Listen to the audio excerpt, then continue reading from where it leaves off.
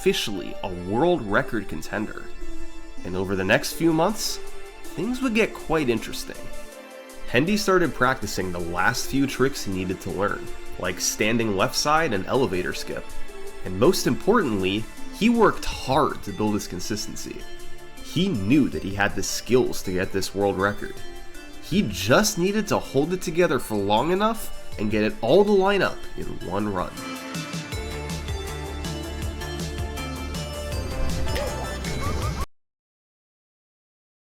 His movement and speed was incredible, and it was honestly starting to look a lot like Nobori. The only thing he didn't have was Nobori's consistency. These mistakes made up the bulk of the difference. It was safe to say that Hendy was officially a world record contender. And over the next few months, things would get quite interesting. Hendy started practicing the last few tricks he needed to learn, like standing left side and elevator skip. And most importantly, he worked hard to build his consistency. He knew that he had the skills to get this world record. He just needed to hold it together for long enough and get it all to line up in one run.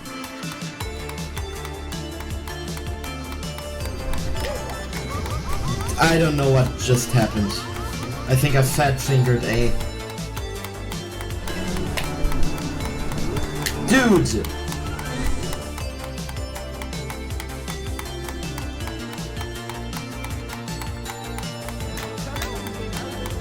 Yeah!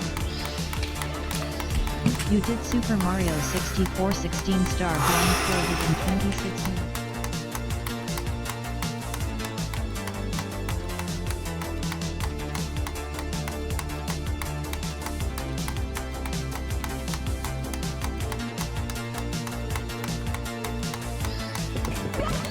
You did Super blindfolded in 25 minutes and 11 seconds.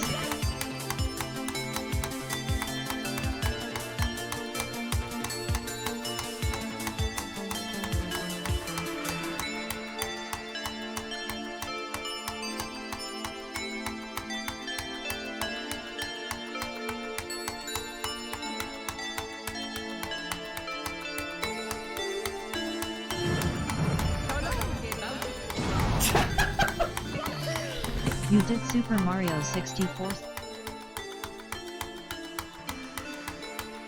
That's 3 Personal days best.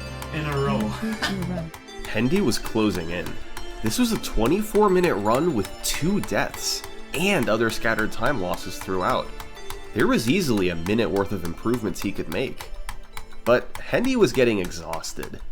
Doing hundreds of runs with your eyes closed gets monotonous, and he enjoyed looking for strategies more than he enjoyed doing runs. So, even though he was so close, Hendy decided to take a break from 16-star, and instead focus on blindfolded 1-star, an even shorter category. Meanwhile, Bubzia was watching everything Hendy did in 16-star.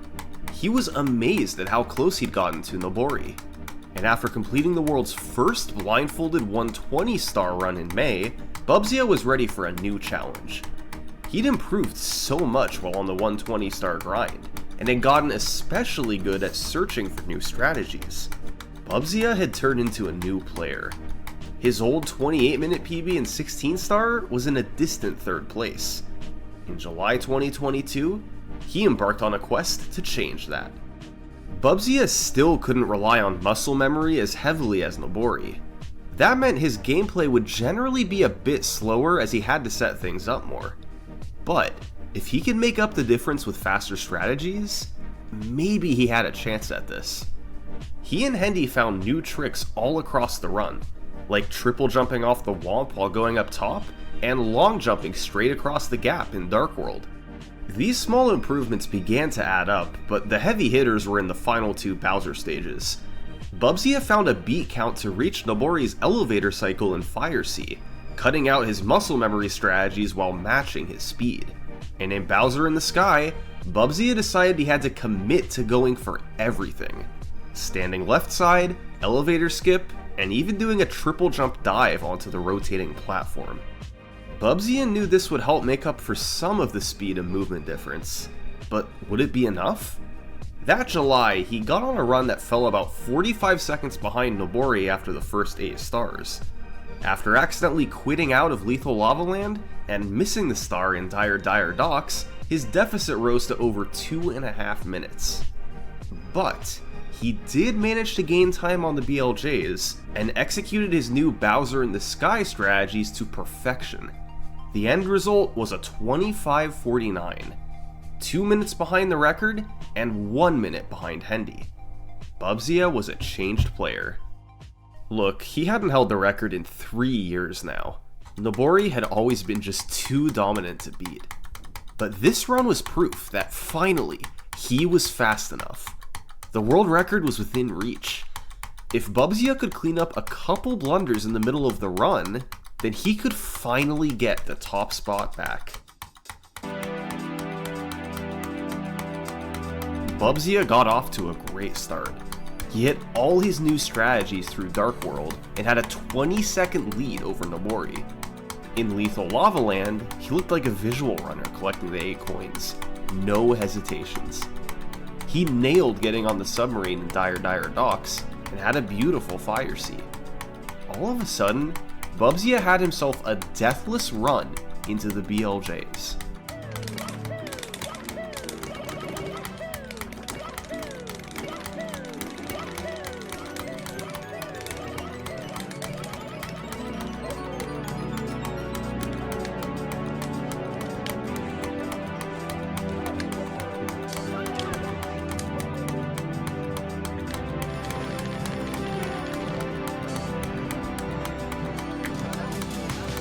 Boom! Yes! Oh my god, dude. It's over. After 3 long years, Bubzia was back on top. It had taken a monumental effort to beat Nobori, but it all paid off. He still couldn't use muscle memory the way Nobori did. Nobody could. But through years of strategizing and improving, he was able to make up the difference anyway. Congratulations poured in, and Bubzia pondered what to do next. A sub 23-minute run was definitely within reach, but ultimately, he decided a 23:17 was good enough, and moved on to other categories. In the time since this run, Hendy and Nobori have been inactive from blindfolded gaming. Bubzia, on the other hand, after taking a break for a few months, he returned to 16-star by early 2023, and ever since then, he's been on a quest for a sub 20-minute blindfolded run. Sub 20 is a milestone for visual runners. Taking the blindfolded world record there would be completely insane, but that's what Bubzia was determined to do. It all started when Bubzia and Nico, the category's current 4th place runner, began developing a way to perform blindfolded LBLJ. This trick is used in top-level visual runs. By jumping into an out-of-bounds area in the lobby, it's possible to then precisely do a backwards long jump that sends you into Bowser in the Dark World, an area that normally requires 8 stars. Once there, you want to collect the 8 red coins to obtain a star, so that you can later head straight to Whomp's Fortress. They found methods to complete LBLJ and the red coins blindfolded, but obviously it was a major difficulty increase. And when combining that with other tricks like Owlless and improving movement everywhere, they reasoned that a sub 20-minute run was indeed possible. But possible and realistic are 2 separate things. In mid-2023, Bubzia decided to make a push for the sub 20. Quickly though, he found that the LBLJ route was far too inconsistent. After abandoning it, he focused on optimizing the rest of the run, and managed to lower the record down to 22 minutes. Yeah! A minute! But to get the sub 20, Bubzia knew the LBLJ had to be implemented. In January 2024, he took another look at the route with Nico and another community member, Honeybeef. They realized it would be faster to skip Cool Mountain entirely, adding another star in Shifting Sandland and Lethal Lava Land instead. This saved another 20 seconds, and now, Bubzia felt that he had to commit to LBLJ. The upside was too good to pass up. On February 15th, 2024, Bubsy managed to land LBLJ and the Reds in his fastest time ever. World records!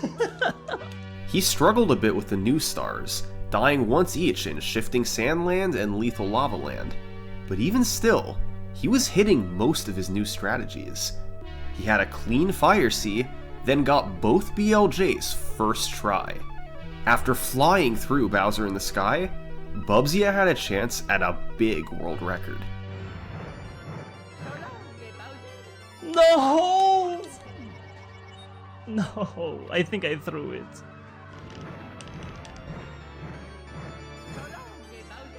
Yes! Okay, at least second try, man. Yes! Yes! A 21-minute run with 2 deaths and a missed throw. It wouldn't have quite been a sub 20, but clearly the run still has room to go lower. And this 21:48 is where the record stands today. Bubsy is still actively pushing for the sub 20, and if Hendy or Nobori come back, they can certainly get there too. It's unreal to see the progression from Bubsy's first blindfolded run 6 years ago to what he and others can pull off today. They went from barely limping through the game to flying through like a visual runner. All this difference in just 6 years. I don't know about you, but I can't wait to see what another 6 years of progression will do to this run. Thanks for watching. For a behind the scenes look at how I made this video and storylines that I couldn't include, join my Patreon. This is Abney317. He's speedrunning Mario Kart 64, specifically the game's 150cc skips category. It involves racing through all 16 tracks as fast as possible, while allowing you to perform any of the game's numerous shortcuts. Abney has been dominating this category for years. He got the world record in February 2015, and now 5.5 years later, he's still never given it up. But it's not just that Abney holds the record. Here, this is the leaderboard. We see some times in the 28s and high 27s, and unsurprisingly, ahead of them all is Matthias Rustemeyer, with a remarkable 27.06. And then there's Abney, making a joke of the competition. This was how the category had been for the better part of a decade. And a big reason why is because during that time, hardly anything new had been found. Mario Kart 64 had established shortcuts, many of which had been discovered literal decades ago. There'd been a few minor improvements, but by 2020, there'd been nothing substantial for years. Sure, every now and then a random internet user would claim to have found something, but there was always some issue. It didn't actually save time, or had been found already, or was flat out fake. So, with no improvements, Abney was able to dominate. Nobody could catch up to him without new strategies.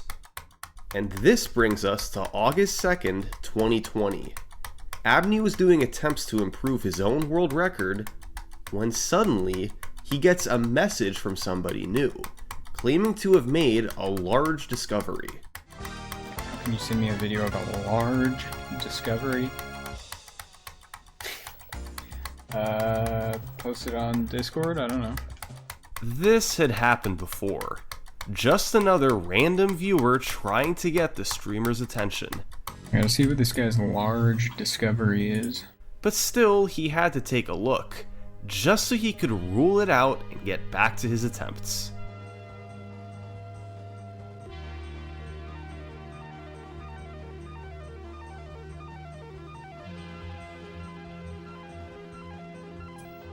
Yeah. This is actually... Holy cow. This is an actual new shortcut.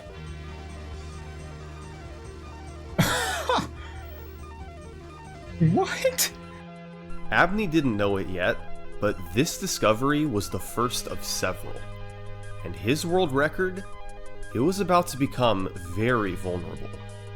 This is his quest to hang on to it.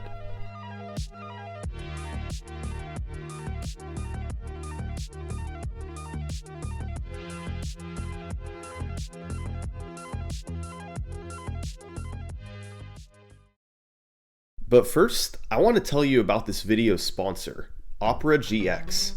Opera GX is basically the speedrunner's version of a web browser. They found some of the biggest time saves in browsing history. Does your computer ever lag because Chrome or Firefox is using too much memory? Well, you can perform a trick called lag skip.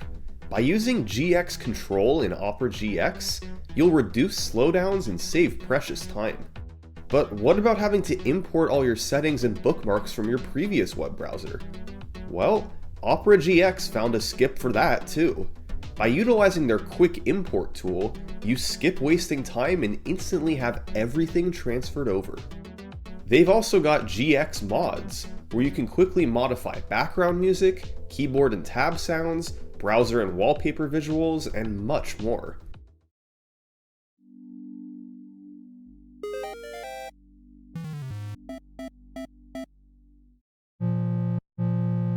Then there's GX Corner, where you can stay up to date on gaming releases and uploads from your favorite YouTubers.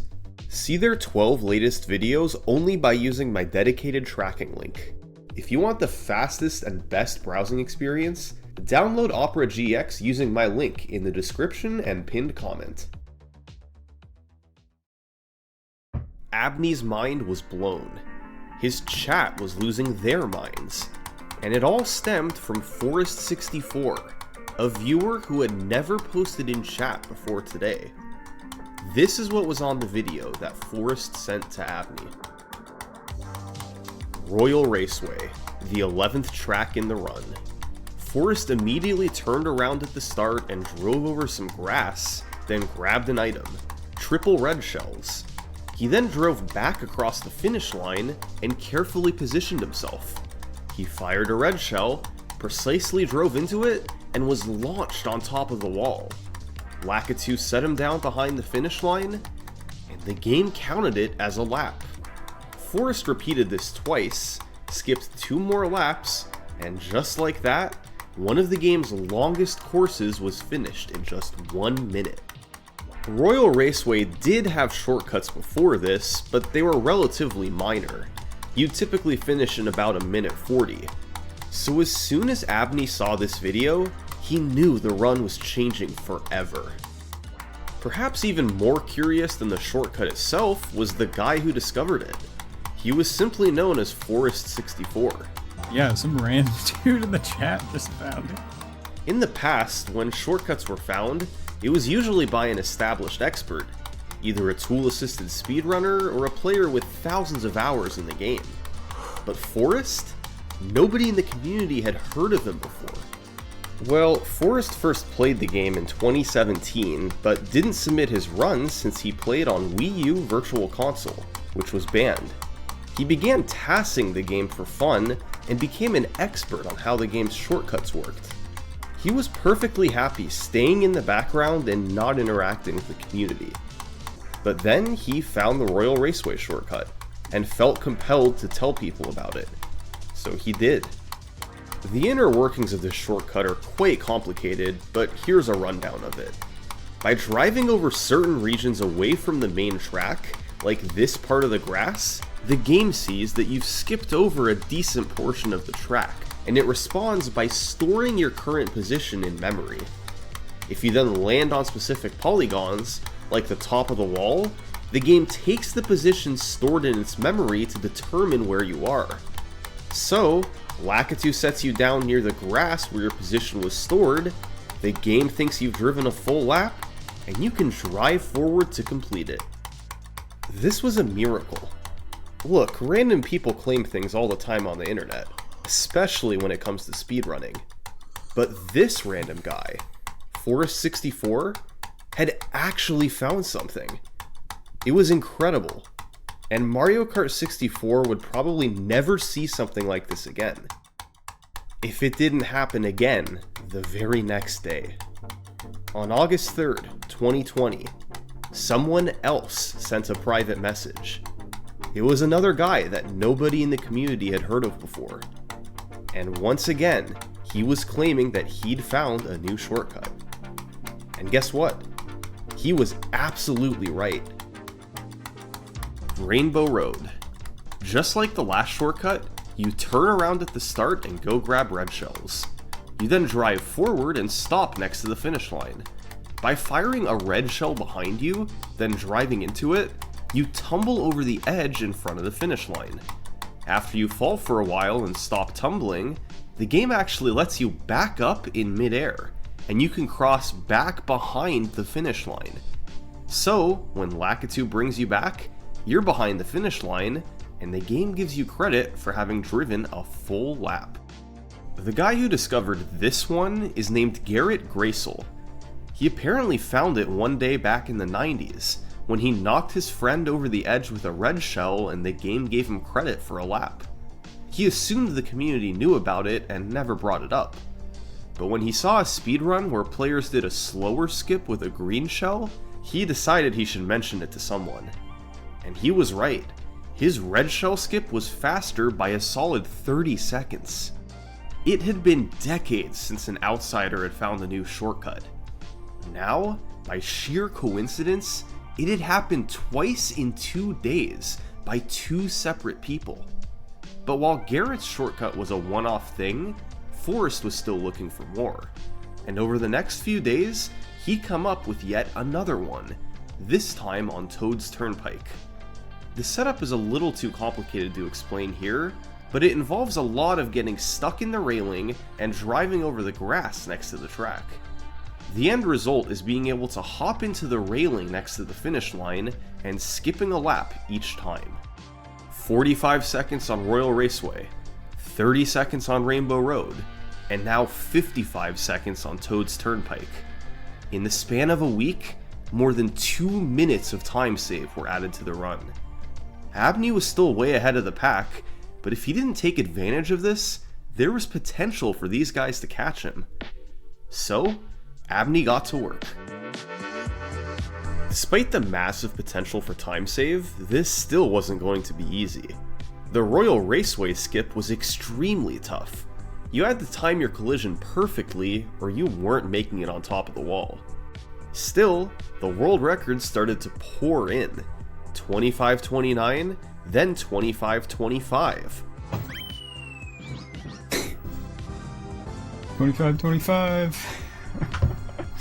On September 7th, Abney had his best chance yet, a potential mid-24 minute run with 3 courses left. But standing in his way was Yoshi Valley. If you get a speed item like a mushroom or star, you can jump over the fence and hit a seam on the wall. This causes you to skip a lap upon being placed back down. Optimally, you want to get triple mushrooms, so you can do this 3 times, once per lap, but triple mushrooms is at best 25% likely. So, a decent backup is to drive around the rightmost path and hit this seam, which both skips a lap and moves you forward a bit upon respawning. It's slower than getting triple shrooms, but it still allows you to continue the run in most cases. So, Abney tried to get triple shrooms, but didn't get them. No big deal, he just had to hit the backup shortcut. But then... Nah, dude, I wimped out. I'm losing a bunch. Ah, dude, run's over. Classic DK, shouldn't have done it, dude. DK strikes again. Despite the 3 new shortcuts, there were still so many other courses that could kill the run. They hadn't gone anywhere. Oh my god. And besides that, to capitalize on the time saves in Royal Raceway and Rainbow Road, Abney had to get lucky with items. He needed triple reds, which is only 20% likely. You can sit on an item box repeatedly to get items, but it can waste a lot of time, especially if you get a star or gold mushroom. At the end of September, Abney would get another good chance. He had a solid run going, but then on Royal Raceway, he managed to get 6 red shells, some insurance just in case he missed the jump. but he ended up going 3 for 3, getting a half-minute time save. Nice! Let's go, dude. Oh my god, I'm saving a ton of time. Here we go! The next few courses were pretty standard, although falling in the water on Banshee Boardwalk cost a few seconds. And so, he entered Rainbow Road with a sizable lead. He needed to get red shells quickly and avoid big time wasters like a star or gold shroom. Nice. Well, I pretty much have to get red's next item or it's kinda dead.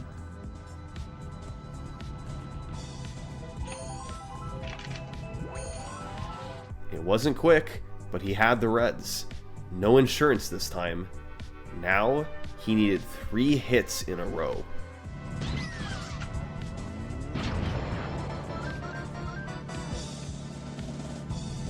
Oh my god. Crazy. 2509. This was the biggest cut off the record since 2017, and despite having obvious slowdowns, it felt good to make progress. Looking at the leaderboard, there was still no real threat to Abney. Climate had moved into second place, but he was over a minute and 40 seconds behind. So, Abney decided to take a break, resting assured that his world record was safe. Or was it? There was now a little bit of competition. Neither runner was that close to the record, but they were closer than anybody had been in years. In third place was Samek, just over a minute away. He'd had a pretty quick rise up the leaderboard in late 2020, and his 2614 featured all 3 new shortcuts. His biggest downfall was the fact that he had less experience than Abney, so his driving was less precise and he bled time across the run. And in second place was Kazuya. His rise was a little more slow and steady, but it ultimately led to him being the second to get a sub 26 minute run. He could also drive a little bit quicker than Samek, but it was still a disadvantage compared to Abney. Kazuya and Samek were mainly in a battle with each other for second place. But they were close enough to make Abney return to the game, knowing there was still plenty of time to save. And on his first session back, Abney got on this run.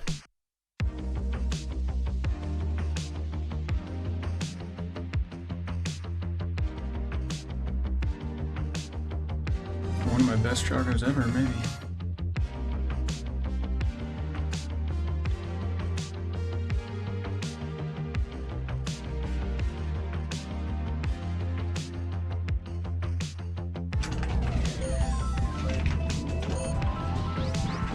God.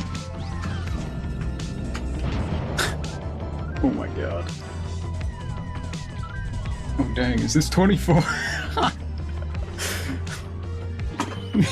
Yo. No way. 24:58.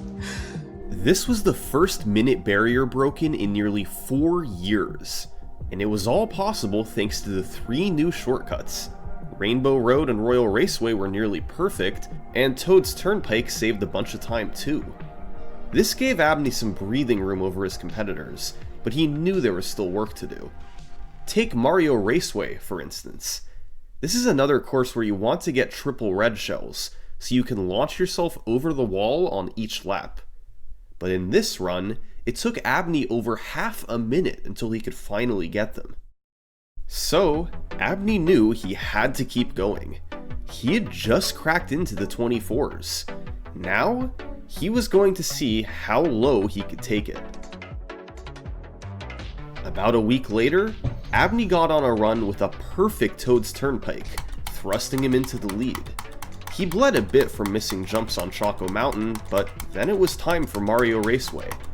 Abney could save a big chunk of time here, as long as he could get red shells and avoid items like stars. No. No. Why? Alright, reds. Oh my god.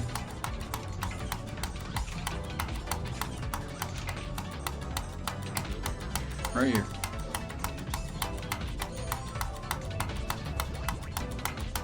Despite disastrous luck, he still gained a tiny bit of time. The run continued to be up and down until he reached Yoshi Valley. Oh my god. With triple shrooms, Abney was able to enter Rainbow Road over half a minute ahead of the world record. He just needed to get red shells. Dude, I'm just going. Blue shells are interesting. You can do the shortcut just like you can with red shells, but you can't get 3 of them at a time. Oh my god. Alright, 1 blue. Ripped this run. So, now he could only do the blue shell skip once. Then he had to go back and do the slower green shell skip twice. This was going to be close. Oh! It's too late. It's gotta be too late, yeah.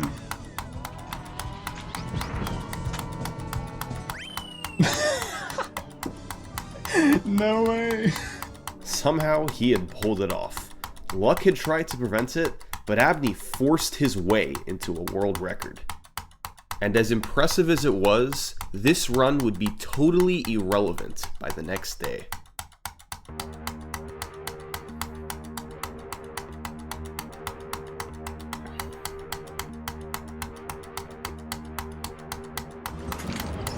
Awesome.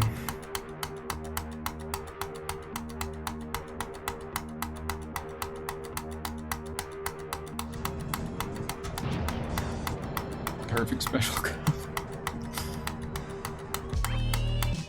24-19.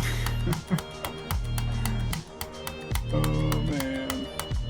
That is a nice record. This was the world record Abney had been looking for. He nailed the new strategies, and while there were some small time losses, there were no glaring ones like we'd seen in past runs. Abney was back to being more than a minute and a half ahead of second place. There was no longer any threat to his world record. But that didn't mean he wanted to stop playing. He was on a roll. All these improvements came in the span of just 1 week. And while the world record was solid, there were still time saves to be made. So, Abney pushed onward. And a few days later, he had a run that got off to the best pace of his life. This run's crazy. Oh man. This was mostly thanks to Calamari Desert. This course features 2 major shortcuts. The first is actually an intentional one from the developers. Kind of. If you drive most of a lap normally, then go into the tunnel and activate a star, the game extends the finish line into the tunnel and counts a lap. It was meant to be an Easter egg, but speedrunners found a way to abuse it.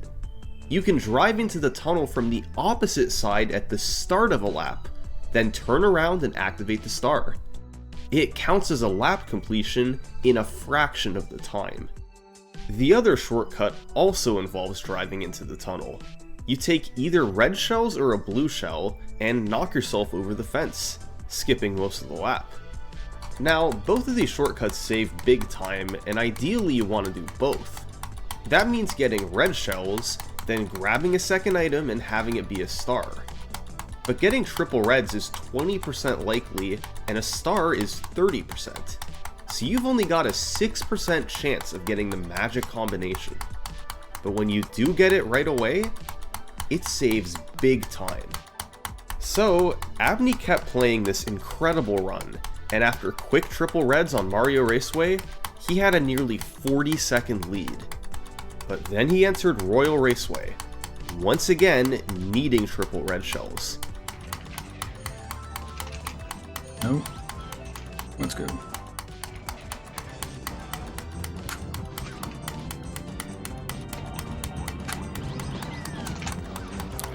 Dude, I always miss that first. It went way left. Maybe a 2 out of 3 I can keep this run going. Nope. Yeah, this is over. In addition to needing a lot of luck, the Royal Raceway skip is one of the hardest in the game. Be it from not getting red shells or messing up the shortcut, most runs that make it to Royal Raceway die at Royal Raceway. Abney continued to do runs over the following weeks, but Royal Raceway was just being brutal. Run after run made it there on record pace, but they almost never made it through. He was struggling to get runs deep more than he had in months. Meanwhile, Samek and Kazuya saw an opportunity. While Abney was stalled and not setting any records, maybe this was their chance to improve.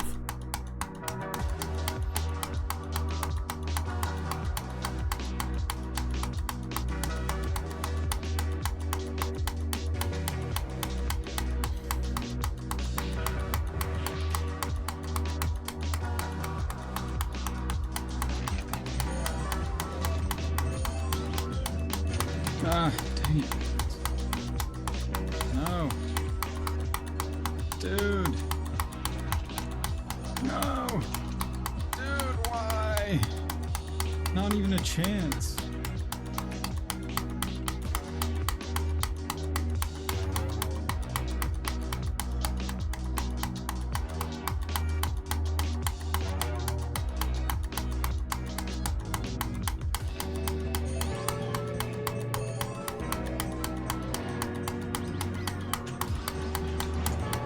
No! Dude, I got stuck on the side. Ah, stupid. Oh my god, dude.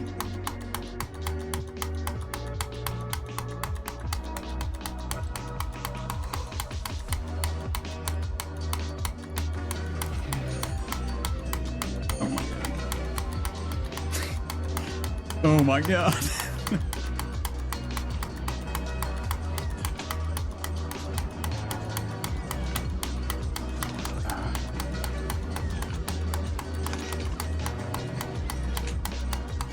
Dude, I'm gonna lose this run to missing every one of these.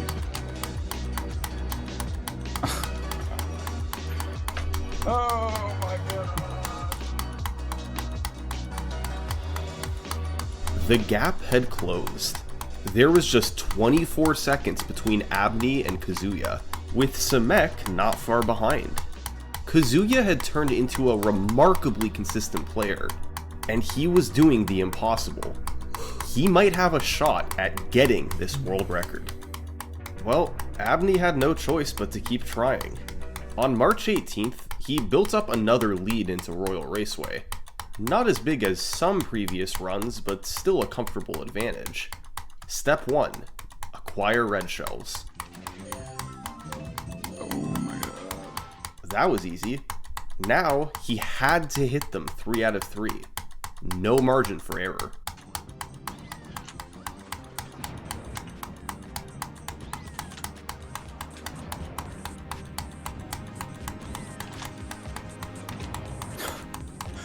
Oh my god.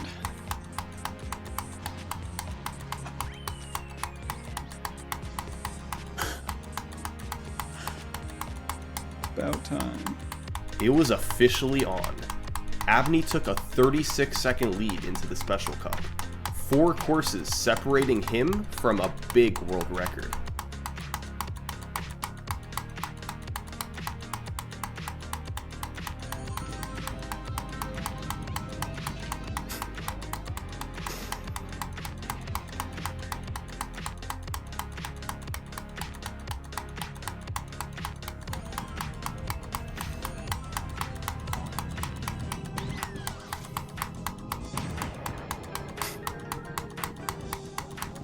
Oh my god.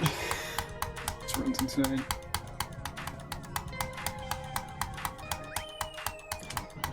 $23.52. Oh my god. The first run under 24 minutes, and it had a lot going for it. A strong opening, followed by 3 out of 3 on both Royal Raceway and Rainbow Road.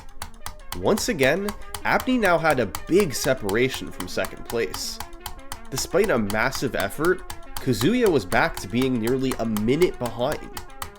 Now, it was Semek's turn to make things interesting. Nice. Let's go. In April 2021, Semek made a major push to lower his personal best. He did thousands of attempts in a span of just weeks, and he quickly saw results. It all came to a head on May 13th, 2021. He had a standard run going out of Frapp Snowland, but after 3 out of 3 hill jumps on Choco Mountain, he took a big lead. Nice. Another perfect Choco Mountain.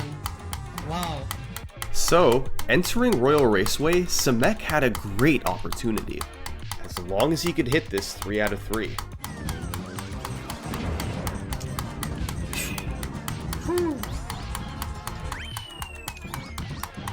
Alright, another chance. With nearly everything going his way, the only thing that could make this better would be getting triple shrooms on Yoshi Valley. He went into Rainbow Road, and although it took him a while to get red shells, he was still in position for a big PB.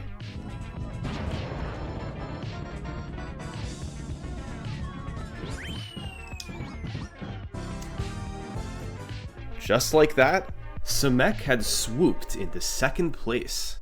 He suffered from slower driving compared to Abney, and took a while to line up a few of the shortcuts. But this was still a really clean second place run. Now, they were still far away, but Abney now had 2 competitors that were closing in. It'd be helpful if he could gain a bit more separation. Well, there was one thing he could do. A few months ago, Forrest and another tasser named Weatherton had been looking into ways to go through walls. For a proper explanation on how wall clips work, check out this video from my arch rival Bismuth. Most wall clips are extremely precise and aren't viable for a full game run. But one day, Forrest had an idea. If you have enough speed, you can clip into a wall and touch the surface behind it. On Luigi Raceway, this means you can start in front of the finish line, then clip into the wall and touch the other side of the track, which updates your section marker, and finally be ejected from the wall and land behind the finish line. This tricks the game into thinking you've driven a full lap without having really left the section right around the finish line. You need the speed from a mushroom to do this, so the best strategy was to grab an item, pray it was triple mushrooms, and then precisely set up to ram into the wall 3 times. This is still extremely precise, but it can save about 10 seconds over the old shortcut. That could be just what Abney needed to keep lowering his time. So, while he knew it meant a ton of attempts would die right away, Abney committed to going for it. Meanwhile, Kazuya got back to doing attempts as well. Difference was, he opted to not go for anything new on Luigi Raceway. It would lose him some time, but it did mean he could get more runs going. And with all the difficulties and randomness that comes later in the run, playing it safe on Luigi Raceway wasn't such a bad idea. Still, Abney had a big lead over Kazuya. Was this finally the time he could put the record away for good and stop worrying about losing it?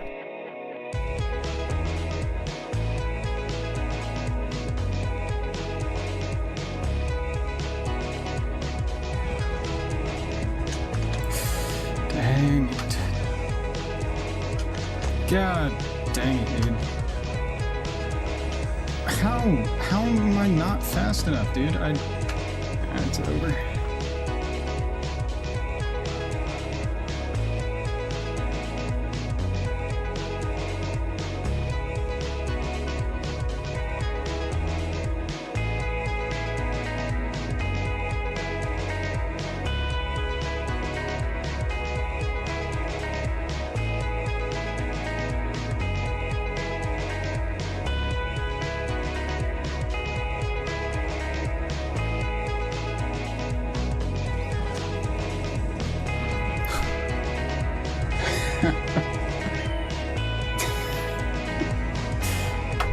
New record.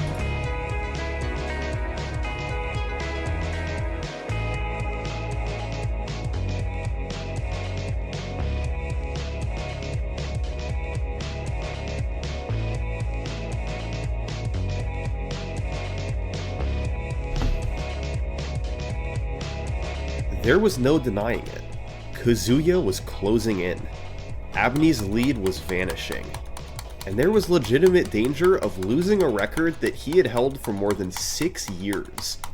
Kazuya's improvement was remarkable. His driving had gotten faster, and his consistency with the shortcuts was approaching what Abney could do. And if he didn't act quickly, Kazuya was on a direct course to beat his world record. So, Abney acted as quickly as he could.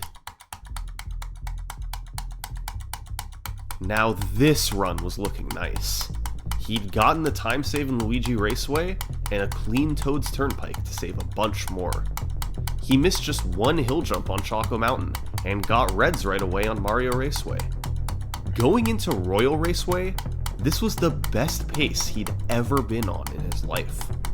But it was all for nothing if he couldn't get reds.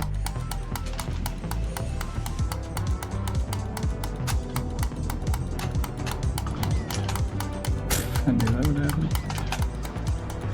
So stupid, dude. Abney was too close to the wall, so the red shell hit it with too much speed and died. Had he been just slightly further away, he could have hit this 3 out of 3. Instead, his best run ever was thrown in the garbage. This was a tough pill to swallow, but he'd gotten there before. That meant he could get there again. And unbelievably, the very next day, Abney found himself in the same spot. A 30-second lead into Royal Raceway, good enough to once again be his best pace ever. This was a perfect chance for redemption. Just hold it together.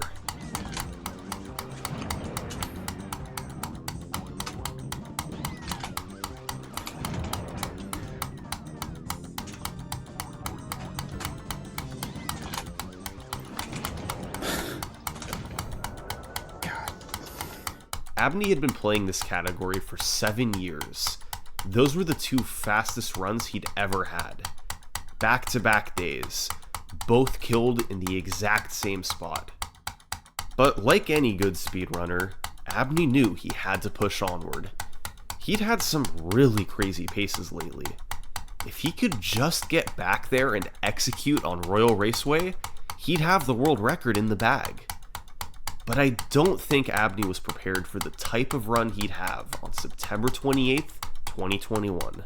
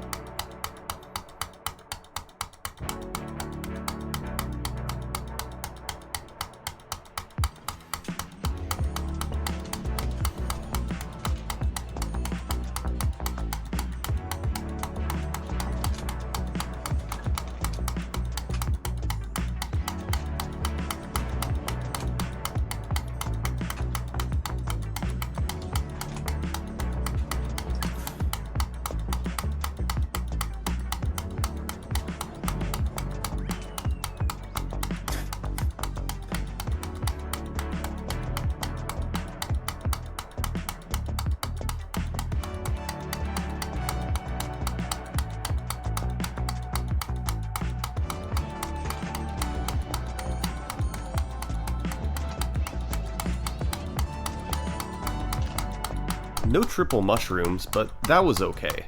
Abney had a backup plan. He'd drive over to a spot on the grass, then use his star to do the shortcut once and the golden shroom to do it again. It would only cost him a few seconds. Everything was okay. Oh, I'm lost. I'm lost. No, dude. Why did I... Shouldn't have even gone for it, dude. So dumb. When I go and look at my RNG calculations that I did, where it was like 1 in 900 chance of getting acceptable RNG, I got the RNG in this run.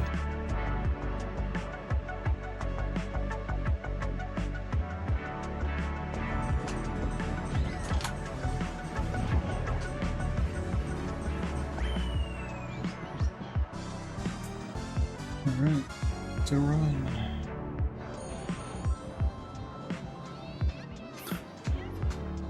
just one more course, Rainbow Road.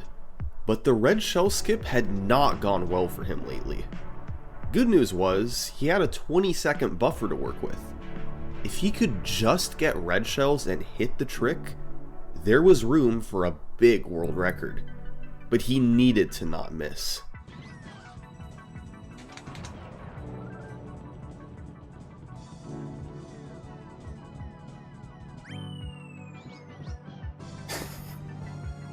Finally. He had done it again. Right when Kazuya was starting to close in, Abney added another 18 seconds of separation. Kazuya and Samek had both made a good effort, but at the end of the day, this was Abney's category. He was just flat out better at it than everyone else. The new strategies had made things interesting, but not enough to ever lose the record. Kazuya had given it all he could, but he was never able to close the gap. He was a good player, but simply couldn't keep up with Abney. And with this world record, the most optimized one the game had seen in years, it was hopeless. There was nothing to do but watch it sit at the top of the leaderboard.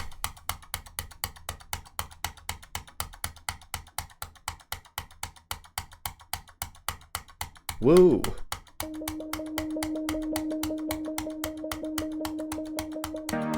Something amazing has happened to Kazuya. He's getting times that nobody saw coming. His driving is better, he's hitting the shortcuts consistently, and it all culminated in a 2340 from December 2021.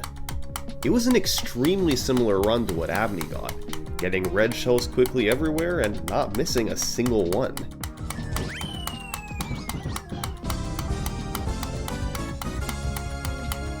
Kazuya was now 11 seconds from the world record. He'd been playing this game non-stop for over a year, and it was starting to look like it might pay off big time. Was he the real deal? Well, he continued on a while longer without any improvements, but in February 2022, he got on another run that saved time early thanks to getting a blue shell star combo on Calamari Desert. He saved more time with a clean Toad's Turnpike, and suddenly, he had a 15-second lead over his run. If he could preserve this the rest of the way, this run was going to be the world record. But still standing in his way was Royal Raceway.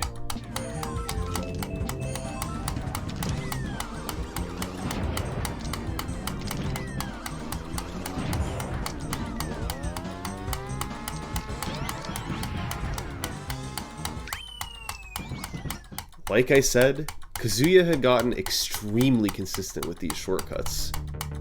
5 courses from a world record.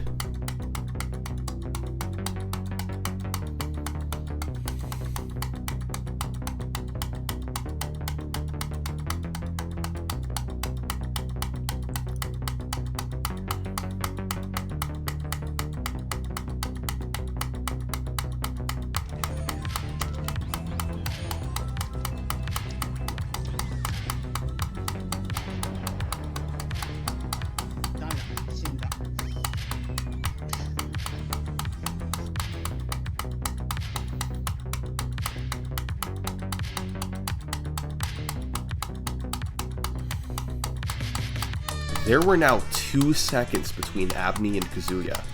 Had he not missed a jump on DK Jungle Parkway, or had he gotten triple shrooms on Yoshi Valley, this run would have been the world record. And someone other than Abney would be in the top spot for the first time in 7 years.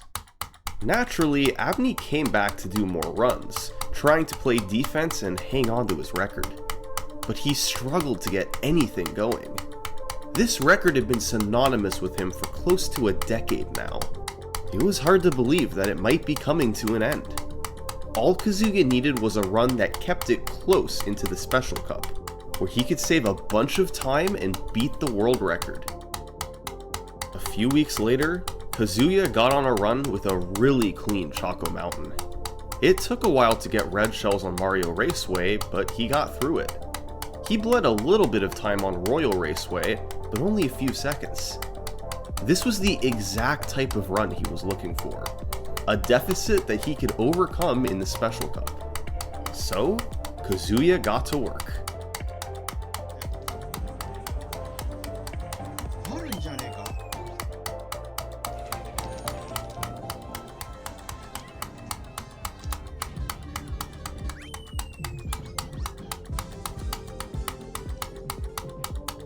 There it was.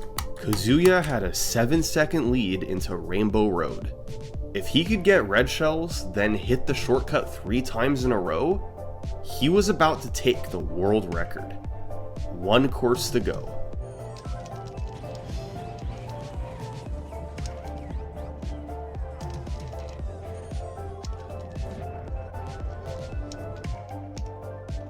No red shells. Simple bad luck cost Kazuya the world record.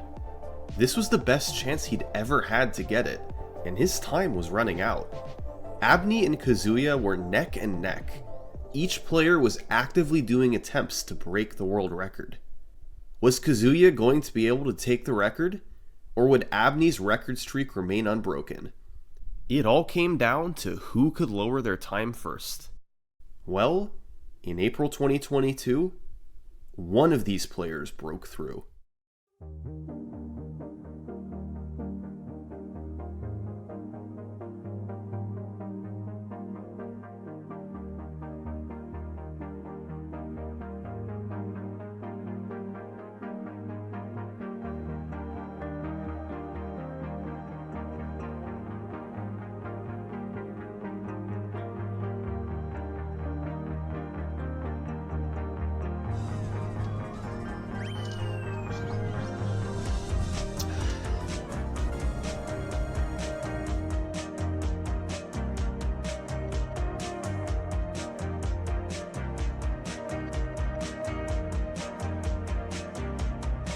After more than 50,000 attempts, Kazuya was the 150cc skips world record holder.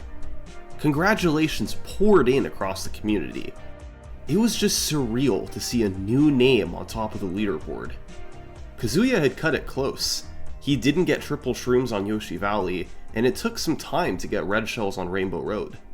But he had left just enough room, and eked out a 1-second world record. As for Abney, there was nothing to be ashamed of. Kazuya had turned into a tremendous player, and Abney had certainly left his mark on the community already. It's extremely rare to hang on to a world record for as long as he did.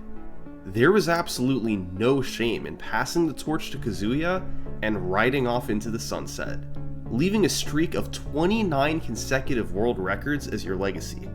He could finally put the thousands of hours spent on this category behind him and move on with his speedrunning career. But Abney said, forget all that, and 5 days later, he did this.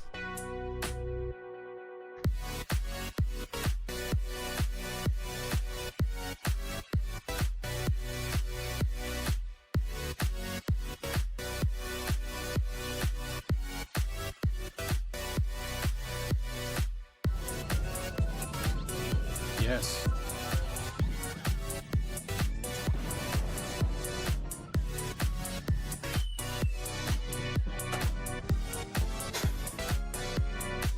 Crazy. Well, that didn't take long. It had taken Kazuya over a year of grinding to edge out the world record. It took Abney 5 days to thoroughly beat him back. This was a pretty wild run from start to finish. It began with triple reds plus star on Calamari Desert, and he just kept gaining time from there. After nailing Royal Raceway 3 out of 3, Abney was in position for a massive record. But then he kind of backed off.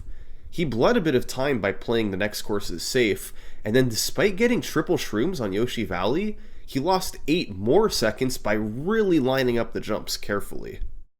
This run actually had the RNG for a sub 23 minute run, but by playing it safe, Abney wound up with a 23-21. Still an excellent record, although it had the potential to be even better. Look, Abney may have briefly lost the world record to Kazuya, but it was only by 1 second. He had still held the record for all but 5 days of the past 7 years. all concerns of his demise had been greatly exaggerated. He just had a run go deep on pace for a sub 23, something Kazuya had never been close to. It was time to go for the kill and push the record out of reach.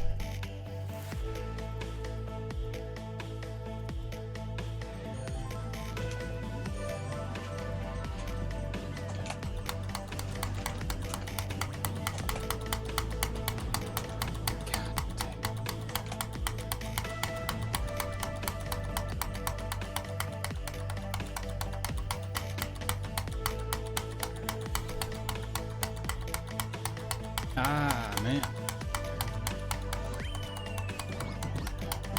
I guess it is possible. Okay. Ah, it's over. Dude. Dang it.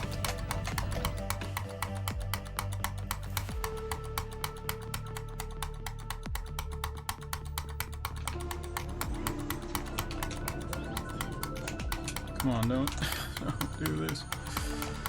It's so good. Dude, what is what was that? I was stuck.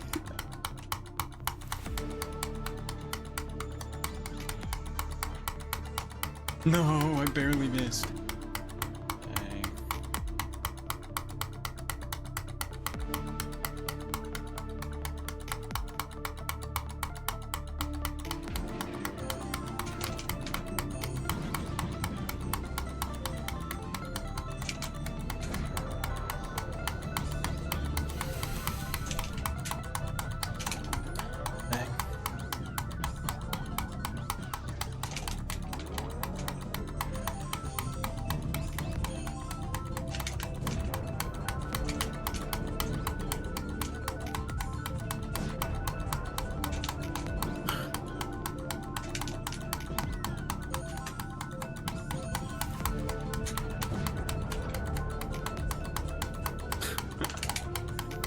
Wow, dude.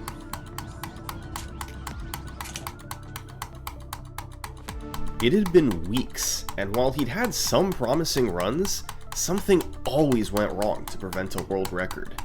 On Yoshi Valley, he was trying to go for a risky strategy that would avoid triple shrooms, but his success rate wasn't great with it, and his Royal Raceway luck had just been disastrous.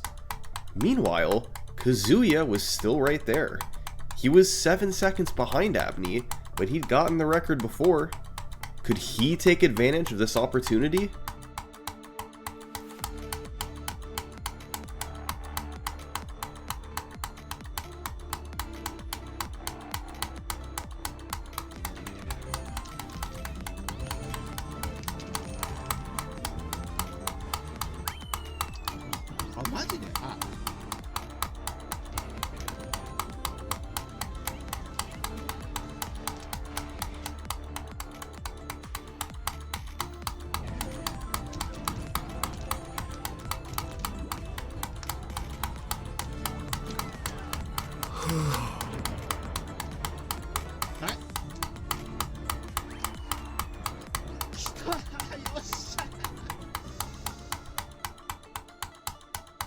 He had done it again, and this time it was a pretty sizable improvement.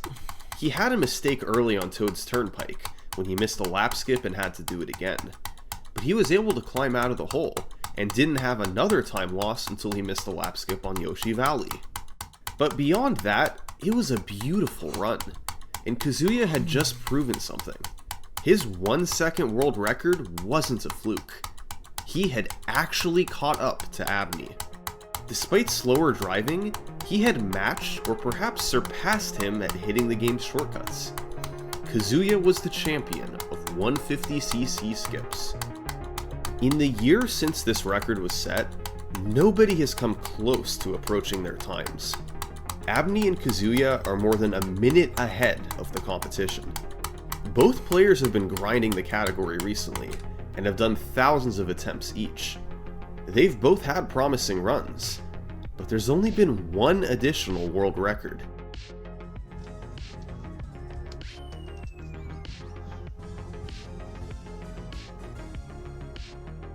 This run was eerily similar to Abney's 23-21. It got off to an incredible start, then slowly bled time, partially by playing it safe on a few courses.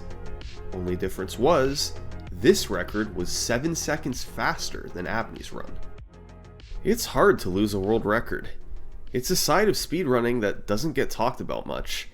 Everyone's excited when one player gets the record, as they should be, but to be on the other side can be brutal, especially if it's a record that you've held for 7 years. It's become a constant part of your life at that point. But it's important to remember, nobody owns a world record. And to illustrate what I mean, I'm going to show you a clip from Darbian. After he set a world record in Super Mario Bros. Any Percent back in 2016, people were telling him that the run was nearly dead, and he might hold on to the record forever. But Darbian responded by saying this. So instead of saying something silly like I think it will be over very soon and it's been a crazy ride, I'm going to say that this game will never be over, and the ride will only get crazier, and I am just participating in one small part of the middle of the ride, and there are many talented people who helped build the ride before me, and there'll be many talented people who help finish off the ride after me. More accurate words have never been spoken. The point of all this? Be proud to have been a part of your game's history, even after your times have been beaten. Because unlike a world record, your legacy can last forever. This has been just one small segment of Mario Kart 64's history. Thanks for watching.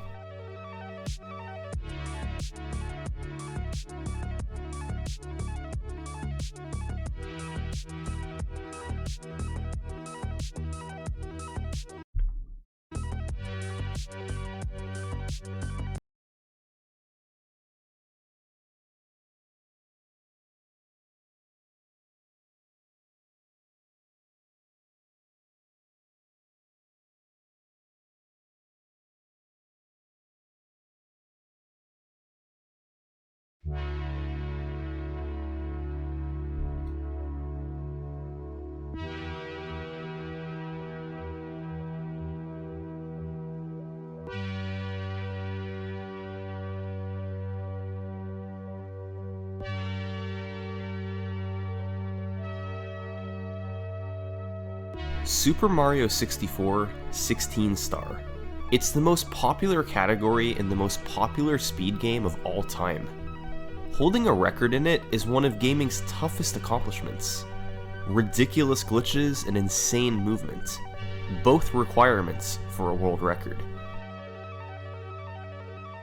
Just a lucky few have been able to call themselves a record holder, and with the incredible level of competition, it's hard to hold on to it for long.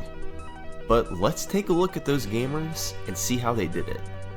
This is the history of the 16-star world record.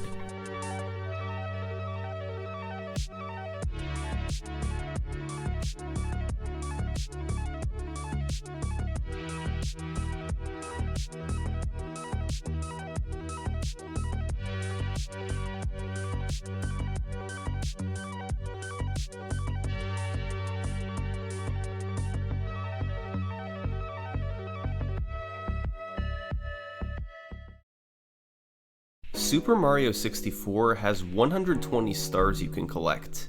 There are speedrun categories that involve collecting all of them. However, the developers only required you to collect 70 of them to beat the game. That's how many you needed to make it up the endless staircase and into the final stage. For years, 70 stars was the minimum needed to beat Super Mario 64. But years after the game's release, that number suddenly dropped to 50. Eventually, it was lowered again, this time to 31. And in 2004, the number fell to just 16. Super Mario 64 could now be completed in under half an hour. And in the summer of 2004, the first 16-star speedruns of Mario 64 were performed. There were a handful of records set over the course of a few months, from players like Cyberwrath and Christina Korsak. But the dust settled a bit when a runner named Illudude set a big record. In November 2004, he beat the game with 16 stars in 21 minutes and 56 seconds. And here's how he did it.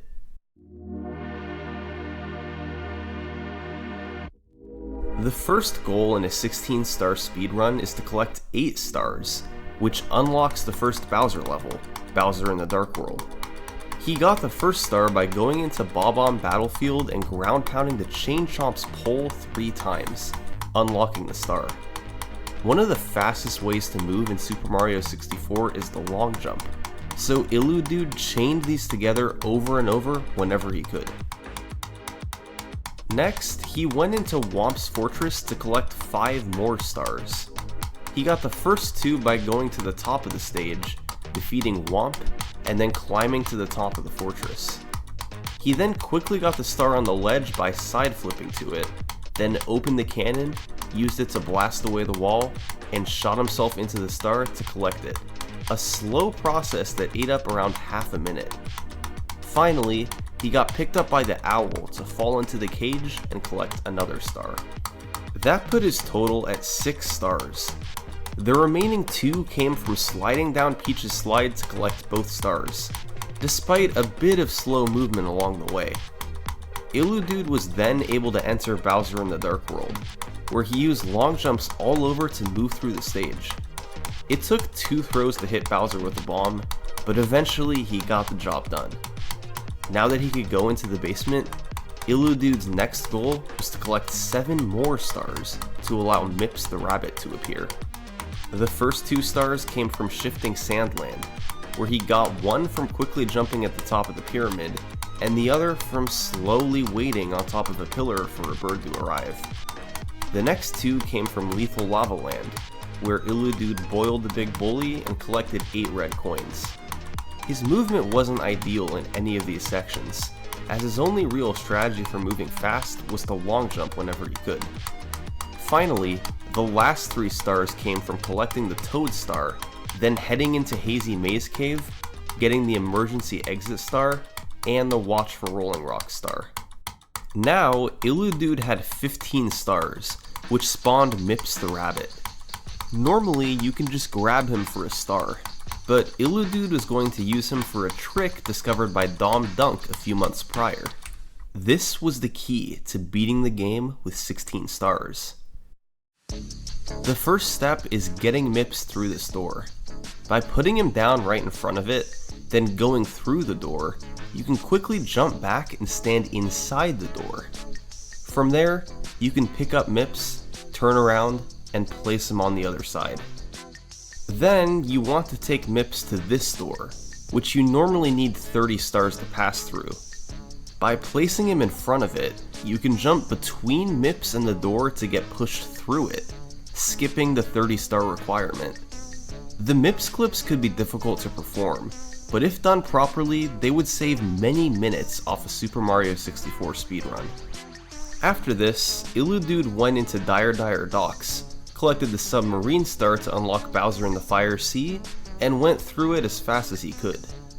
Once again, it took him 2 throws to defeat Bowser, but he now had the second key. It was time to head upstairs, where he was about to perform probably the most iconic trick in Super Mario 64 speedrunning: the backwards long jump.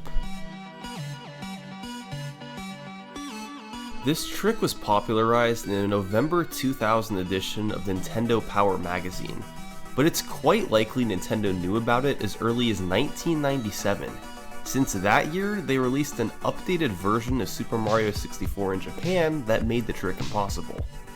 When you do a long jump but hold the stick backwards, the game gives Mario a slight boost of speed. It normally snaps back to normal quickly after, but if you land fast enough, like on stairs, it's preserved so you can do another backwards long jump. By jumping over and over, it's possible to catch Mario in a loop where his speed continuously builds up. He can keep going faster and faster. If your speed builds fast enough, it's possible to be on one side of wall on one frame and the other side on the next. And that means if you mash correctly, you can backwards long jump and fly through doors.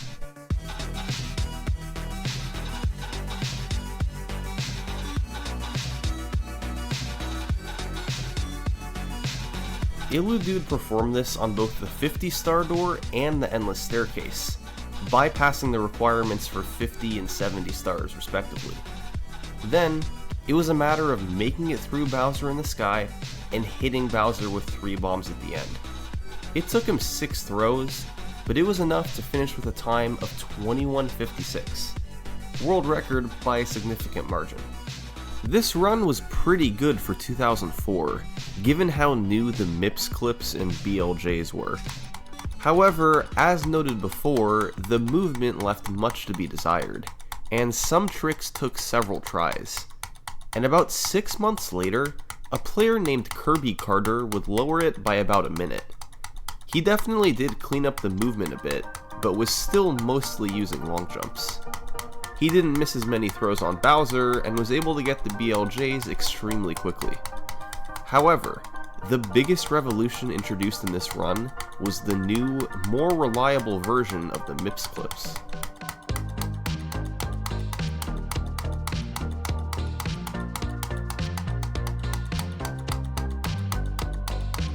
For the first one, by dropping MIPS on the seam between the door and the wall, Mario gets pushed forward and becomes stuck inside the door.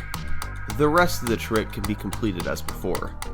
For the second clip, it's the same process as the first clip, but instead of getting stuck in the door, Mario gets pushed through all the way to the other side. These clips were both faster and more consistent than before, becoming the clear methods to use. So, going into mid-2005, Kirby Carter's 2046 was on top. A solid record, with video proof that, from 2005, wasn't always a given. The record timeline was pretty straightforward at this point, and had followed a pattern seen by most early speedruns from the mid-2000s. Early runs recorded on VHS with primitive strategies, followed by improvements in big chunks over the following years. However, after this point, the 16-star history takes a bit of a turn. For the next several years, there would be 2 major caveats in the timeline. First, cheated or faked runs would be illegitimately on top of the leaderboard for more than 80% of the next decade. For most games, cheated runs do occasionally happen, but rarely does it affect the record timeline as substantially as it did for 16-star. So, the fastest runs from legitimate players will be included in this video instead. And second, although most runs had video proof when performed, records before 2013 have very little video surviving today, and some of the surviving stuff is very low quality. Many runs were live streamed at the time, but the videos weren't saved. There were also many emulator records at this time, but since they reduce lag and aren't kept on the same leaderboard as console runs, they won't be included in this video. It's a bit tricky to analyze runs from this period, but we'll work with what we can. After Kirby Carter's 2046, a player named LeCoureur103 would rapidly lower the record down to 1908 over the course of 2005. He posted his times on the Speed Demos Archive forum, but videos for these runs seem to have never made it online. So, despite lowering the record by a minute and a half, there's not much to analyze. Then, by 2009, the record scene moved to Japan. Through August 2009, 4 players set a record: Sho, Shigeru, Cass, and Taka. Most of these runs don't have surviving video, and the ones that do were live streamed with 2009 levels of quality. So instead, we'll skip to December 2009, when we finally get a run with a clean video feed from Taka. Remember, Kirby Carter had gotten a 20-minute run in 2005, and there were allegedly 19-minute runs later that year. What did Taka get in 2009? How about a run clocking in at 17 minutes, 18 seconds? To put it bluntly, this record was on another level.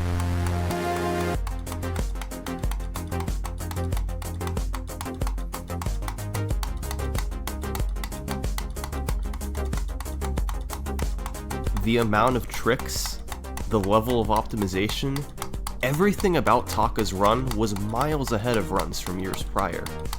Truth be told, there had been many new strategies slowly implemented in runs over the years, but they all came together in Taka's record. And they started literally right when the game begins. Normally, once you reach the middle of the bridge, Lakitu stops you for a cutscene. By jumping on the very edge of the bridge railing, Taka was able to skip the trigger for the cutscene and save about 7 seconds. Once he went inside, however, the run really started to take off. This was thanks in part to a handful of major new tricks. Kirby Carter's run from 2005 was good, but Taka had some tricks up his sleeve that changed everything. Trick number 1. In Bob-omb Battlefield, Taka performed the bomb clip. By activating the bomb and getting pushed by it toward the gate, you can precisely jump before it explodes, getting pushed through the gate to collect the star. This saves close to 10 seconds over the standard method. Taka then went to Whomp's Fortress and performed trick number 2, a legendary one known as Cannonless.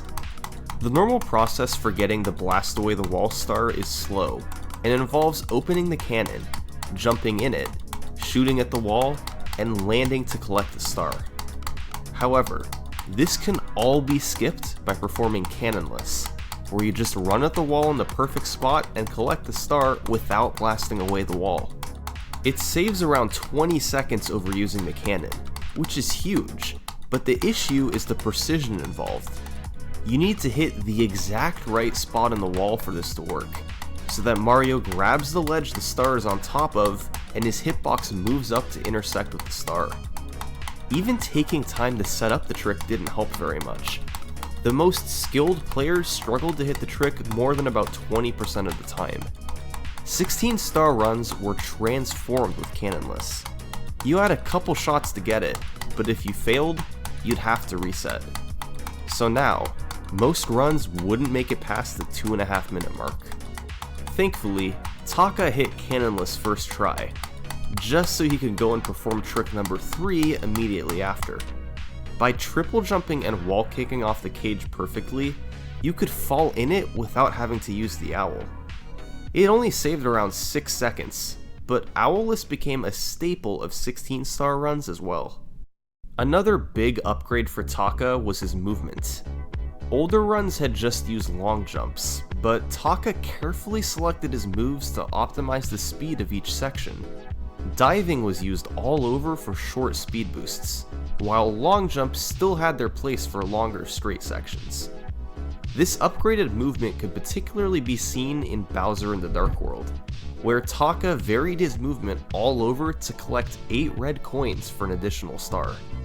The back half was clean too. Fast MIPS clips and BLJs helped save some additional time. However, the run definitely wasn't without its faults. He had some slip-ups, like here in Lethal Lava Land, and he missed a throw on Bowser at the very end. But thanks to the upgrades in movement, strategies, and overall execution, Taka's run was more than 3 minutes faster than the early records. Super Mario 64 speedruns were about to enter a new era. Gone were the days of infrequent records with suboptimal strategies. Over the next year and a half, the record would be broken nearly a dozen times. Most of the videos for these records didn't survive, but the few we do have show gameplay far ahead of its time.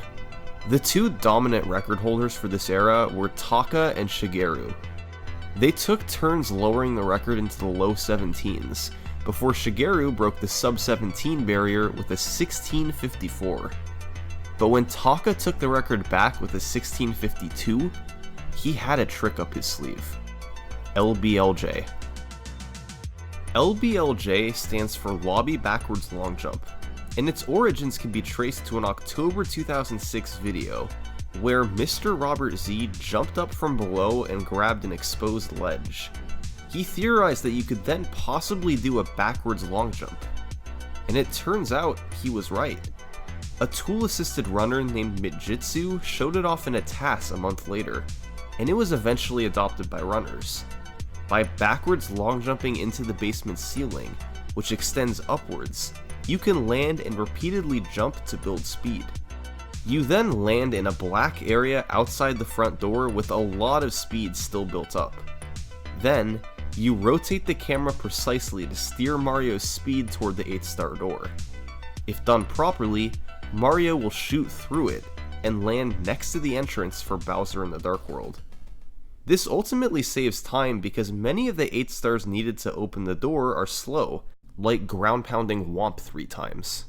By ignoring the 8-star requirement, players could now just get the key right away, collect 3 fast stars in Whomp's Fortress, and head straight to the basement. It saved half a minute overall. Armed with LBLJ, Shigeru would continue to grind 16-star in 2010 and 2011. He would pull away from Taka, lowering the record deeper into the 16s, while optimizing his movement and tricks along the way. It was starting to feel inevitable that somebody would break the 16-minute barrier.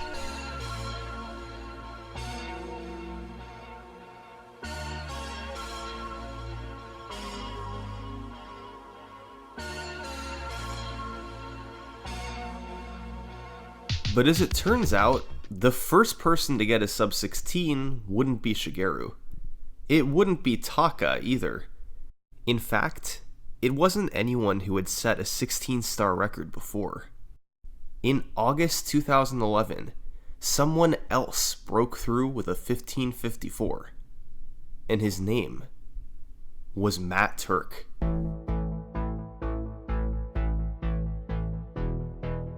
Nah, I'm just kidding. It was Akira. Akira's run was a culmination of strategies that had been slowly developed over the years. It started with LBLJ. He got it very cleanly, quickly rotating the camera to drop Mario in Bowser in the Dark World. After collecting 8 red coins in the key, he got Cannonless first try, Owlless, and the side flip star, making all 3 of these stars seem effortless. In Lethal Lava Land, he boiled the Big Bully, got a couple stars in the volcano, got the log rolling star via a precise triple jump wall kick, and got 8 red coins. These 5 stars were all relatively quick, the longest one taking only about 20 seconds. He then went into Shifting Sandland, got the star in the top of the pyramid, then bounced off a Sniffet to get the bird star early. In Hazy Maze Cave, he triple jumped to get into the dinosaur room quickly, then grabbed the emergency exit and Rolling Rock stars. The MIPS clips were about perfect, and in Dire Dire Docks, Akira went for the risky front sub to save a couple seconds. He tore through Bowser in the Fire Sea, barely making a fast cycle. Both the backwards long jumps were instantaneous, and he nailed every Bowser throw to wrap up a sub 16-minute run. This seemed like it would be the last minute barrier ever broken in 16-star. There simply wasn't enough time to save to take it past 15 minutes. That being said, there was still some room to take it lower into the 15s. About 6 months later, Batora would grab the record for the first time with a 1552, losing a bit of time to bad movement early but saving time at the end with a cleaner Bowser in the sky. Not to be outdone, Akira would beat him by a full 8 seconds in April 2013, thanks to a fast LBLJ at the start and tearing through the other BLJs. This 1544 would then stand on top of the leaderboard for the next 2 years. That's an incredibly long time for a category as competitive as 16-star. There were a few reasons this happened, but one really big reason is a trick about 3 minutes into the run. I'm talking, of course, about Cannonless. It was a pretty big blow when 2/3 of your runs would die to the same trick right at the start. There wasn't a way around it. You either got Cannonless, or you reset.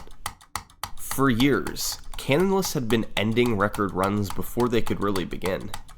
And it helped lead to stretches like this, where no world records were set for many months. If someone could just figure out a way to set it up consistently, to grab the star every time, it would open up so many new doors in 16-star. And in October 2014, That's exactly what Sockfolder did. Sockfolder is a speedrunning legend. He's found revolutionary setups for tricks in Ocarina of Time, Luigi's Mansion, even the original Super Mario Bros. Once he sets his mind to figuring something out, he's usually able to do so. This time, it was a way to solve Canonless. On October 8th, 2014, he came out with this complicated setup. You would grab the ledge, pull yourself up, punch twice, reset the camera, walk straight down, adjust the camera, pull yourself up, backflip, punch, walk straight down again, reset the camera again, then pull yourself up and walk down. If all this was done properly, you would grab the star every single time. The obvious problem with this was how slow it was. Even if done quickly, the setup cost 10 seconds over normal Canonless. That's a significant amount of time in a run like 16 star. But luckily, later the same day, runners DefTech and Gothic Logic would find an improvement. You didn't actually have to do the first part of the setup. You could skip straight to jumping on the ledge next to the plank, then perform the setup from there. This meant you'd only lose 6 seconds instead of 10, which was a bit more reasonable, and the whole process still lined you up perfectly to grab the ledge and collect the star. It's no exaggeration to say that Canonless setup was one of the biggest finds in speedrunning history. Those 2/3 of runs that died at Canonless were now gone. It now had a near 100% success rate. This gave the record so much more potential, since without having to reset as much early, players could focus on optimizing the rest of the run. So, throughout 2015, a handful of runners were gunning for the record. And what resulted was a mad dash to push the record down as much as possible.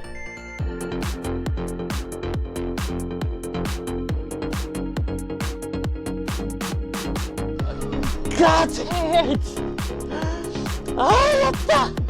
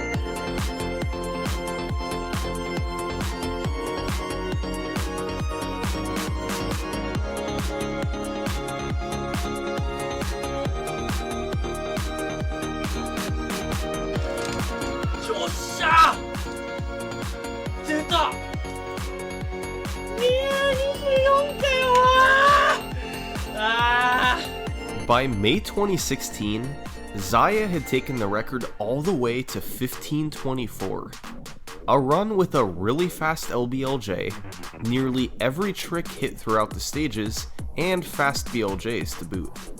The only real noticeable slowdowns were a slow start to Pillarless and getting bad boulder luck in Hazy Maze Cave. A very impressive record given how many tricks were now in the run. And incredibly, this record too would stand for nearly 2 years. But eventually,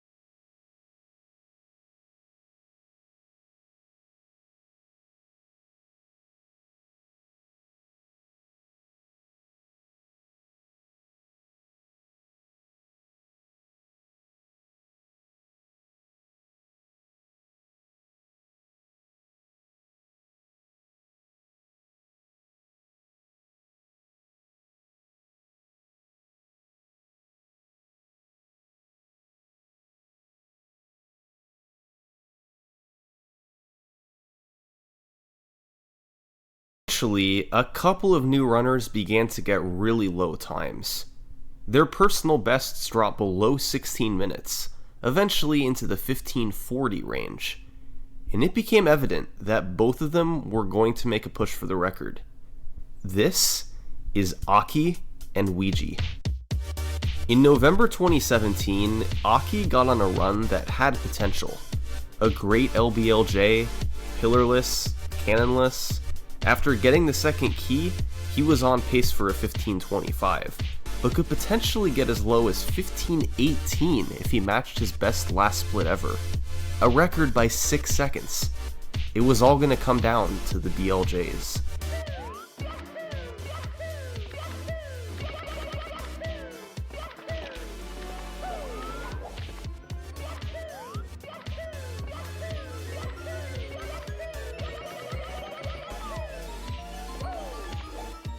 They were decent, but not good enough for a record. Aki would finish with a 15:28, 4 seconds behind Zaya. But a few months later, he'd have another shot at it. 4 seconds ahead of his last run, he once again needed good BLJs.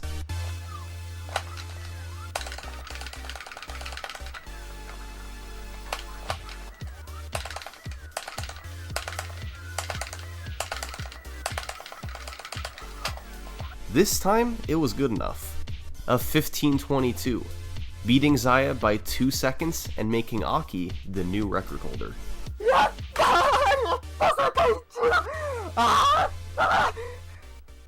But a few days later, it was Ouija's turn.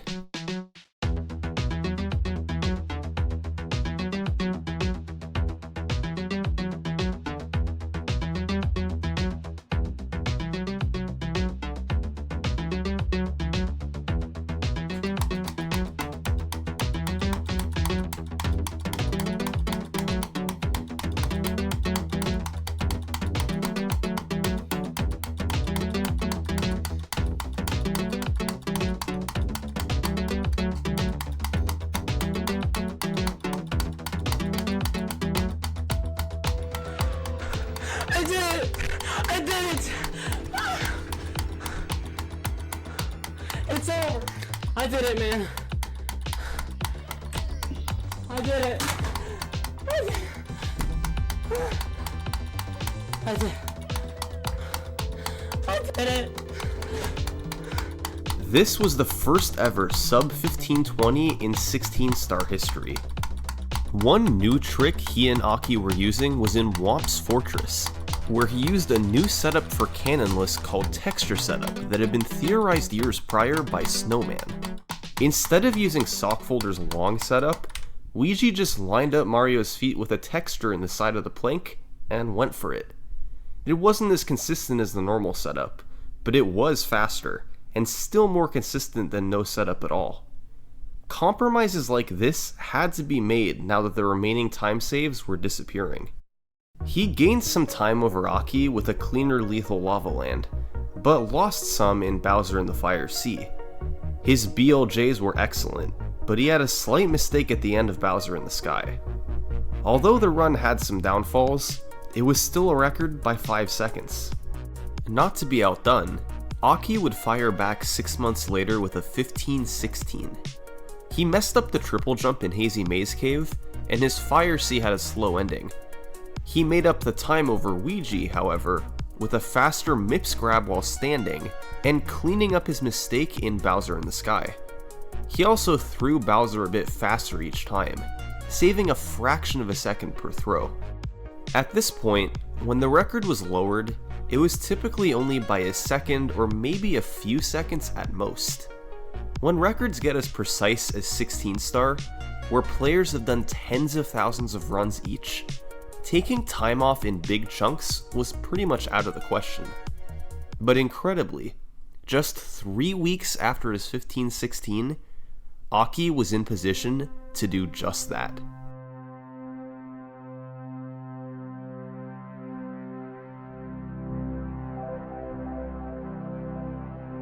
As always, it came down to the BLJs. No pressure.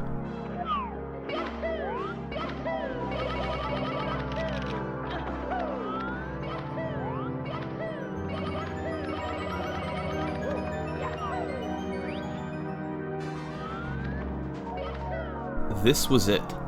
An unbelievable chance to make history. He just had to make it through Bowser in the Sky, hit all 3 of the throws, and he'd be golden.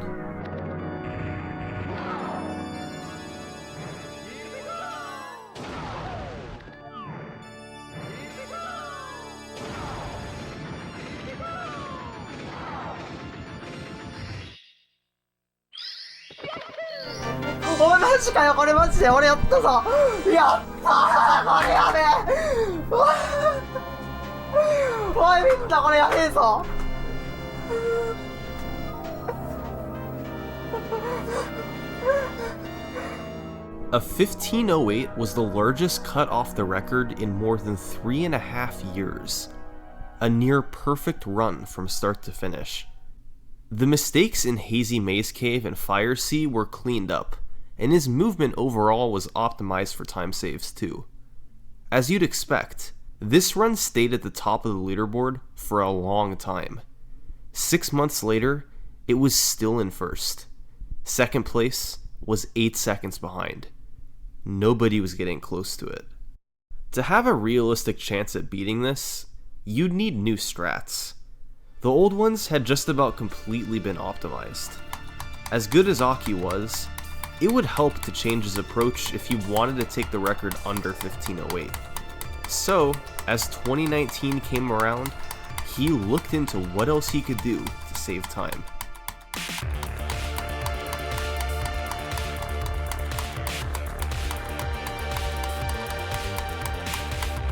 First, there was Cannonless. Texture setup was great, but it lost a few seconds over just running at the wall and praying. So, Aki decided that he needed to give up the consistency of the setup and go back to normal Cannonless. The same awful, brutal trick that killed 2/3 of all runs years prior. This was obviously a really tough move, but the run was getting so optimized that it was worth it. Second, Aki went for a faster setup for Pillarless. Developed by Tama, you would do the jump dive on the hill instead of going over the top. This enabled you to get hands-free quicker, and allow the trick to begin sooner than before. With these setups in mind, Aki kept doing attempts. On May 10th, the new time saves helped him be 6 seconds ahead of the record early. He would bleed some of this time in Fire Sea, but good BLJs kept him well ahead. 3 Bowser throws later, Aki had done it again.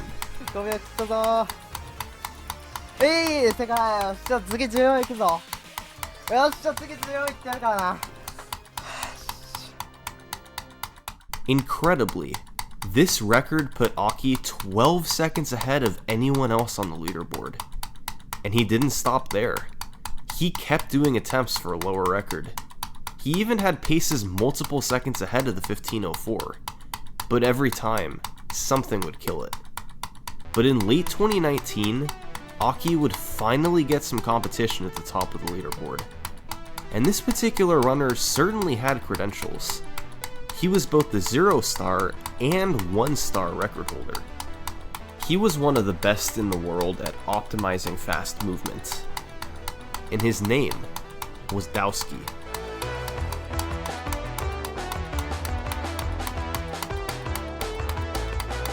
Dowski had previously held the 16-star record before, getting a 1516 the day before Aki got his incredible 1508.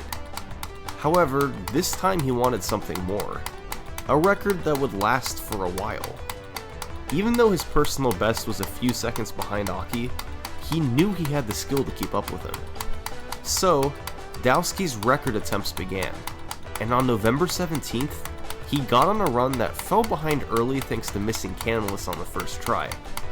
However, he more than made up that time with a faster Fire Sea, including a different strategy at the end where he avoided jumping on the edge of the stage. He had a 4-second lead over the record. This actually had sub-15 potential. But as always, the BLJs stood in the way.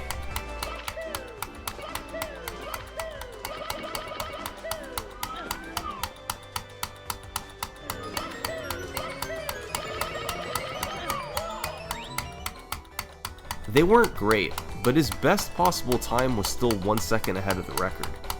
If he could tear through the stage, he'd have a chance.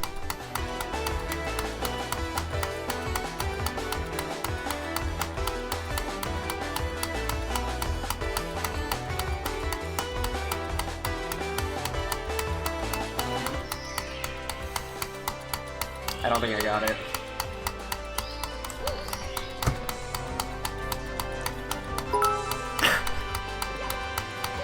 As it turns out, it would be record by just over a tenth of a second. For the first time in a year, Aki was no longer the record holder. With so many times being set in short succession, 16 star as a category was flourishing. There was really only one problem. At this point, it had been almost 2 years since someone with a funny username had set a record.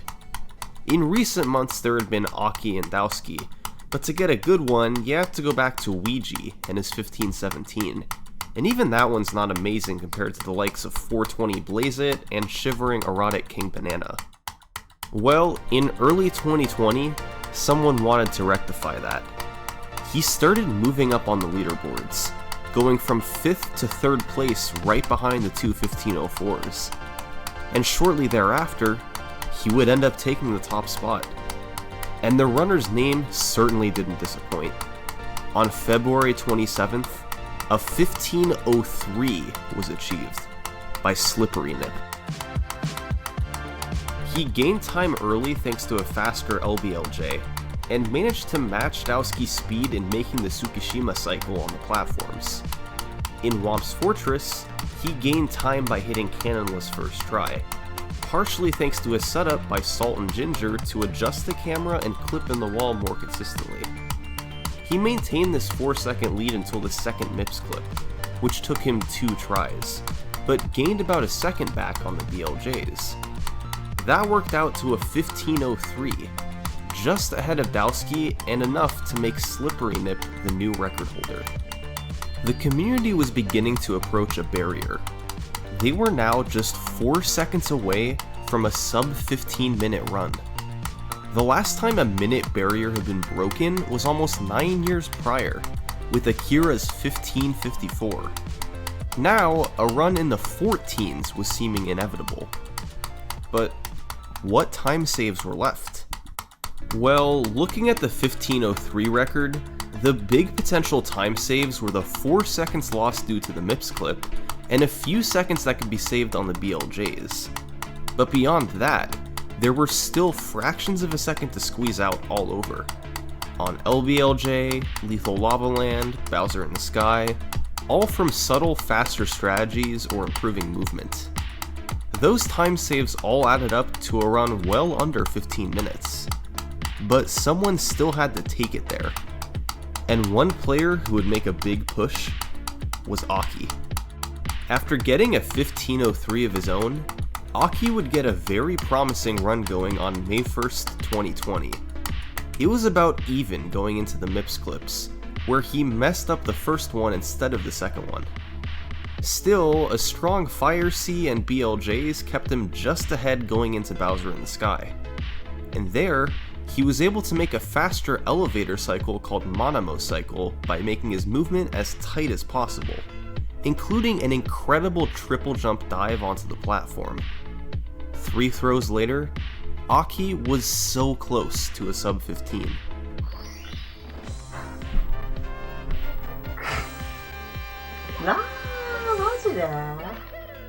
One more second to go. Aki pushed onward over the coming days and weeks, getting great runs on pace that eventually died to something. The biggest culprit, of course, were the BLJs. Getting Mario to catch on the stairs seemed almost random at times. If you didn't get him to catch within a few jumps, it was run over, and even making it through would usually result in losing time. But Aki knew sub 15 was within reach. He just needed one good run past the BLJs. And on May 10th, 2020, Aki had this run. It was about as close to a perfect run as you could get. Chances like this don't come along very often. Now, more than ever, the BLJs needed to happen. They didn't need to be very good, he just needed something decent.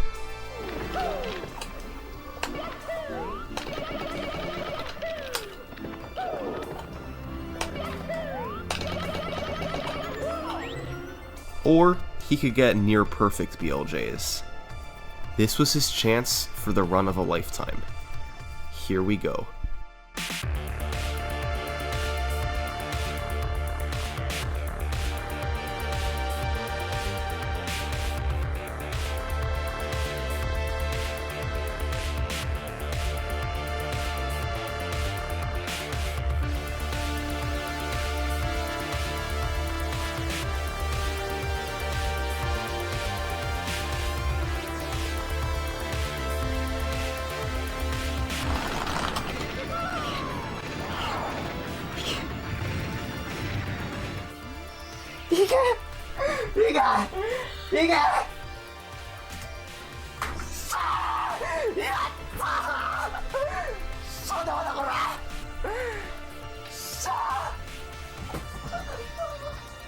By the skin of his teeth, Aki had pulled out a 1459, the world's first sub-15. Obviously, as good as it was, this run still had some room for improvement. He lost 6 seconds on the last split for mistakes in Bowser in the Sky.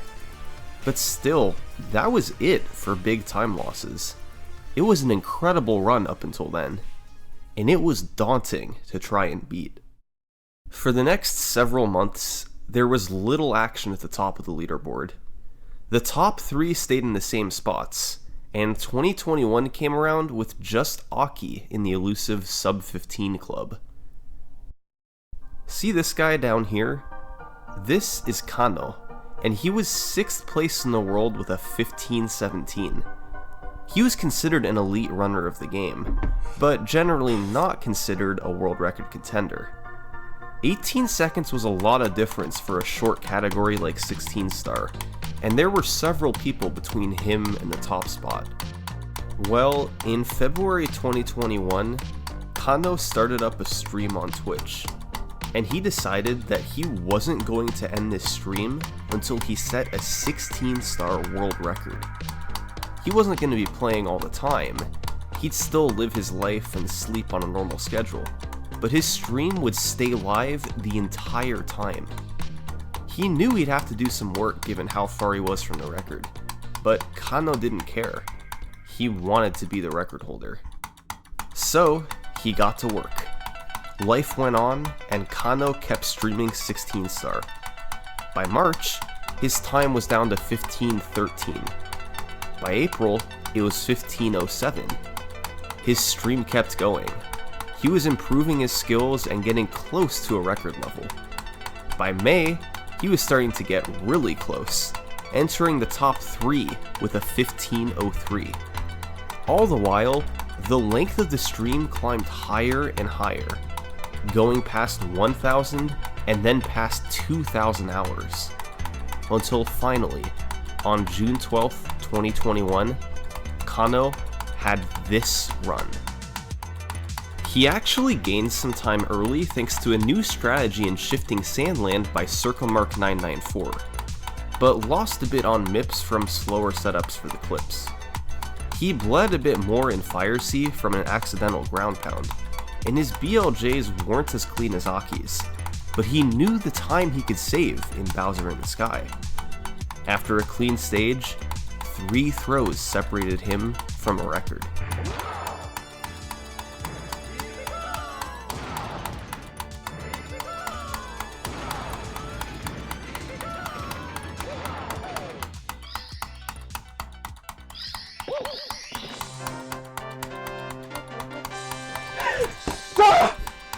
What? Yes!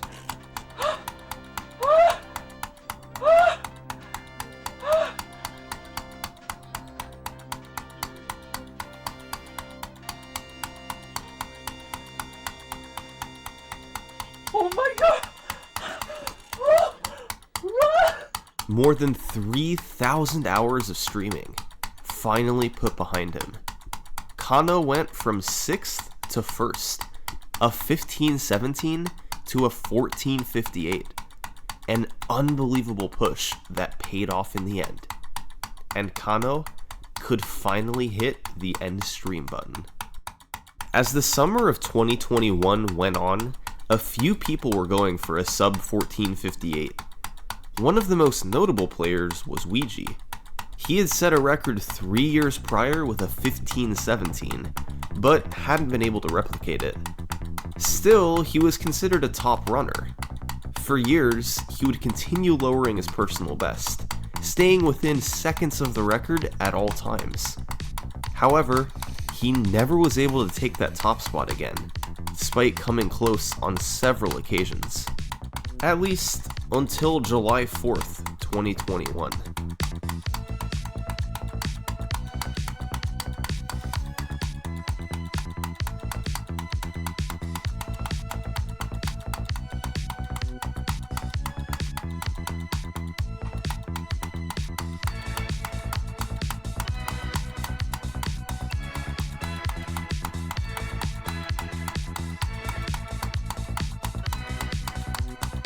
After 39 months, thousands of attempts, and numerous personal bests in the top 5, Ouija had finally done it again. He had beaten all the rest, and had taken back the world record. I didn't get it. Dude, straight time. No, I didn't get it. No, oh my god! Ouija, you fool! When Ouija stopped to scroll through the text boxes, Mario was facing away from the star. All he had to do was turn around and jump into the star, but he accidentally jumped forward and lost about a second. It cost him the record. To this day, he's still trying to get it back. But that's not the last run to talk about, because in August 2021, a runner would come back to snag one final record.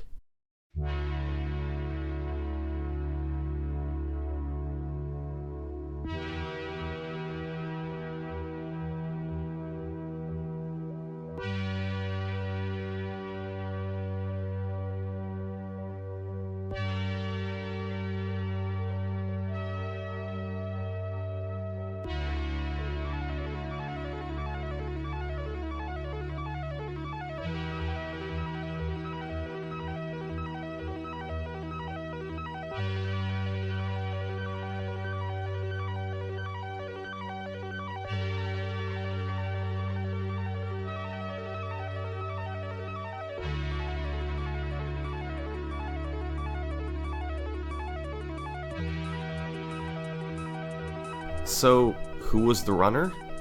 Well, it wasn't Ouija, it wasn't Aki, Dowski, or Kano. There's only one username it could have been.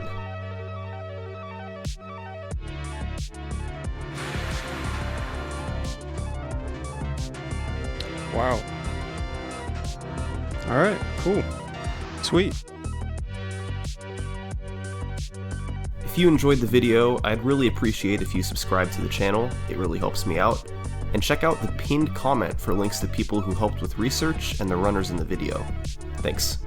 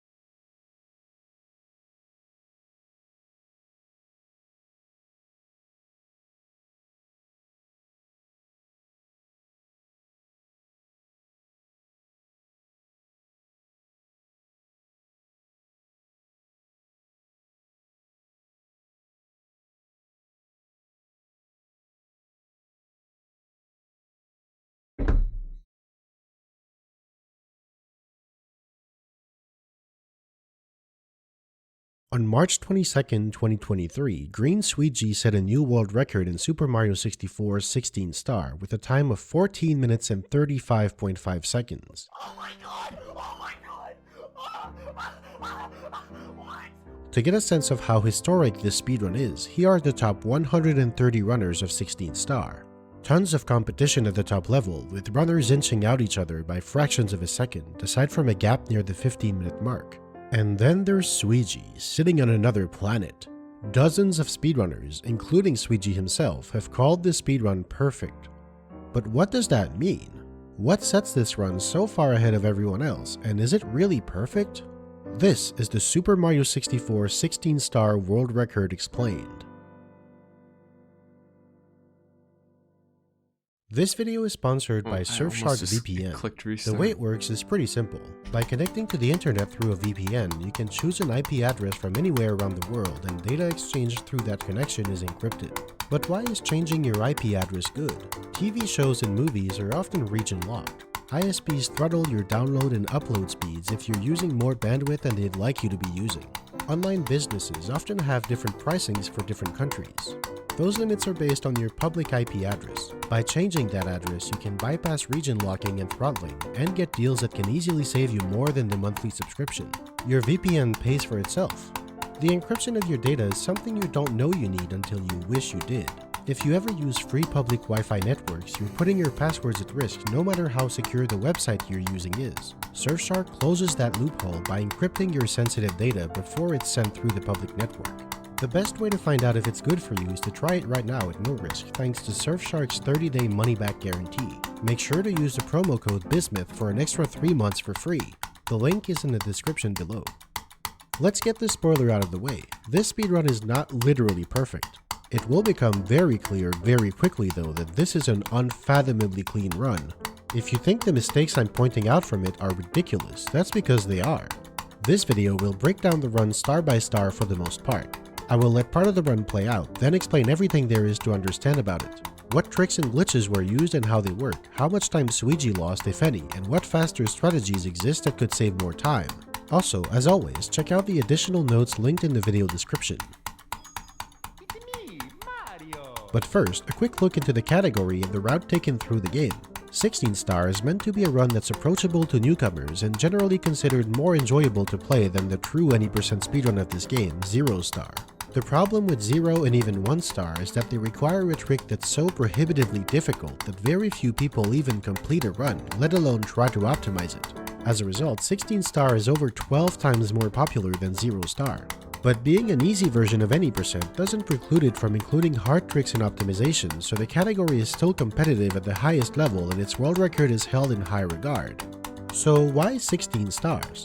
Well, the run does skip every star door, 8, 30, 50, and 70. However, without the SBLJ to skip the 30-star door, the next best thing is using Mips the Rabbit to push Mario through the door. Mips only appears once Mario has 15 stars. The second Bowser stage is initially blocked by Dire Docks until the star Board Bowser sub is collected, which brings the star count to 16. In this run, Sweetgy also skips the 8-star door. Aside from Whomp's Fortress, the levels accessible from the main lobby tend to have stars that are slower to collect than the basement levels. Getting the basement key early allows the star distribution to skew in favor of the basement, saving roughly 40 seconds. First, Sweetgy gets the basement key and the red coin star from Bowser in the Dark World, then he gets 3 stars from Whomp's Fortress before heading to the basement to get the rest. 3 stars from Shifting Sand Land, 4 from Lethal Lava Land, 3 from Hazy Maze Cave, and 1 from Toad bring his count to 15 to make Mips appear. Afterwards, it's just a matter of getting the key to upstairs, then skipping the other star doors to finish the game. Yeah, thanks for the good luck combo and Botac. Yeah, like everything in this game is harder than it looks, really. 10 seconds in and I have to step in. This is Lakitu Skip, one of the most well-known tricks in the game. Lakitu normally speaks to Mario at the start of the game, which is controlled by a large trigger area that spans the entire bridge except for a tiny sliver on each side. If Mario only steps on the extreme edge of the bridge, Lakitu never swoops in for a chat. To get an idea of how thin this is, we need a sense of scale. 1 unit of length in this game is roughly on the scale of 1 centimeter. Mario is a cylinder 74 units wide and 160 units tall. The part of the bridge where he can stand without speaking to Lakitu is 10 units wide. So it's pretty precise, but with enough practice, this trick is surprisingly easy and consistent even for beginner speedrunners. By the way, speed is also measured using the same unit of length. 1 unit of speed is 1 unit of length per frame. This game runs at 30 frames per second, so 1 frame is 1/30th of a second. Mario's base running speed is around 32 units per frame, but it gets up to 48 while long jumping or diving. Try to keep this scale in mind as I talk about units of length and speed during this video.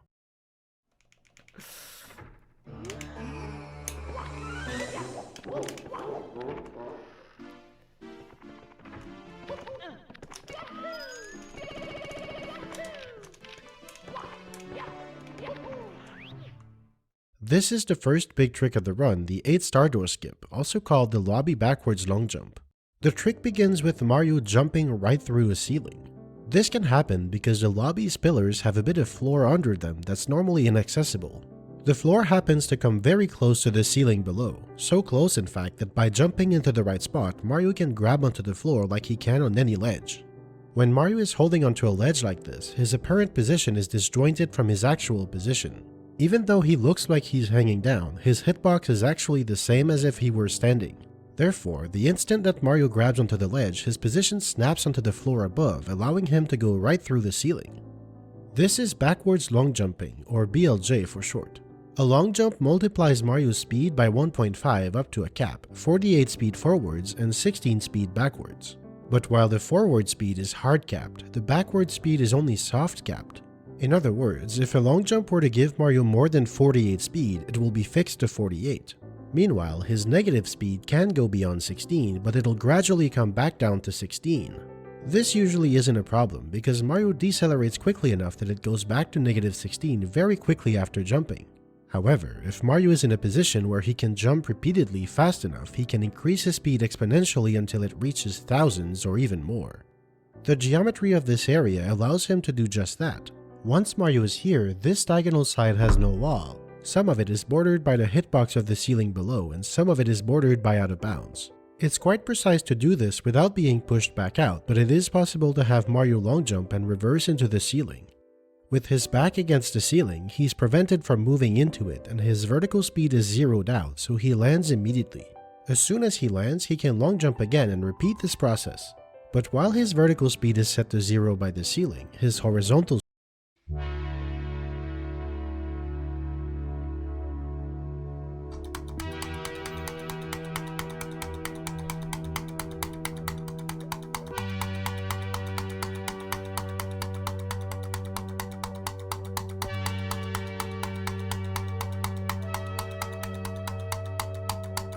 Super Mario Bros. 3 speedruns are some of the most competitive out there.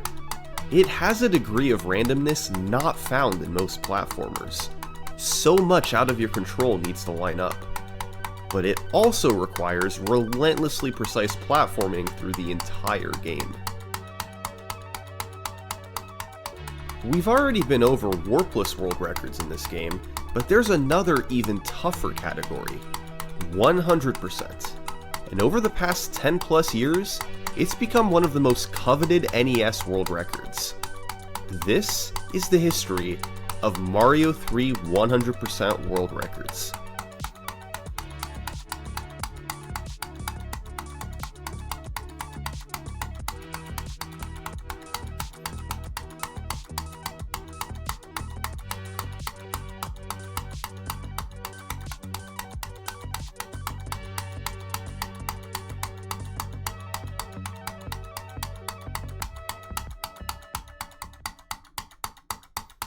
So, what is a 100% speedrun?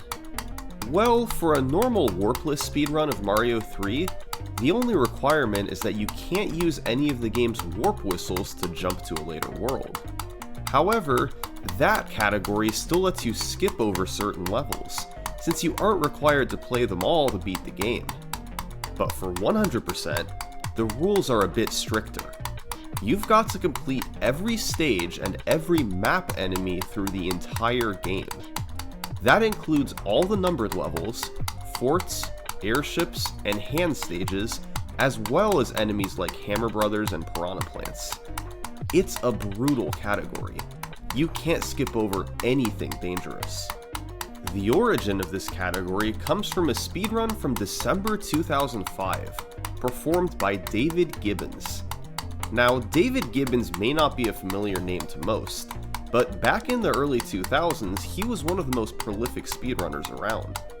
He held world records in Mario 64, GoldenEye, Castlevania 64, Donkey Kong Country 3, the list just goes on. And on Christmas Eve 2005, he added Mario 3 to that list.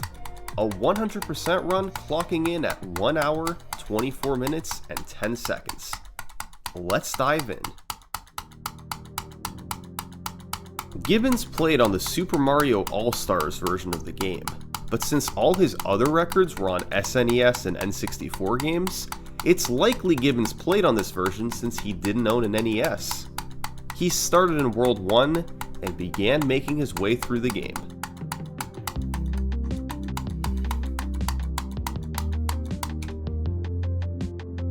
Gibbons' first goal was to build up the P meter as often as he could.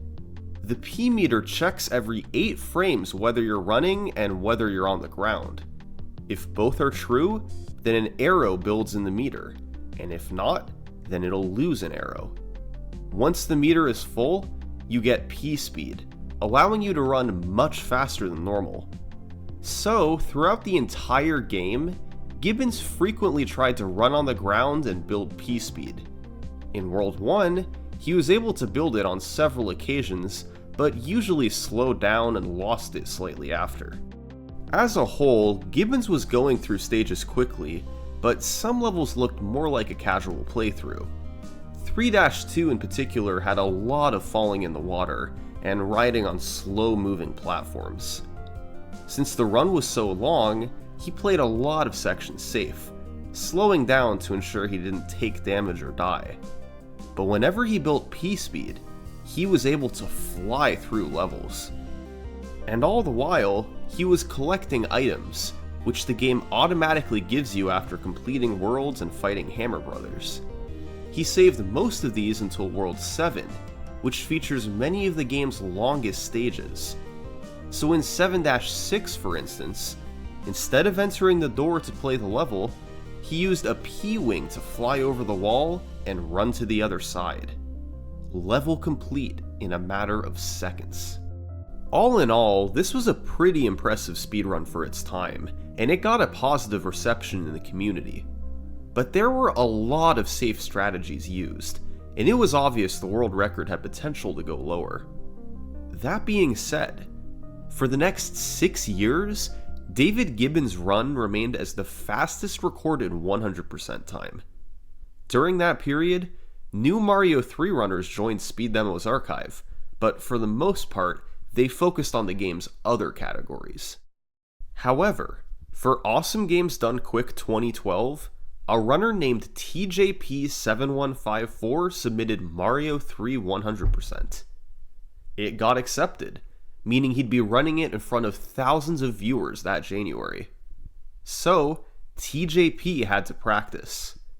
He began streaming 100% runs on his Twitch page, and in November 2011, he beat David Gibbons' record. But this time, 100% looked a little different.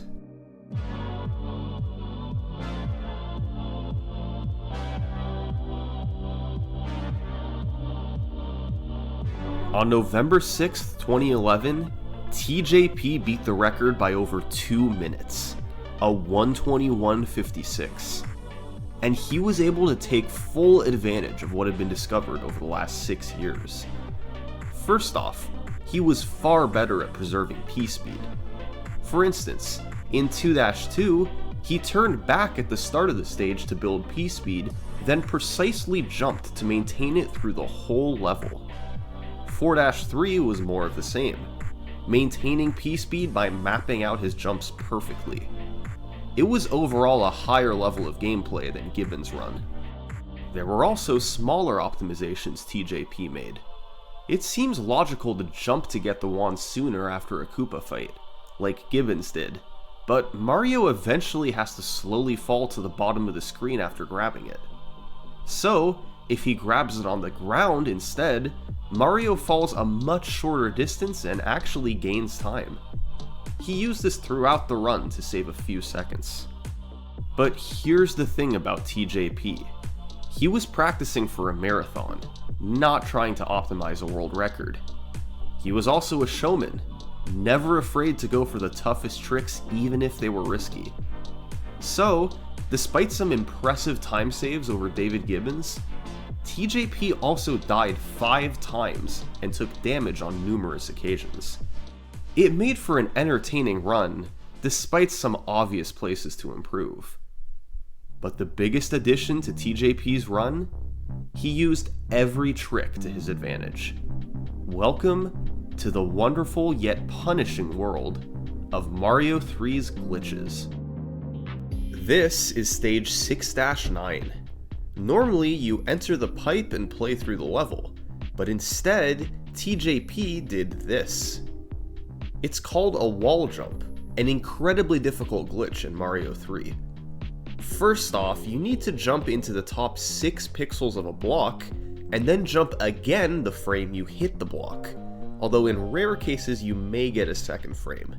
That means you have 6 pixels of wiggle room, and then must time a jump down to the 60th of a second. That's not easy. But then there's stuff out of your control. In order to have the chance to wall jump as Small Mario, you must be at least 2 pixels into the wall. When running, Mario moves 2 pixels and 8 sub-pixels per frame. There are 16 sub-pixels in a pixel, meaning essentially he moves 2.5 pixels per frame. Depending on how you're lined up, the wall jump can be impossible. For instance, if you happen to be 1 pixel away from the wall with a low sub-pixel value, you'll only be 1 pixel deep into the wall on the next frame and won't have the chance to wall jump. If you instead had a high sub-pixel value, the 8 sub-pixels gained would cause Mario to move an extra pixel deep, and the wall jump would be possible.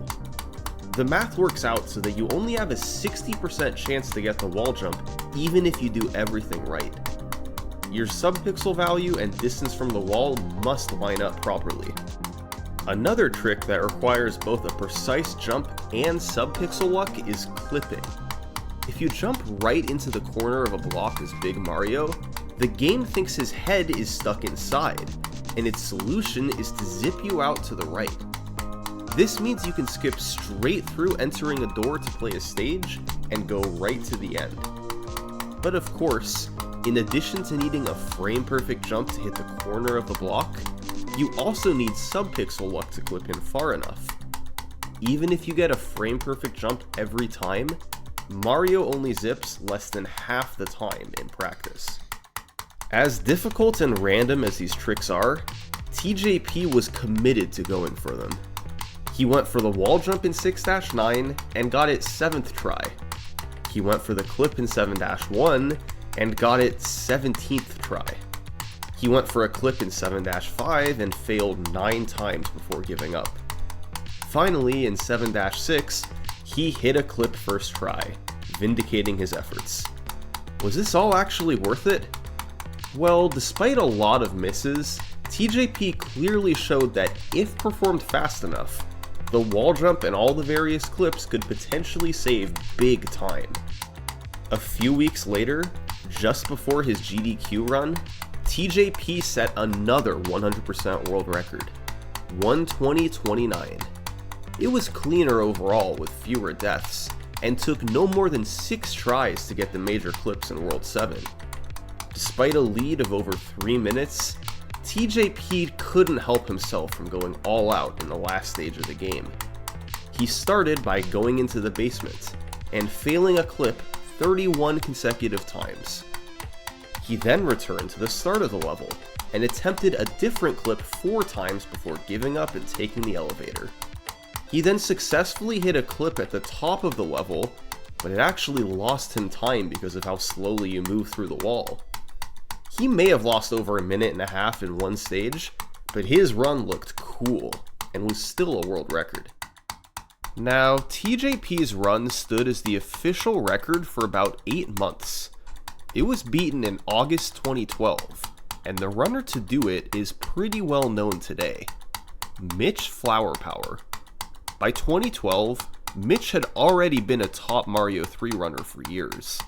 He got the warpless record in 2010, and likely had a 100% run faster than TJP's runs back in 2011. But he didn't record his time until 2012. By then, Mitch's skills had risen far beyond TJP's. And as a result, he was able to do this to the world record.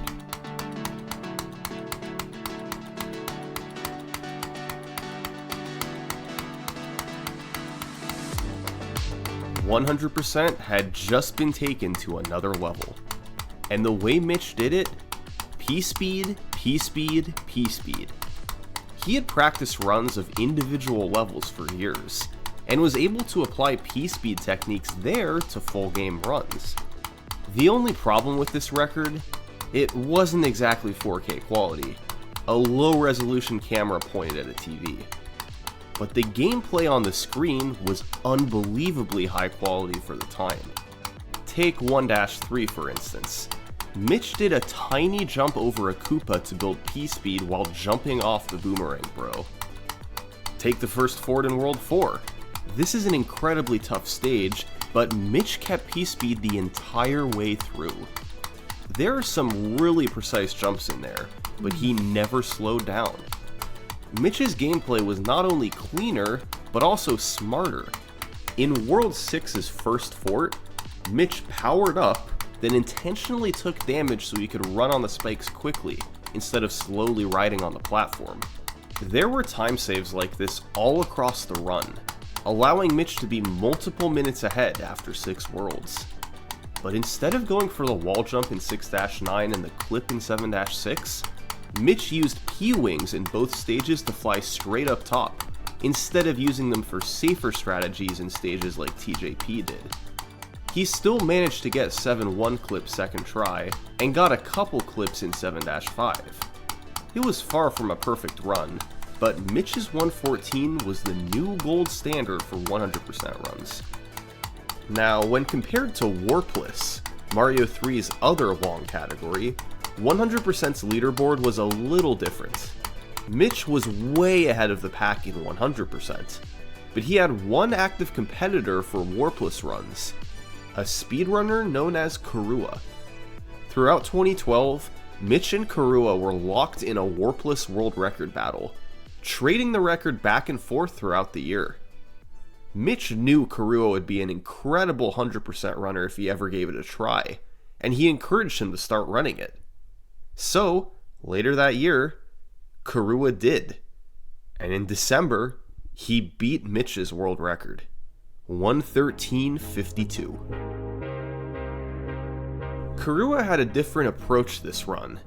Mitch went all out, executing as many tough strategies as he could and being less concerned about mistakes. Karua, on the other hand, went for a more consistent run.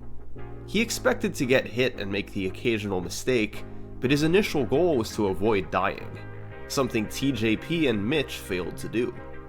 He also wanted to have a cleaner run overall. Mitch had some slowdowns in World 5, while Karua was able to hold on to his Fire Flower. This allowed him to build P-speed in 5-3, while Mitch had to slowly jump his way through. Keeping with his conservative strategies, Karua saved a lot of items for the later worlds, and P-winged over 6-9 and 7-6. He also used the P-wing in 7-9, allowing him to go straight to the top and skip part of the maze-like stage. He still went for the 7-1 clip, and got it 5th try. So overall, his safe strategy worked beautifully. Karua completed the run without dying, and ended up with a 43-second world record improvement over Mitch. The run certainly wasn't without its faults. Small time losses were scattered across the run, especially in World 6, and he took a lot of time trying to build P-speed at the start of 7-2. But Karua said that all he wanted with this run was a starting point. He wanted to achieve a clean world record, and then return to improve it in the future. So, 5 months later, that's exactly what Karua tried to do. On May 19th, 2013, After a break from doing 100% runs, Kurua got on a pace with a beautiful first half. He bled a little bit from slowdowns in World 5, but his World 6 was much cleaner than his last record. Kurua was over half a minute ahead into World 7, but he still had to get the 7-1 clip. First try. He also gained time by building P-speed faster in 7-2, and suddenly, he was over 41 seconds ahead going into the final world. World 8 is a very interesting world in Mario 3 speedruns. On its surface, it doesn't seem that difficult. Nearly half the stages are auto-scrollers, which are essentially cutscenes for speedrunners, and the remaining stages don't have many super difficult tricks. You don't even have to worry about the hands like you do in Warpless. You're forced to play them all in 100%, so the only RNG is a 1.5 time loss from getting pulled in by a hand versus selecting it manually. So, World 8 shouldn't be that tough of a world. But the remaining levels, 8-1, 8-2, the Fort, and Bowser's Castle, they may not be super difficult, but they're just hard enough that, when combined with the pressure of being on world record pace, it can be very easy to make a mistake. With the pressure off, top runners rarely make mistakes in World 8. But everything changes when you're on world record pace. One slip of the button, one mistimed jump, and your world record chance can vanish.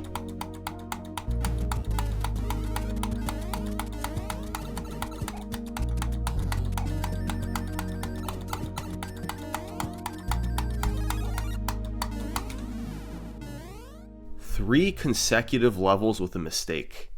The pressure may have gotten to Kurua.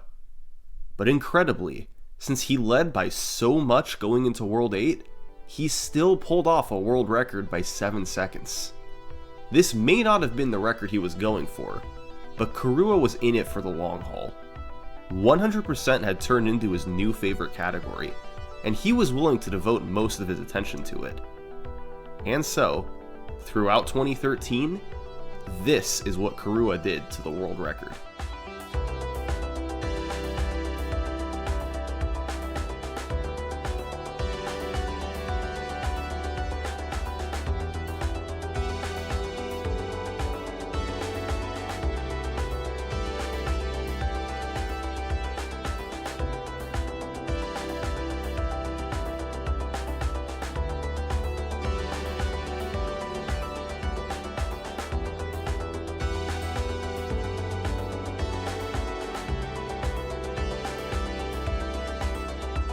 Four months later, Kurua had taken the world record all the way to 1:12:40. Despite lowering the record by over a minute, there weren't any big new strategies. The improvements came from making fewer mistakes and slowly adding in small time saves. An example of this is 4-1. Kurua used to never build P-speed in this level, and just jumped his way through while slowing down as little as possible. But starting with his 1:12:40, he picked up a Koopa shell, then used it to run into a Para-Koopa so he could avoid taking damage and build P-speed. He could then preserve it across the remainder of the level and save a few seconds. This was Kurua's category. Mitch was close to him at the start of the year, but as he chose to focus on other categories instead, Kurua was able to pull away. And as a result, the gap between the two of them was nearly 2 full minutes. But then, something interesting happened. Mario 3 100% was accepted into AGDQ 2014, just as it had been 2 years prior with TJP. Only this time, it would be a co-op run, with Mitch and Kurua both playing. So, Mitch had to get ready. He'd spent the year playing the game's Warpless and Any percent categories, setting a total of 5 world records between the two. But he hadn't played 100% in over a year, and since then, Kurua had lowered the record 7 times. So, during preparations for that year's GDQ run, the question was, could Mitch keep up with Kurua? And on November 13th, 2013? That question was answered.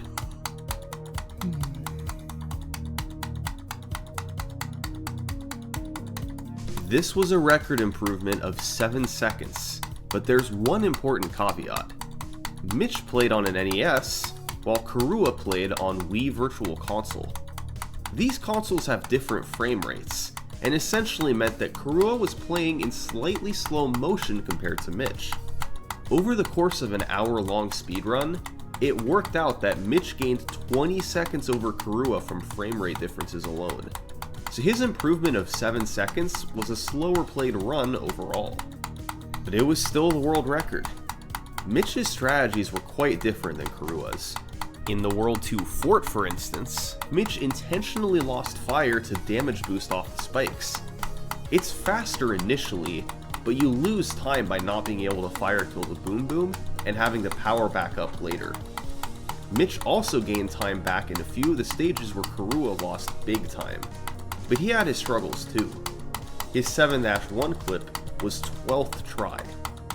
Yet when factoring in the time save from frame rate differences, it was still enough to beat the world record.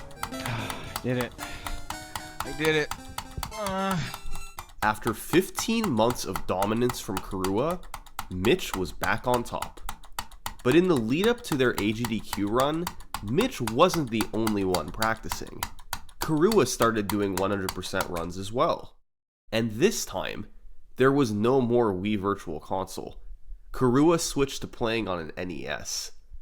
And so, just a few weeks after Mitch's record, Karua beat him back by 24 seconds.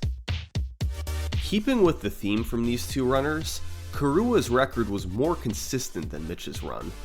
Mitch had lost fire in the forts in Worlds 4 and 5, while Karua didn't get hit in either spot. And instead of a 12th try 7-1 clip, Karua got it first try. He did die in 6-3, but it wasn't a significant time loss since he was already Small Mario, and it was at the start of the level. It was a quintessential Karua world record. He went for fewer extravagant tricks compared to Mitch, but was steady nearly the whole way through. And it paid off beautifully. Mitch and Karua continued practicing in the lead up to AGDQ 2014, but neither lowered their 100% time. But then, the day before the marathon was scheduled to start, Karua came through with one more world record, the first 111 in the game's history. It was a bit more of an up and down run, with Karua losing fire in World 3 and missing a tail swipe in 7-5, causing him to lose time going for the backup. But this run is notable for one particular trick Karua went for. It's not a huge time save, but is extremely difficult and punishing if missed. The trick is in World 3, saves 3 seconds, and fittingly, is named Door 3.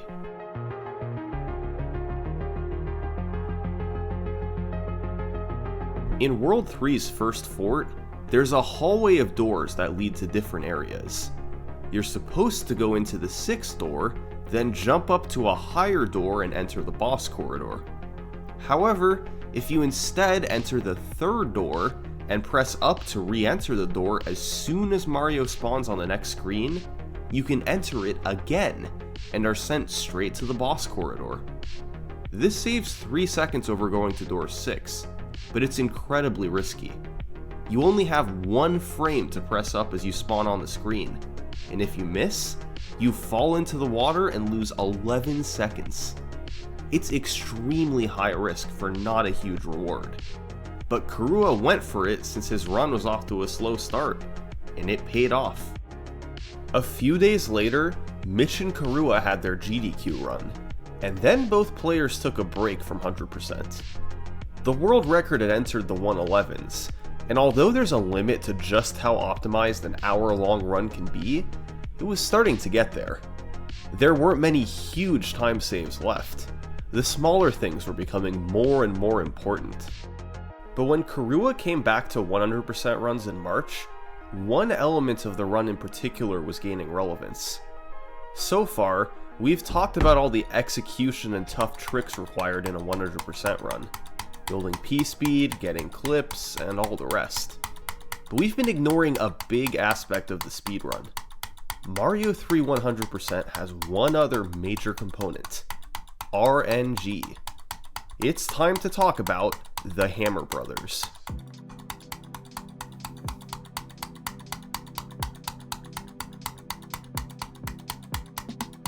The first 6 worlds in the game feature one or more Hammer Brothers on the overworld map.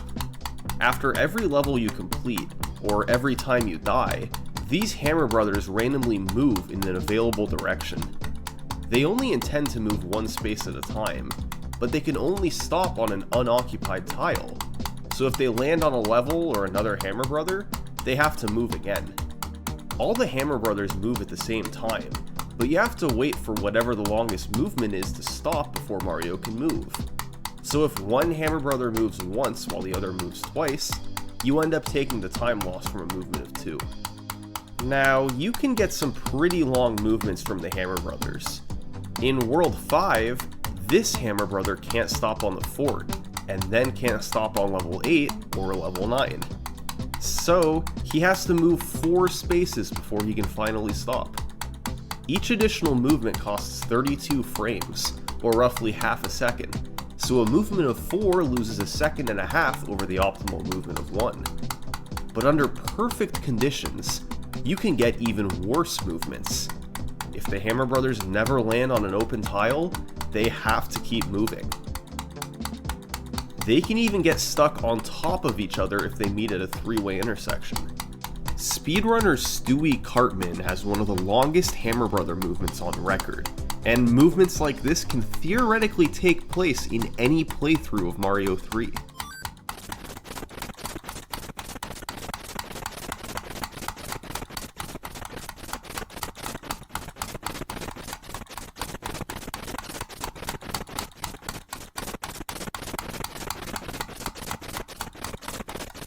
It probably goes without saying that if this happens in a run, it's an immediate reset.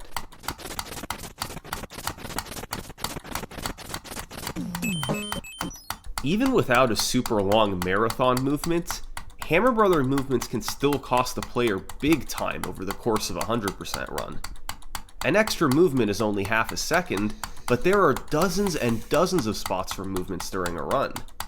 In World 5 alone, getting the worst possible versus the best possible Hammer Brother luck is about 21 seconds of difference. Extrapolate that to the full game, and one speedrun to the next can have significant time variance from RNG alone.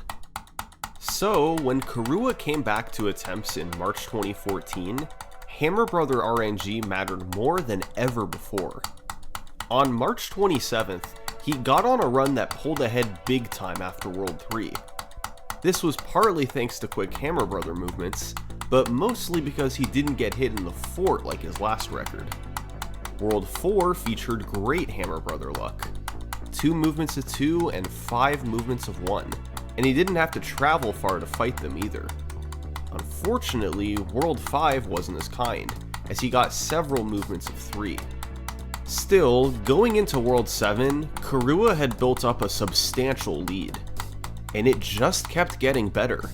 7-1 clip was first try once again, and he got the tail swipe in 7-5 that he missed in the last record.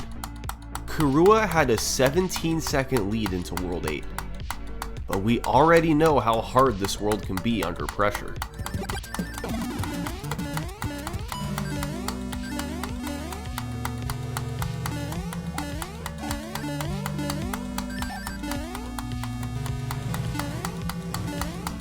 These mistakes lost 12 seconds combined. Still a record by 5 seconds, but World 8 was starting to become a problem spot for Kirua. But just a week later, he had a chance for redemption. Kirua carried an 8-second lead after World 6, but this run is notable for the new strategies Kirua went for in World 7. In 7-9, he successfully hit a clip that saves 5 seconds. Instead of having to navigate the maze normally, you can go right through the wall to skip a segment of it. And in the second fort, Kirua went for a beautiful strategy where you preserve P-speed throughout the 2 rooms. It's incredible to watch. You must throw fireballs and time your jumps perfectly in room 1, then do incredibly precise jumps while ducking in room 2 so that you never slow down. These two strategies combined meant Kurua was 15 ahead into World 8. This was his chance. But once again, World 8 stood between him and the world record. He needed a good world. And that's exactly what he got. It made for a remarkable 1:11:26, a world record cut of 27 seconds. The run was solid through World 5, but a gold World 6, combined with the new strategies in World 7 and a clean World 8, pushed it over the top. Simply put, this was an amazing world record. So amazing that for the next year, it would stand on top of the leaderboard unchallenged. But even with no competitors in sight, Kurua still wanted to push his time lower. In early 2015, he came back to the category, largely thanks to a few new strategies he could use to shave off some time. The biggest one was an overhaul of level 6-5. This is the infamous stage where you're supposed to build P-Speed, then fly up with a Koopa shell to clear out the plants and make it to the pipe. Building P-Speed is easy, but it took speedrunners time to pick up the Koopa shell. However, Kurua began using the 6-5 despawn strat. Mario 3 only has 5 available sprite slots at a time. If a 6th sprite appears on screen, it'll simply be despawned right away. So, by running and not slowing down, then tail swiping a Buster Beetle, he'll stay on screen longer and take up a sprite slot. The next Beetle is in slot 2, the Koopa is in slot 3, and the last Beetle is in slot 4. With one open slot remaining, only one of the 2 plants above can spawn in. So, you can just fly up there and break the blocks without needing to use the Koopa shell. Using this new strategy and other smaller ones, Kurua set 2 100% records in March 2015, a 1:11:24 followed by a 1:11:02. The gap on the leaderboard was now enormous, 54 seconds between him and second place.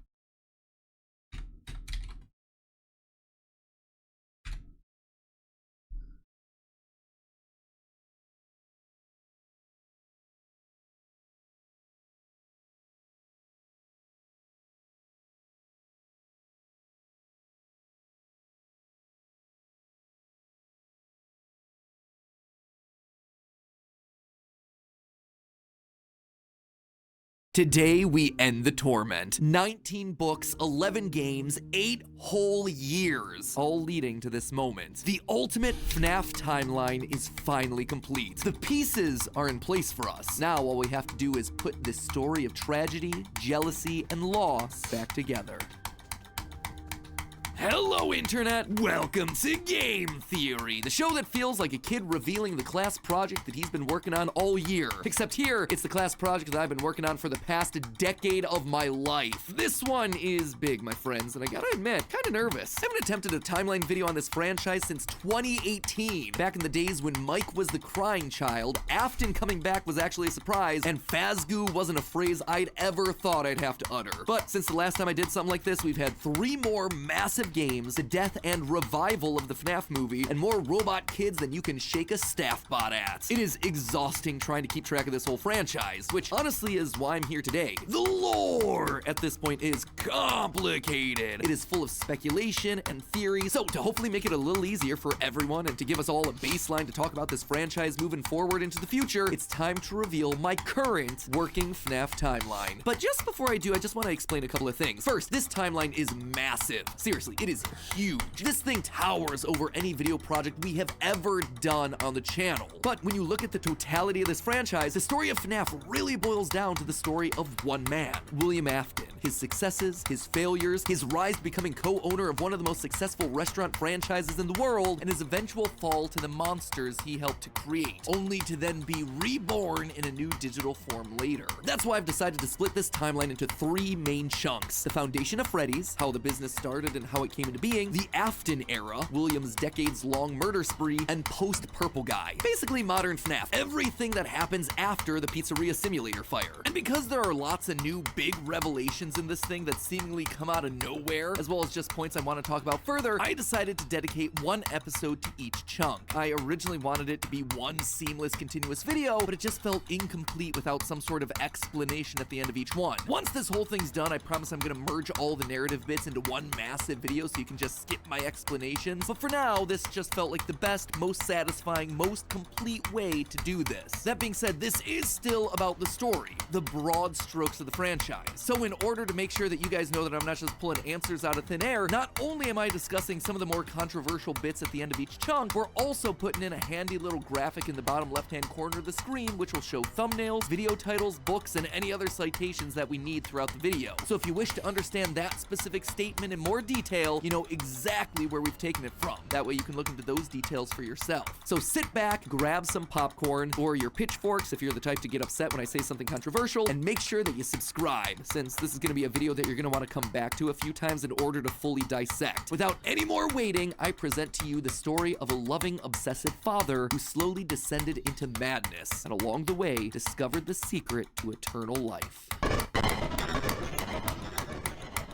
Our story begins not in the 1980s, or even in the 1970s, but all the way back in the 1930s. It was the throes of the Great Depression, and people were in desperate need of cheap entertainment, especially in Utah, one of the states hit hardest, 4th highest unemployment in the nation, and full of transients. People looking for work in Salt Lake, finding none, and ultimately moving on to find their fortunes out in California. People were tired and they were hungry, but as they traveled, there was one thing that could lift their spirits. A simple roadside attraction called Fredbear's Singin' Show. The ads were plastered all over town, featuring an animated bear drawn in the popular pie-eyed cartoon style for characters at the time. He resembled cartoons like Mickey Mouse, Felix the Cat, Betty Boop. It immediately said that this, Fredbear's, was a place where you could bring the family. And the price, honestly, couldn't be beat. For 50 cents, you could get food and entertainment as you watched the local trained real-life dancing bear perform on stage. Normally, you only got to see dancing bears at large traveling circuses like Barnum and Bailey, where the tickets would go for about $1. That's $1 without food. But this was a smaller show, like the type from the Vaughn brothers or the Robbins brothers, where tickets would sell for just a mere 50 cents. Watching that bear do tricks on stage brought a glimmer of joy at a time when so much was wrong with the world. The simple show would go on for years, bringing happiness to hundreds of travelers passing through looking for a quick meal. But it left a permanent impression on one little boy, capturing his imagination in a way that nothing else had. One little boy named Billy. That was his nickname at least, but his parents liked to call him William Afton.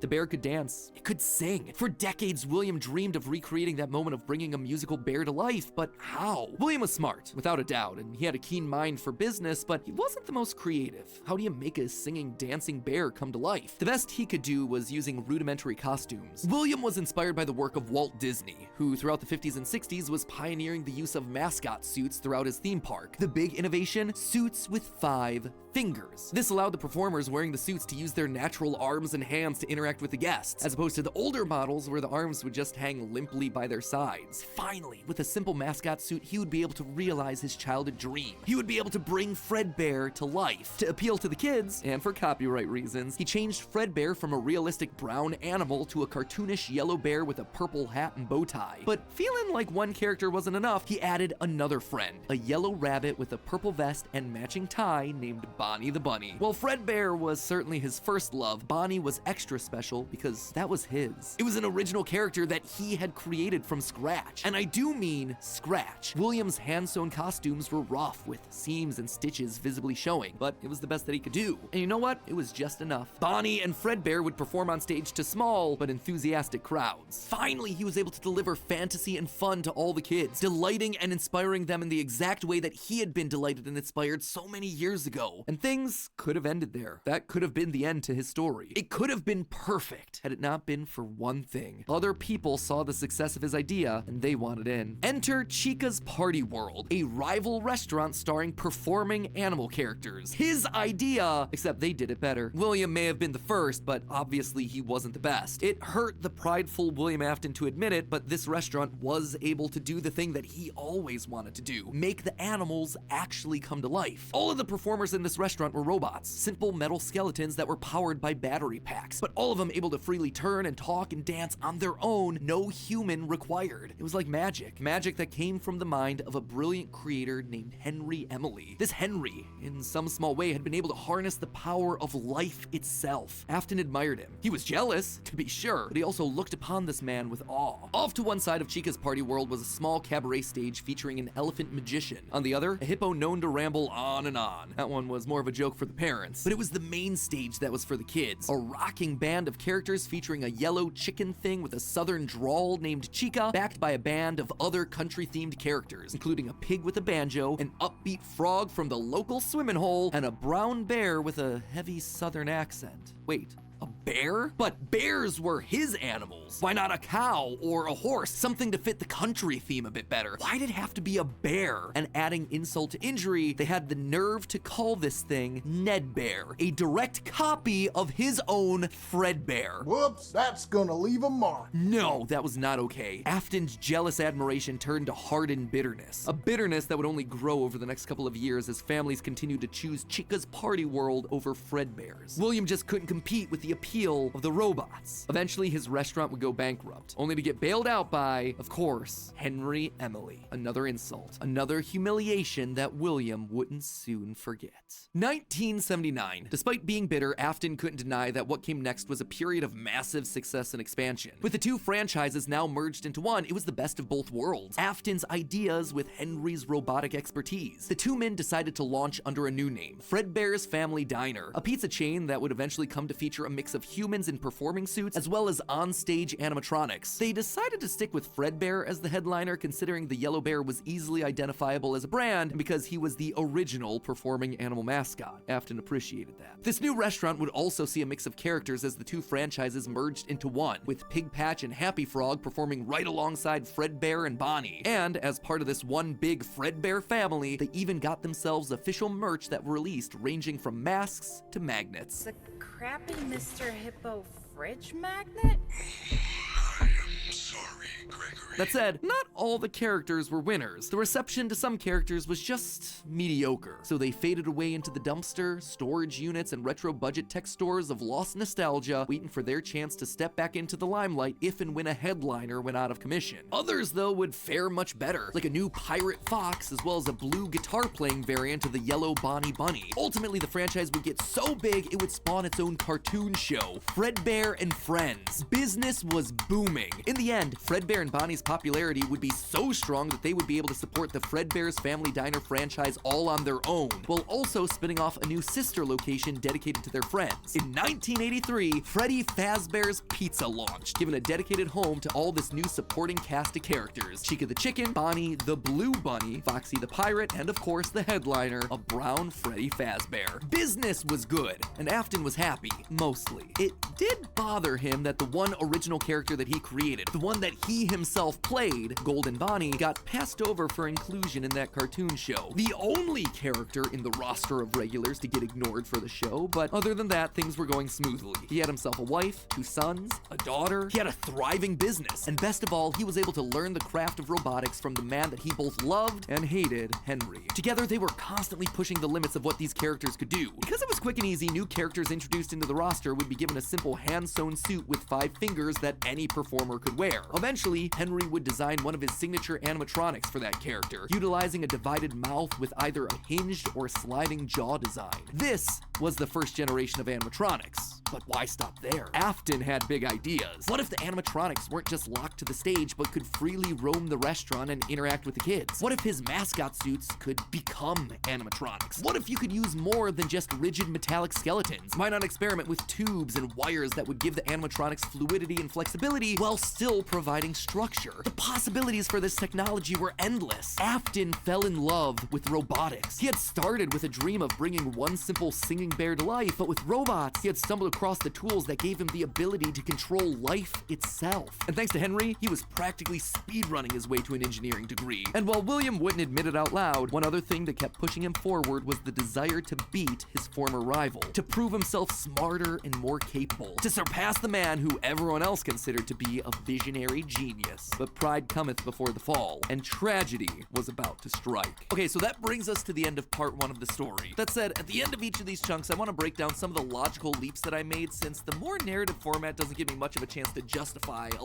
lot of the big decisions. And admittedly, there are some large leaps in here. Let's just start off with Fredbear's Singin' Show, shall we? We know, based on the retro poster that was hidden in Security Breach, that at least at one point, Fredbear was an actual bear. And like I called out in that narrative segment, dancing bear shows were a real form of entertainment. The only problem is that, timing-wise, none of our main characters would be the people in charge of that business in the 30s and a series of pizza restaurants in the 80s without him just being extremely old. Best case scenario, if Afton's running the Singin' Show when he's 18, that still puts him at nearly 70 when the first pizzeria opens and his murder spree begins. That just doesn't make a lot of logical sense because he doesn't become immortal until his first death in Springtrap. That's why I suspect that Fredbear's Singin' Show was either a family business that Afton then carried on to a new generation, or something that he saw as a kid and just wanted to recreate when he grew up. The Fredbear Singin' Show thing also starts laying the groundwork for some of the core elements of the story, that Freddy's was a place of fantasy and fun, and that Afton, despite eventually falling to become the heartless serial killer and mad scientist that we know him as, began as someone with good intentions and a love of entertaining kids. He wanted to bring things to life from the very beginning, a theme that recurs a lot for him throughout the rest of the franchise.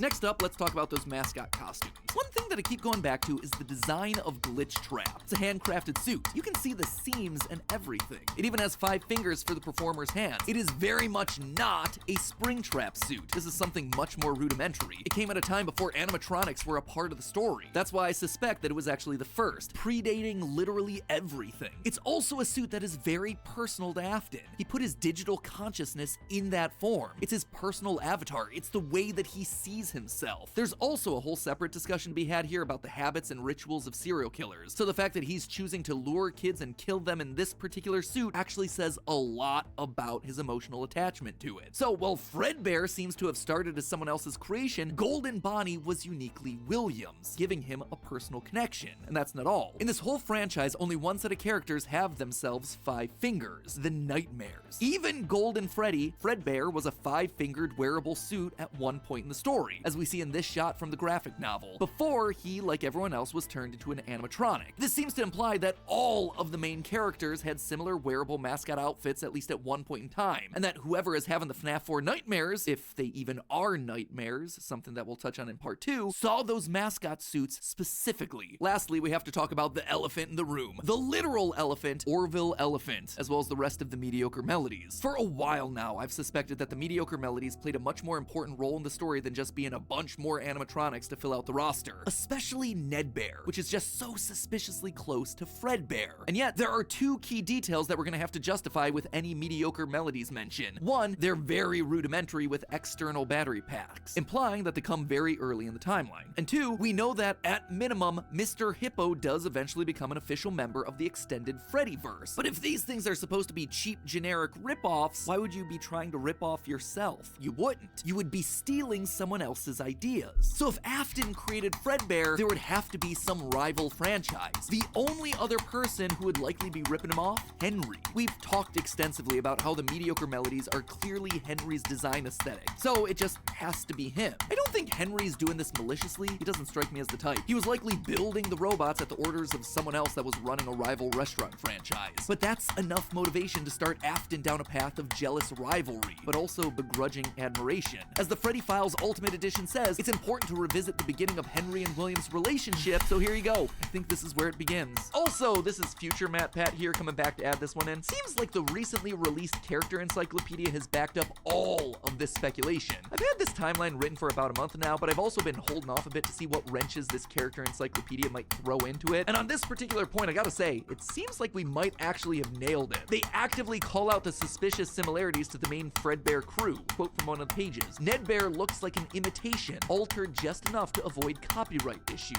I don't know about you, but that seems to imply that we were right on the money. Knowing all of this, at one point the franchises had to have merged. That's really the only way that you get Mr. Hippo from the rival franchise as part of the Fazbear crew. This also mirrors a lot of what happened in the real-life history of Chuck E. Cheese, with two rival restaurants, each with their own casts of characters, merging to become one unified brand. Again, we've gone into that in detail with other videos, just wanted to remind you all of that here. But why would I call out the rival restaurant as being named Chica's Party World? Few things, actually. First, we know for a fact that a location named Chica's Party World exists. It is mentioned in the source code teasing sister location, so it is out there somewhere and doesn't fit cleanly anywhere. Second, in the story The Puppet Carver, Chica is very explicitly looped in with the book versions of Pig Patch and Ned Bear, implying that she started as a mediocre melody. Thirdly, her design just fits better with the theme of down-home country animals with southern accents playing the banjo and eating with bibs. And with her being the headliner of the show with her name on the restaurant, it would make sense then that when the restaurants merged, she was the one that was added to the main cast of characters while all the other mediocres faded away. It's also why when Freddy's closes after William's killing spree, she's the one to branch back off into her old franchise and is therefore missing in sister location, a detail that's bothered me for years at this point. It might also explain why William decided to stuff his first dead kid into Chica. That one was Henry's creation, not his.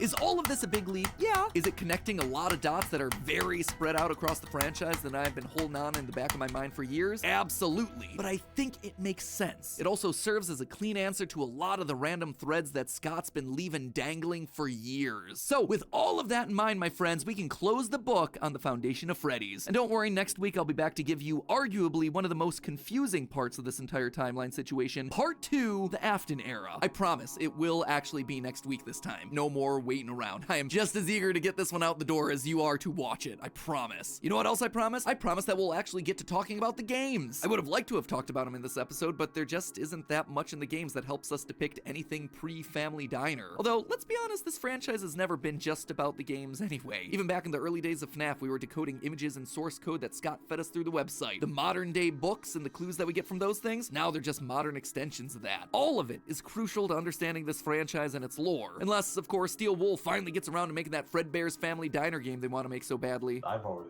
would love to do is get kind of back to, I have no clue if we'll ever be able to do this, but getting back to kind of like the origin of like Fazbear Entertainment, or the origin of Freddy Fazbear. But in the meantime, while we wait for that inevitably cryptic game, I hope that this start to the timeline helps to fill in some of those gaps. I'm excited to share part 2 with you next week. If you haven't subscribed and rang the bell, make sure you do it now so you're notified when that part drops. I cannot wait to see your thoughts down in the comments below. And as Hello Internet, welcome to Game Theory, and officially page 7 of the FNAF timeline script. Last time we covered the origins of Freddy's. We talked about William Afton's childhood dream project of making a singing bear come to life, and the infuriating moment that his dream is copied by a rival restaurant franchise looking to steal away his success. The merger of the two franchises results in William meeting Henry, a brilliant designer with a knack for robotics. Working together, they make Fredbear's flourish, spawning popular Saturday morning cartoon shows, toy lines, and spin-off restaurants under the Fazbear name. When last we left him, Afton was thriving, the world of robotics opening his eyes to new and exciting ways of bringing characters to life. Bringing things to life, yeah, that was his core driving force, his passion. And it was this very passion that would mutate, twist, and morph from here on out in the story. Because with life, there is inevitably death, something that Afton would become intimately familiar with. But before Afton acquaints himself with death, I want you to take some time to acquaint yourself with our newest channel. Guys, this is a huge moment for us theorists. For the last decade, we've had this 4-player controller icon, and now we finally fill in the final missing piece. Get ready for the rollout of our newest theorist channel. Drumroll, please. Style Theory, where we're looking at the science, math, psychology, history, and mystery of the way you look, your clothing, fashion trends, hygiene, and makeup. Now, I know that theorizing about style might sound weird at first, but hear me out. I grew up not understanding style or fashion at all. Admittedly, I was a bit of a hot mess, blissfully ignorant to the impact that style has over your life and how the world treats you. But over time, by educating myself on the ins and outs of the fashion industry, I was better able to achieve my true self and find my own sense of personal style. And that right there, that builds confidence. The way that you look directly affects the way that you feel and the way that other people treat you. So understanding those rules and being able to take some control over all of that is incredibly valuable. It's an educational curve. And what do we do on these channels? We like to educate you while entertaining you, which honestly is why I think this channel is so important for us to launch. There are so many lies and half-truths in the fashion industry that there needs to be someone out there to say, hey, this is right, this is wrong, and this is what science says. Also, you know, we're gonna have a lot of fun because talking about fashion is weird. Like, this channel has already given me the excuse to bludgeon a ballistic head to death using a high heel. It's also the channel where we're gonna physically be testing the viability of female armor, or how many t-shirts it takes to stop a bullet. There's also practical everyday stuff too on this channel. Do school uniforms actually benefit the students? Does it make a difference whether or not you wash your legs in the shower? That's the sort of stuff that you can find on this new channel. In fact, there are 5 new episodes that you can check out right after, because this all of us over as a top fucking cool are up dark in a hurry. This timeline. Now with our logo complete, it's time to complete our other massive ongoing project, this timeline. Onward to part 2, where things are about to get dark in a hurry.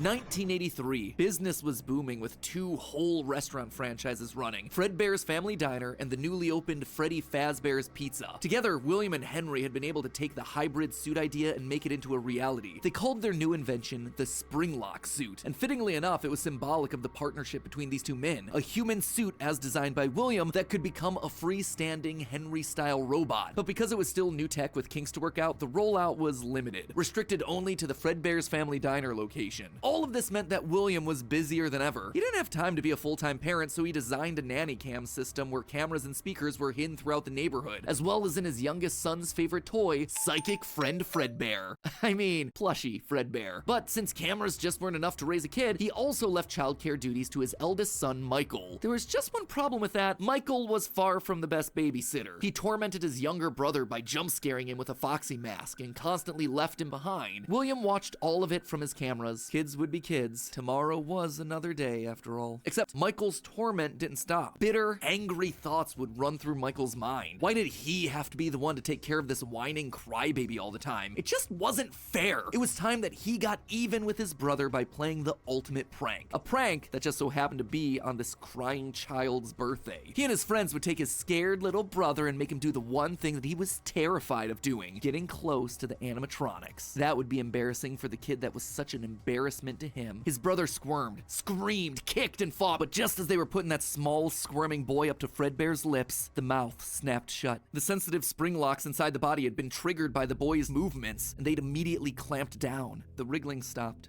The boy went limp, but it was just a prank. It was meant to be funny. The boy was taken to the hospital and was immediately given an IV. Flowers and pills filled the nightstand next to his hospital bed, but the damage was too severe. He couldn't recover. As the younger brother's consciousness began to fade, he could hear Michael's last words, a small and flimsy apology. But his father, Williams, through the voice of the Fredbear plush, were a firm and committed promise to a dying son. You're broken. I will put you back together. This would not be the end. No matter what, Williams' son would live again. It would just take time. Time that, right now, he just didn't have. His young son's heart flatlined as the boy faded into the inky unknown of the afterlife. In the aftermath of the tragedy, changes started happening around the restaurants. Kids were now required to wear security wristbands to prevent anyone from getting outside without parental permission. Any kid who approached the exit without permission would have to answer to the security puppet, a marionette on strings that could fly around on rails across the restaurant to stop kids in their tracks. It was Williams' idea, inspired by Michael constantly leaving the restaurant without his brother. In the wake of Fredbear's spring lock failure, all the hybrid suits were getting retired, locked away at the nearby Freddy Fazbear location. It was yet another tough pill to swallow after all the hard work that he and Henry had put into them. William would eventually bury the boy's small body in a remote location out in the woods right alongside his drive into and out of work every day. The death of this little boy sent the family spiraling. His wife, crippled with grief, was so distraught that all she could do was sit and watch TV. But his son Michael was far worse, complaining of seeing hallucinations of a golden bear standing outside of his window. The boy was so racked with guilt that he was convinced that he was being haunted by the ghost of his brother stuck inside the suit that took his life. The suit's three-toed feet digging into the wet earth. The words, "It's me," ringing through Michael's ears. Some nights, Michael would even go so far as to break out of his room to check the gravesite and ensure that his brother was still there. As for William himself, he disappeared into his work and his drinks. Junior's, the local bar, wasn't far from his son's gravesite. He found himself going there more and more frequently, spending longer and longer amounts of time there. The bar gave him a place to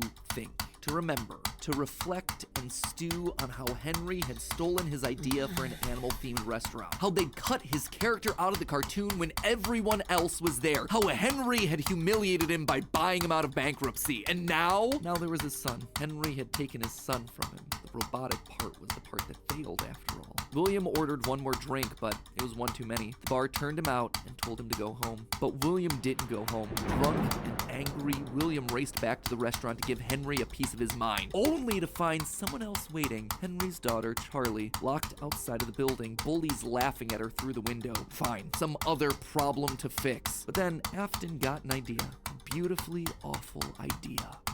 This was his chance to get back at the man that had humiliated him all those years ago. Henry had killed his business, and now Henry's robotic suit had killed his son. It was time for William to do some killing of his own. Let Henry feel what it's like to have something you love get ripped away. While parties continued inside the walls of the pizzeria, William attacked Charlie in the back alley. It felt good. He felt free. The years of resentment and bitterness trapped in his heart finally released in a moment of pure unapologetic evil. He would make Henry hurt like he hurts.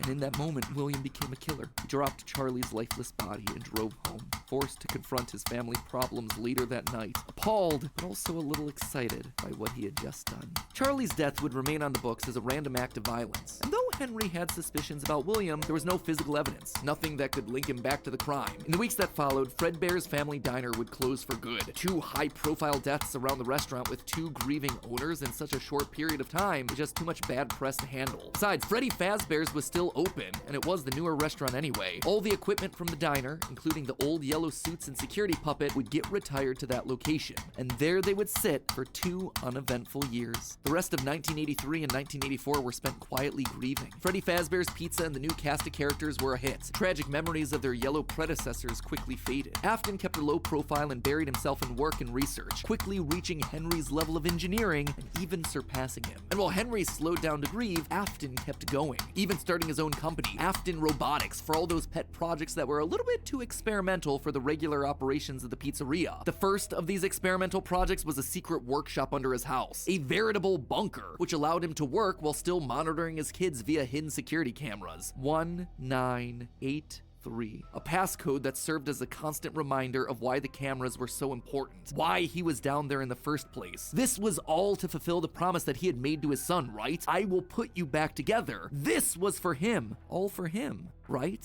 But cameras weren't enough. He needed to solve the runaway Michael problem. He had to keep him in the house. He couldn't have another one of his kids wind up dead inside of an animatronic suit. So why not run a little experiment on Michael? You see, all this work with Henry had gotten Afton to start learning more about life, robots, the human mind, and what a fallible machine we as humans were. Our reality is so easy to manipulate with a few sensory deceptions. Deceptions like sound was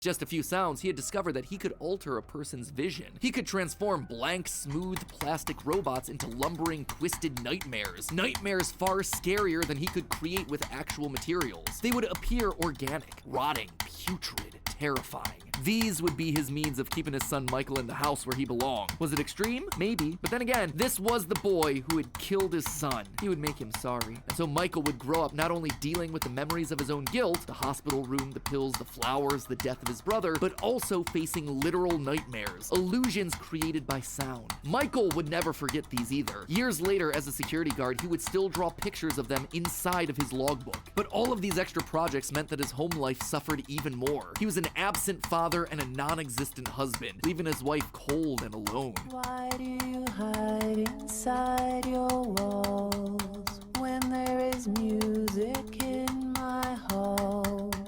All I see is an empty room, no more joy, an empty tomb. And despite her repeated demands that he leave his office and engage with the family, he refused time and time again, leaving her no choice but to leave. You burned down my house? You call that a house? It was like a morgue in there. You need to see your son. The baby isn't mine. Well, how's this? I'm keeping the diamond ring. And through it all, there was one lingering feeling. William wasn't done. He had gotten a taste of what it felt like to be unleashed, what it felt like to be free. Charlie's murder had unlocked something in him, and he wanted more. June 26th, 1985. Putting on the golden Bonnie suit, he lured children one by one to the back room of the pizzeria when no one was looking. At first, he was cautious. He would lure them with promises of cake and cookies. He told them that their dog had died. He would ask for help with homework. Susie was the first. You never truly forget your first. I was the first. I have seen everything. But where to hide the bodies? He couldn't sneak out. Someone would see him. He had to hide them in a place where they'd never be found and where they'd never leave the building. They had to be stuffed inside the suits. No one maintained those things anyway except for him. And so Susie would go into Chica. Fritz, Jeremy, and Gabriel would come next, but it was easy. It was too easy. And with each little life he snuffed out, his lies got bigger. Their house was burning. They're just being kidnapped. Until the last one where all pretense was off. He let himself get violent. Too violent. I'll just wait for him after school, throw a bag over his head, hit him with a shovel, and drag him into the back of my car. The body of Cassidy was far more bloody and broken than any of the others. He'd let himself go too far. That one he shouldn't have killed. With no more active animatronics left, he shoved the body into the one suit that remained backstage. The long-forgotten yellow Fredbear, now broken and discolored with age. Broken, like Cassidy was broken, like his son was broken. Newspapers reported on this disappearance, naming the whole thing the missing children's incident. Police would even charge William with the crimes after finding security footage of the golden mascot suit luring kids to the back, but they couldn't convict him. They had no bodies, and his face had been hidden behind the mascot suit the entire time. What they had was circumstantial at best, and so he walked away a free man. But Henry knew the truth. In these murders, he saw his daughter Charlie all over again. So he threw Afton out of the company and shuttered the doors to the old pizzeria. Henry would keep the franchise quiet for 2 years. This would not happen again. This could not happen again. How could he protect the kids? Finally, he developed a solution. He would implement an even more extreme security system in the form of new animatronics. Toy animatronics, inspired by the toys that they had been selling years ago. But these guys, these were special. They were a new breed of robot with facial recognition abilities. But most importantly, they're all tied into some kind of criminal database so they can detect a predator a mile away. All the original animatronics, now withered with age, were moved to the new location. With a plan in place, it was time to try once more. The year was 1987, and the new and improved Freddy Fazbear's Pizza was making headlines in local newspapers. Headlines that just so happened to catch the attention of William Afton. Freddy's was back, and without him? That was his idea, his character. Henry was, yet again, trying to cut him out of the picture. No. As long as these restaurants stayed open, William would always come back. Then he noticed the phone number to apply at the bottom of the article. $100 a week to apply call. Afton would go back, not as an owner or co-founder. He would go back in the one place that they would least suspect him, a lowly day shift security guard. And there it was. Buried in the back of parts and services mixed in with the old withered animatronics was the golden rabbit. With the yellow security badge still on his chest, he used his crank to pull open the spring locks. It was time for Bonnie to give an encore performance. Someone used one of the suits. We had a spare in the back, a yellow one. Someone used it. Now none of them are acting right. From what I understand, the building is on lockdown. No one is allowed in or out, especially concerning any previous employees. When we get it all sorted out, we may move you to the day shift. A position just became available. 1987, 5 more kids. He didn't know what felt better, getting back into the suit after 2 long years of waiting, or knowing how devastating this would be to Henry the next morning. He didn't even try to hide his crime this time, just meant more blood on Henry's hands. He'd failed to protect the kids again. The restaurant had only been open for a few weeks, but William was sure that this would get it to close. Good, if he couldn't have Freddy's, no one would. Whenever a new pizzeria opened, he would be there. But as he sat in his bunker, something else started to linger in William's mind. He had seen something strange. The old withered animatronics, they had been wandering around the building, spurred on by the puppet. It was almost like those old robots were trying to save the kids. Save them? They couldn't, obviously, but still, how were they moving? It was almost like they had been given life somehow. Did he have something to do with that? The following day, the news would report a security guard getting bitten by one of the animatronics during the day shift. Was that bite meant for him? William's curiosity was stronger now than his bloodlust. He had to learn more, but how? There was no way he'd ever be able to get inside another Freddy's pizzeria. Heck, there was practically no way a Freddy's would ever open again. He needed to create something new, something brand new. He needed to create his own pizzeria. Due to the massive success, and even more so the unfortunate closing of Freddy Fazbear's Pizza, it was clear that the stage was set, no pun intended, for another contender in children's entertainment. Circus Baby's Pizza World. This would be the place where he could continue his work. No longer just murdering, experimenting. He needed more kids, and he needed them alive. And knowing that he couldn't show his face on the restaurant floor, he needed a way of remotely capturing his victims and preserving them for his work. With that goal in mind, he designed a new breed of animatronic. Their endoskeletons fluid and flexible. He equipped them with sound lures that could mimic voices. They could isolate children. They could incapacitate and contain them with zero direct input from him. It was brilliant. He was brilliant. Far beyond the simple bars and wires of Henry's designs. And the characters he chose for this were uniquely his. His new roster wasn't going to be tainted by Henry's disgusting barnyard bird. Instead, it was back to his characters, his creations, Freddy, Bonnie, Foxy, as well as two special ones. The first, Ballora, was an homage to the woman who left him. Now she would never leave him again. The second, the titular baby, was designed with his baby in mind, Elizabeth, his youngest child. She would always be Daddy's little girl, the one that listened to him, the one that obeyed, until the day that she didn't. Daddy, why won't you let me play with her? She's so pretty and shiny. Didn't you make her just for me?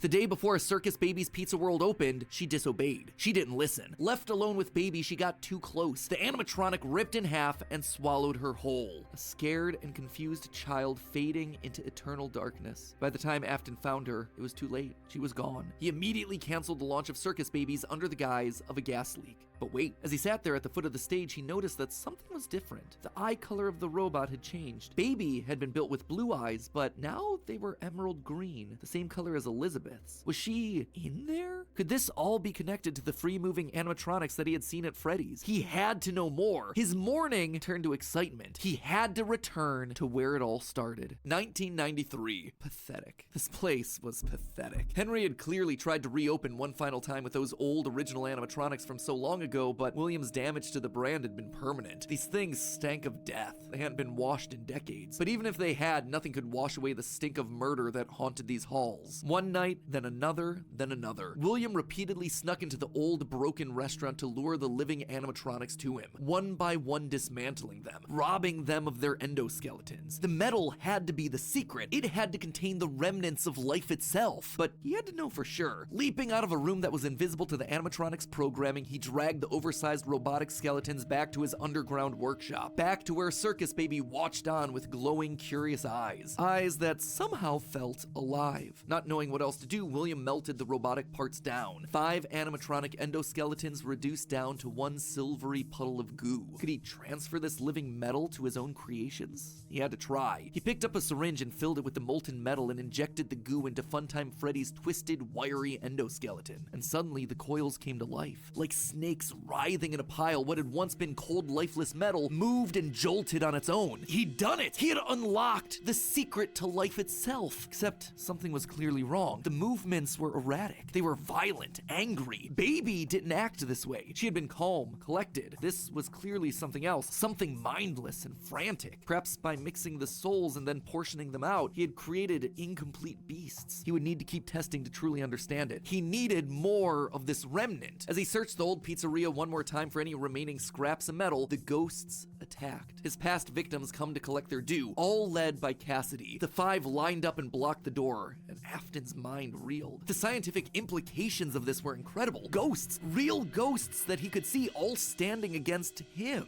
But what could they do? What couldn't they do? He panicked as Cassidy approached. How do you stop something that's already dead? Maybe with the thing that resulted in their death in the first place. He would get into his suit like old times. He would regain his power over them just like the day that they died. He was the genius. He was the one in the suit. He was the one in charge.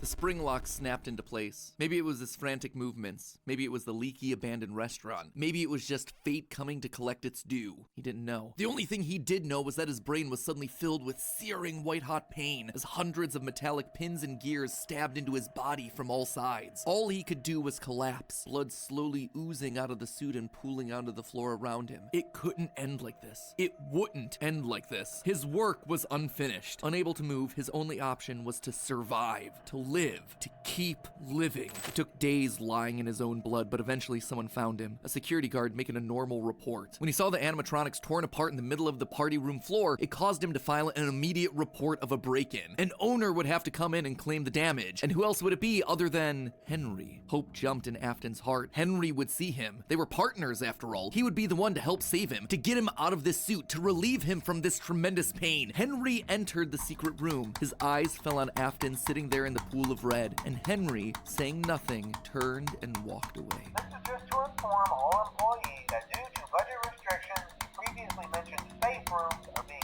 sealed at most locations, including this one. Nothing is being taken out beforehand, so if you left anything inside, then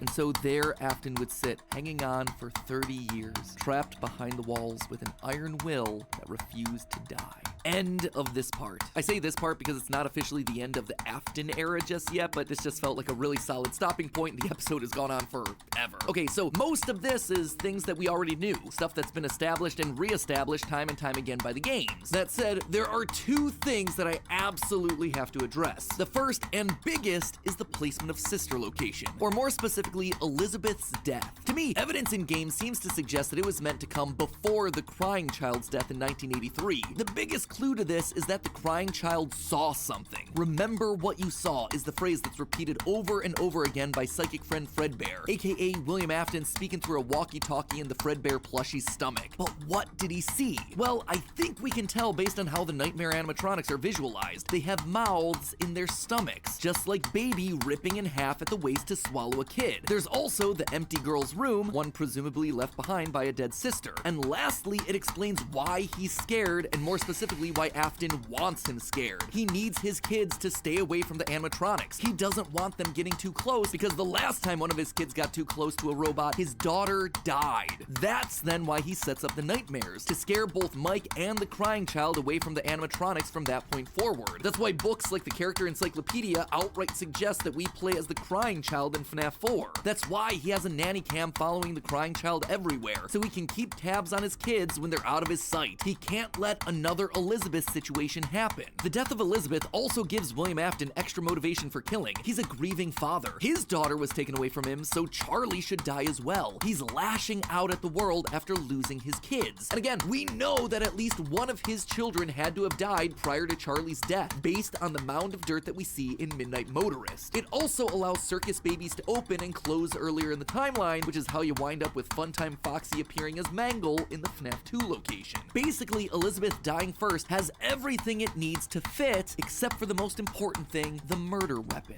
Why would Afton be building an animatronic with a giant claw in its stomach so early in the timeline? At this point, he just has no motive. It just doesn't make sense prior to 1983. At this point in the story, he hasn't killed anyone, and we know for a fact that the missing children's incident is 1985. So Elizabeth's death coming before any of those events just doesn't work, hence why I placed it where I did in the narrative timeline. Afton's death here is also a bit tricky. We know that he returned to the FNAF 1 location to break down the original animatronics in order to harvest their remnant. We know that he melts down 5 things to become one thing. Candy Cadet makes that very clear. So the 5 things are the 5 endoskeletons from the various animatronics. That would be totally fine if it weren't for one huge problem. On his 5th visit to the pizzeria, Afton gets spring locked. So either the 5 becoming 1 starts in 1993, but then finishes 30 years later when he re-emerges from the wall to add the last endoskeleton to his pile, or he's had himself some reason to return to the original location after harvesting all the stuff that he can. It's not ideal, but it's the one angle that makes the most sense. And with that, this next chapter comes to a close, thereby leaving us with 5 more games to cover and another 40 plus years of Fazbear history to recap. When you put it that way, something tells me that this might balloon into 4 parts. Ugh, we'll see. Anyway, until then, my Faz heads, congratulations, you've made it through a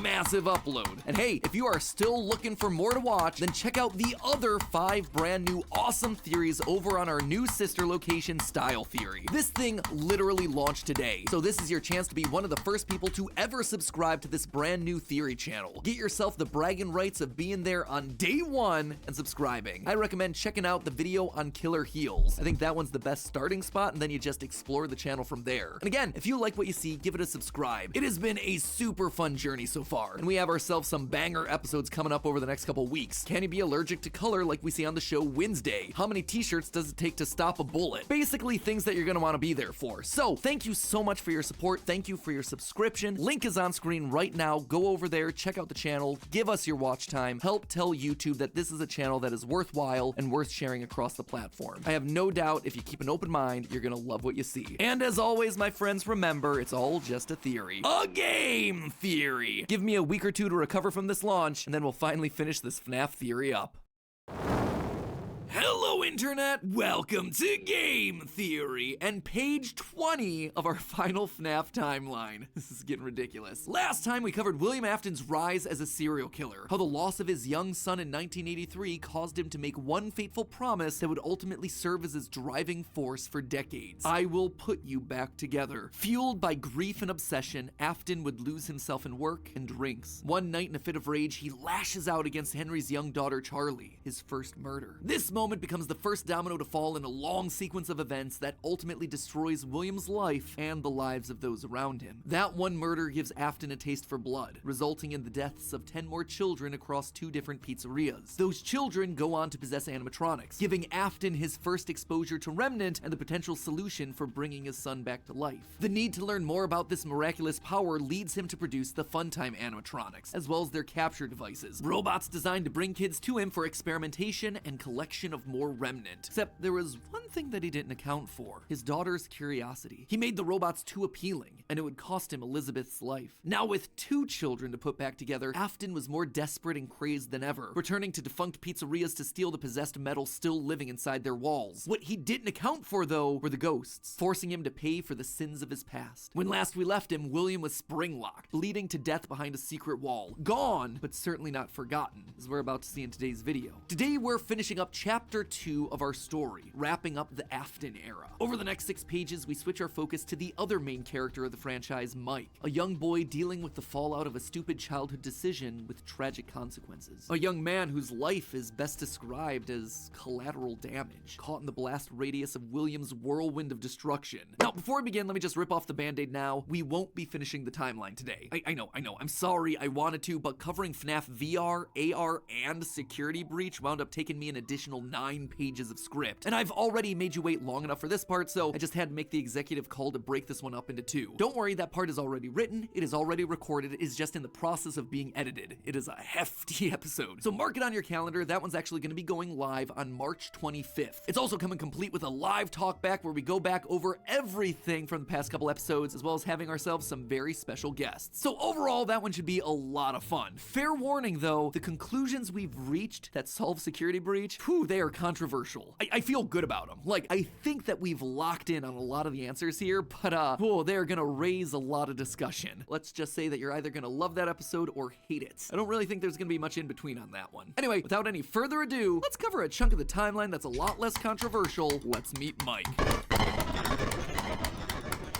William still wasn't back. Weird. Michael knew his father sometimes traveled for work, disappearing for days on end, but usually there was some sort of notice, a phone call, a post-it, something. It's not like Michael and his father were close, far from it, but as a household of 2 suffering men coping with years of tragedy and loss, there was at least some element of communication between the 2 of them. They were united by a name and a shared pain. This time though, things felt different. William had left nothing. His absence was longer. There were no check-ins, no updates, just silence. Something had happened. If there was one thing Michael knew about his father, it was that he had contingencies, safety checks, backup plans. His father was a careful and guarded man, held his cards close to his chest, and as such, William had prepared him in the event that something like this ever happened. Normally, his father kept his home office locked, but in the event of an unexpected, prolonged absence, Michael had been instructed to enter his father's office and look behind an empty set of shelves mounted in the corner of the room. Rolling his eyes, Michael entered the office. Never fully understood how William was able to spend so many hours of his days locked up in here. There was just nothing to do. Most of this place was empty. He dragged himself over to the shelf in the corner, expecting to find an emergency contact list, a family safety deposit box. But what he actually found there was completely unexpected. Father, it's me, Michael. I did it. I found it. It was right where you said it would be. The shelf swung open and revealed a giant industrial elevator, one that led straight down into an underground bunker. But that was impossible. Hidden inside his childhood home was a secret entrance to an enormous underground science lair? It didn't make any sense. Seriously, it didn't make any sense. And yet, here it was, mapped directly underneath the floor plan of the house that he'd grown up in, lost his brother in, been tortured in. Michael thought that he'd known his father, a prideful, sad, angry man man with petty, everyday problems, but clearly he'd been living with a stranger this entire time. His father had secrets. Suddenly, the days of William being locked inside of his office made sense. He'd been here the entire time. Where was here, though? Was this Circus Baby's entertainment and rentals? The Circus Baby restaurant always did seem to be a deeply personal project for Father. A failure of his that cut unusually deep, especially after that first location had to be closed prematurely due to the gas leaks. After that day, Father really did seem to change, to lose himself even more in his work. Clearly, the entrance he had found was some sort of secret back way into the facility, one that required crawling through vents to navigate. His father had been working here, but in secret. Why? And that's when he found her. At the end of the facility, Circus Baby, his father's pride and joy. Except something was different about her. She wasn't like the others. The way she talked, the stories she told. This wasn't just a robot. She was alive somehow. And not only was she alive, she also felt familiar. There is something bad inside of me. I'm broken. I can't be fixed. Will you help me? Was this his sister? William's baby girl? But how? Why? What was this place? He dug around some old files and found blueprints outlining the features of these animatronics. Storage containers, voice mimicking, parental tracking. And was that a child in Freddy's stomach? Was his father collecting and experimenting on kids? Were all the rumors that he'd heard throughout his past actually true? That the animatronics came to life at night? That there were murders done in all the pizzerias? That his father had somehow been the prime suspect in all of it? Suddenly, Michael's mind flashed back to his persistent nightmares throughout his childhood. Had he been experimented on too? Tears stung in his eyes as anger, fear, and confusion filled his body. His father's secrets were pouring out. William wasn't just a lame, overworked father. He was a monster, toying with life itself. Suddenly, everything clicked. He frantically looked around the room, blinking human heads on poles staring back at him. Green eyes, his sister. Blue eyes, his brother. Closed eyes, his mom. All just staring expectantly. These were meant to be human. William was working down here trying to make believable humans, literally rebuilding the family that they had both lost. The small little girl robots with their British accents roaming the hallways of this underground facility suddenly took on a whole new context. Hello in there. Is it the same person? Were those meant to be his sister? A replacement for her? A clone? Was William building clones of his sister? They seemed to know him, after all, to react to his presence. They were all there. They didn't recognize me at first, but then they thought I was you. He always did have a bit of a resemblance to his father. Michael's mind reeled as the reality of his world crumbled to dust. No, he had to get them out of there. If this really was his sister, heck, if any of these things were human, souls, whatever remnant of the humans that they once were, they needed to be rescued. They always put us back inside. There's nowhere for us to hide here. Led by the voice of Circus Baby, he marched through the now empty halls of the Funtime Auditorium. He would lead them. He would protect them. And finally, he would be able to forgive himself for the killing of his brother so many years. You are in the scooping room now. The scooper only hurts for a moment. Scooper? That violent extraction arm? Michael had seen that one in the pile of blueprints. Something about heat rendering the magical silver metal inside useless. In reality, prior to getting himself spring-locked and put behind the wall, William's methods had become increasingly sophisticated, with a mechanized arm that could infuse new bodies with a soul. William could finally give and take away life. The only thing he needed were the bodies. But William wasn't the only one looking for bodies, as Michael was about to learn. But if we looked like you, then we could hide. If we looked like you, then we would have somewhere to go. Michael was going to be the hero to help these animatronics, all right. He was going to help the haunted tubes and wires of these animatronics escape, just not in the way that he anticipated. His sister had lied to him, another game of pretend. The scooper plowed forward, digging its extraction arm into his body. As he heard his bones ripping through his flesh, Michael blacked out. But something is wrong with me. I should be dead, but I'm not. For the next several months, Michael's life was not his own. He was forced to comply with the tangle of wires and spirits that lived inside of him. His body felt like an overfilled balloon begging to burst as day by day, week by week, his flesh began to sag and discolor. He was a walking, talking, rotting corpse, alive, but wishing he wasn't. He was a puppet, a walking shell. And while he did his best to conceal his fate, there was only so much a man filled with robot spaghetti could do. The entity in his innards would eventually leave, but by that point, the damage had been done. His decaying flesh stank, turning him into a literal purple guy. But still, even with no bones, even with rotting purple flesh and begging to die, Michael continued to live. That silvery metal remnant injected by the scooper meant that he couldn't die. His anger also refused to die. What he had seen down there in his sister's location had rocked him to his core. His father had killed and captured dozens. His experiments had killed his sister and then tortured him throughout all his childhood. He was actively trying to build human replicants. He didn't know where his father was, but Michael knew that he was out there somewhere. I've been living in shadows. There is only one thing left for me to do now. I'm going to come find you. Michael had to correct for the sins of his father. He had to make things right. Michael would burn Fazbear Entertainment to the ground. I mean, what else could you do when your skin was permanently purple? Michael's strategy was simple. He would apply for night security guard positions at the old defunct pizzeria locations. That way, no one ever had to see him or smell him during his shift. And all these old, shuttered locations did need guards. Teenage vandals and squatters were always looking to get inside these abandoned buildings, and yet no one ever really wanted to work an overnight graveyard shift unless they were practically out of options. Enter Mike. One by one, he would take on the job of security guard, changing his name each time to ensure that no one was able to follow his paper trail. Once inside, he could tamper with the animatronics and figure out how they worked, writing about his experiences in his security logbook. While there, he would listen to the old tapes where upper management awkwardly welcomed new recruits to their summer jobs, even though he was working there nowhere near the summer months. He heard the gory details of his father's franchise from the outsiders looking in, confused and afraid about what was happening in the walls around them. Sometimes he would see his brother in the form of the Golden Freddy suit. It's me appearing on the walls around him. Except now, there was something else there. He was no longer alone. Another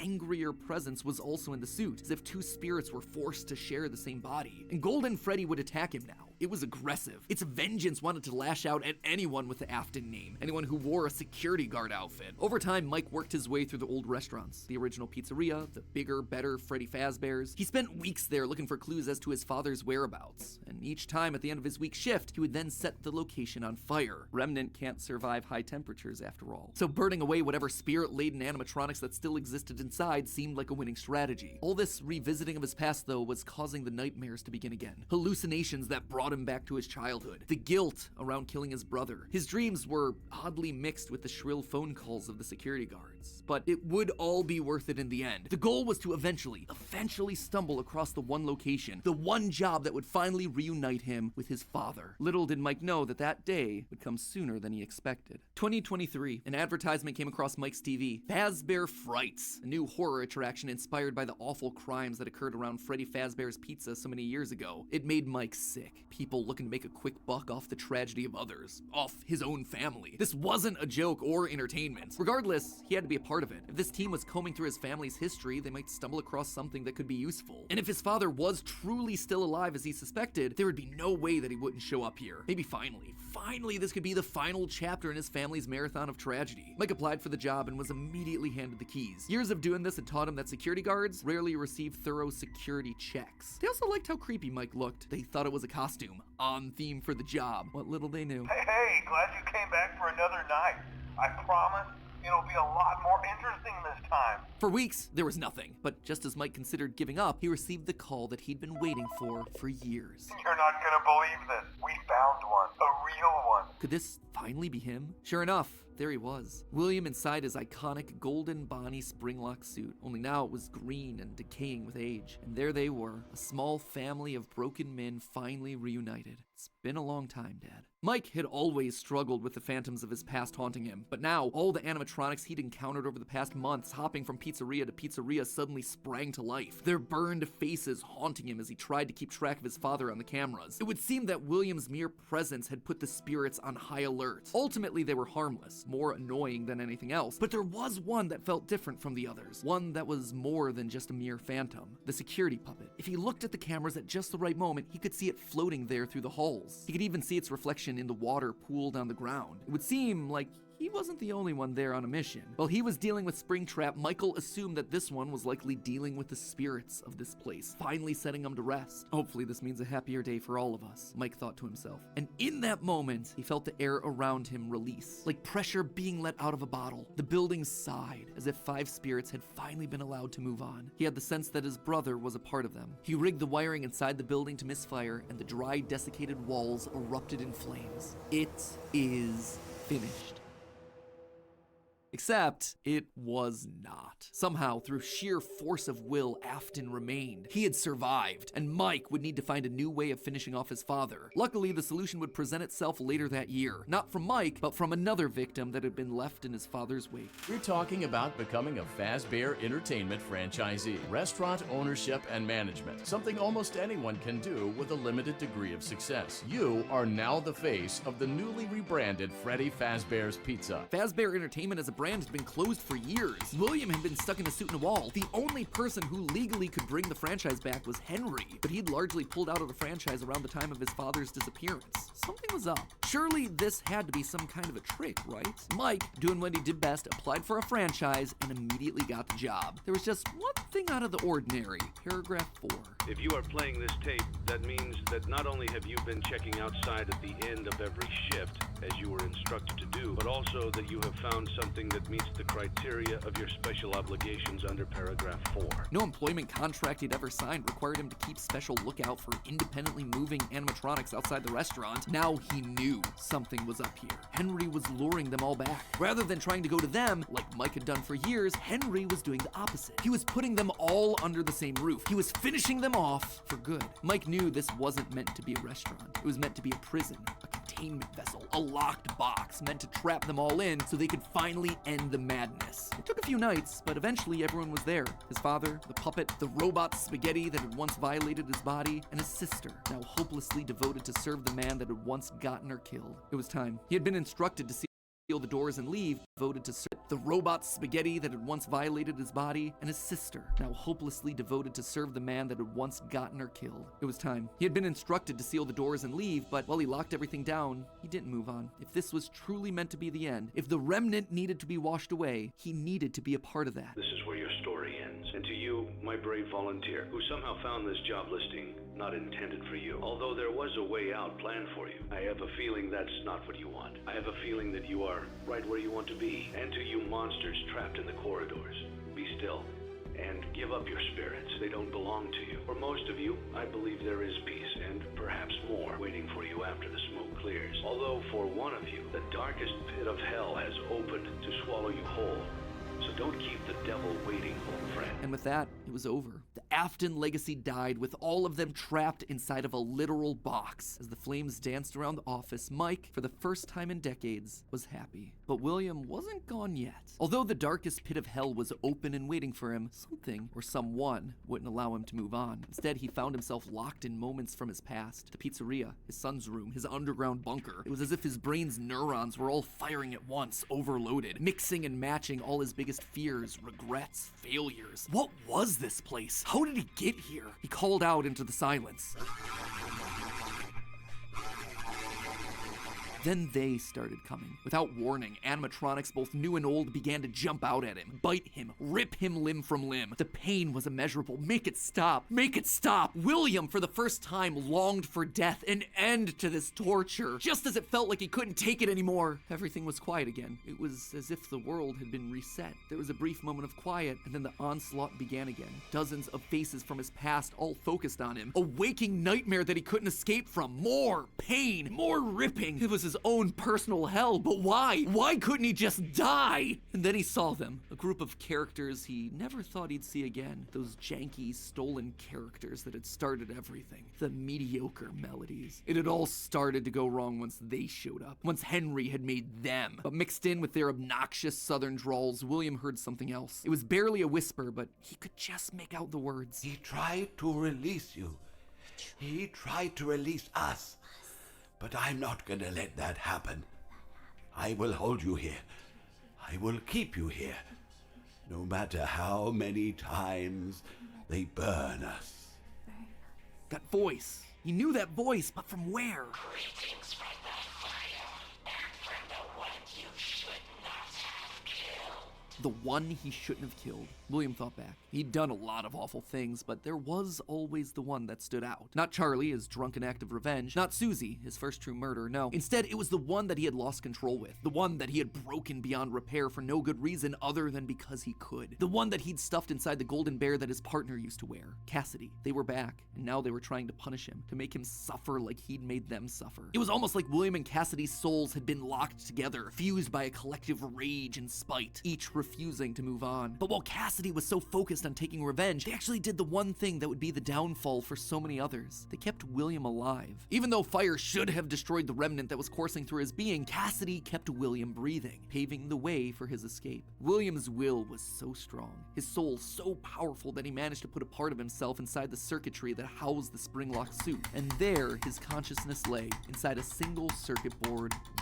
waiting for someone to find him and set him free. A person that no one would suspect. Okay, so a bit of a shorter chunk, but an important one as we shift perspectives to Mike and tell his side of the story. And with FNAF VR, AR, and Security Breach having so much to explain, I didn't want to rush through things by trying to cram it all in here. Don't worry, I know you've all been patient. The final video is happening on March 25th. That is locked, it is getting ready to go. Trust me, I want this thing to be over and done with as much as you. I am not just stretching it out for the views. But before we wrap up for the day, I did want to talk about the big Orville elephant in the room, Mike's quest for revenge. You might have noticed that I was vague about the dates, and there's a good reason for that. I don't know them. There is no good way for me to make them fit in. Here's what I do know. We know with a high amount of certainty that Michael Afton is the character that we play as up until Ultimate Custom Night. Mike Schmidt and Fritz Smith, the security guards for FNAF 1 and FNAF 2 respectively, get fired for, quote, tampering with the animatronics and odor. So weird connection between the two of them, right? But now, look at the phantom animatronics that are haunting us in FNAF 3. They use models from both FNAF 1 and FNAF 2, meaning whoever is sitting in that security guard chair Fazbear Frights, they have to have seen both locations and their animatronics. And that's not all. Their designs are burnt. It's a weird detail in the game, and it's something that the character encyclopedia repeatedly calls attention to. The burned texture for these phantom animatronics. Why is that so unusual though? Fazbear Frights is the first time in the franchise that we hear about anything burning down. From that point on in the story, it's like the characters turn pyro and are suddenly setting fires left and right. But for the first 3 games, nothing ever catches fire. The animatronics are just moved or repurposed in some way. So when did they burn? And why would our security guards see them as being burned? Someone has to have been going location to location, setting these places on fire, purging the sins of the past. We know we're definitely playing as Mike and Sister Location in FNAF 6 based on the in-game dialogue. And in FNAF 4, there's an Easter egg where we can hear the phone call from Night 1 of FNAF 1, meaning that whoever's in that bedroom has heard the recording as a security guard. We also know that Mike has seen the nightmare animatronics based on his drawings in the security logbook. So overall, there is solid evidence that connects all of FNAFs 1 through 6. You'll also notice how the character encyclopedia doesn't have a page for Mike Afton. This thing has a page for Chocolate Bunny Bonnie, but not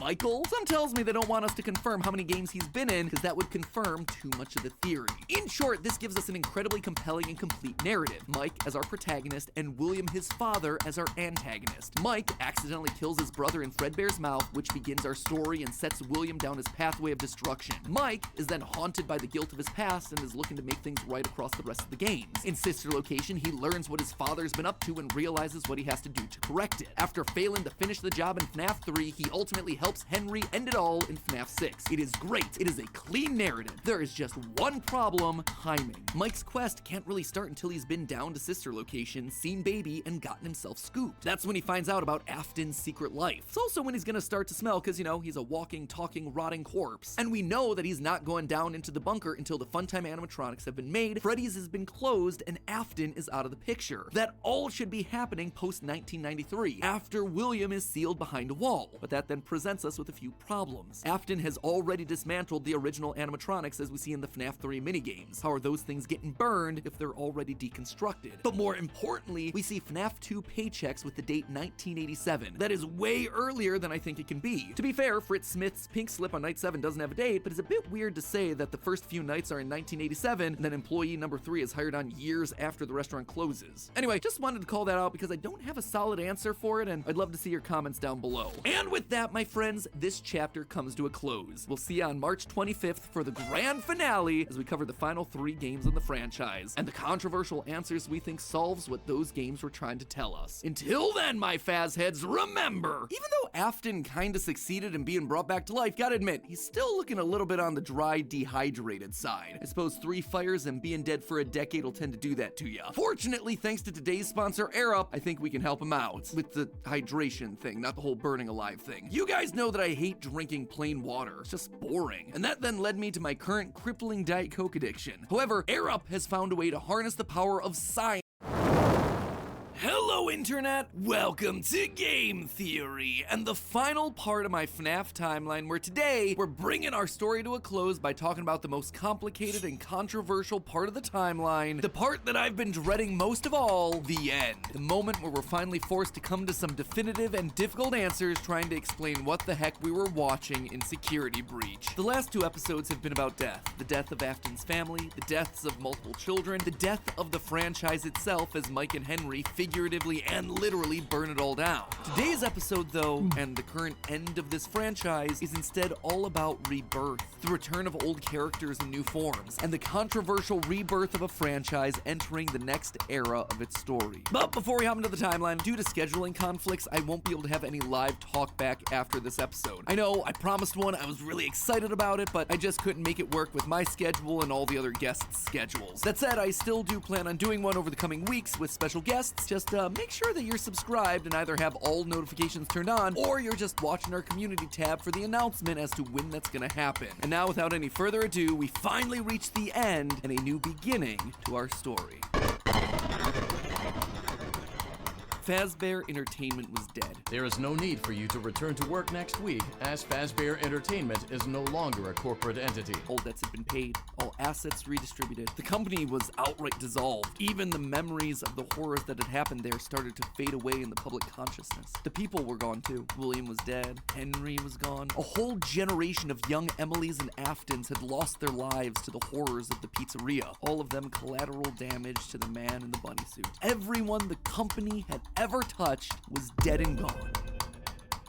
Well, all except one. Pay your child support, you deadbeat! I'm keeping the diamond ring. I also set the house on fire! Clara Afton. She'd been there in the early days, back when things with William were good. They'd had the perfect home, a thriving business, the ideal family. But shortly after their youngest son died, things started to change. William had become distant, lost in his work, obsessive. She had watched him change from this irritatingly brilliant man that she had fallen in love with to a drunken monster struggling to hold himself together. And despite her trying to reach out to him in those desperate days, he was just too far gone.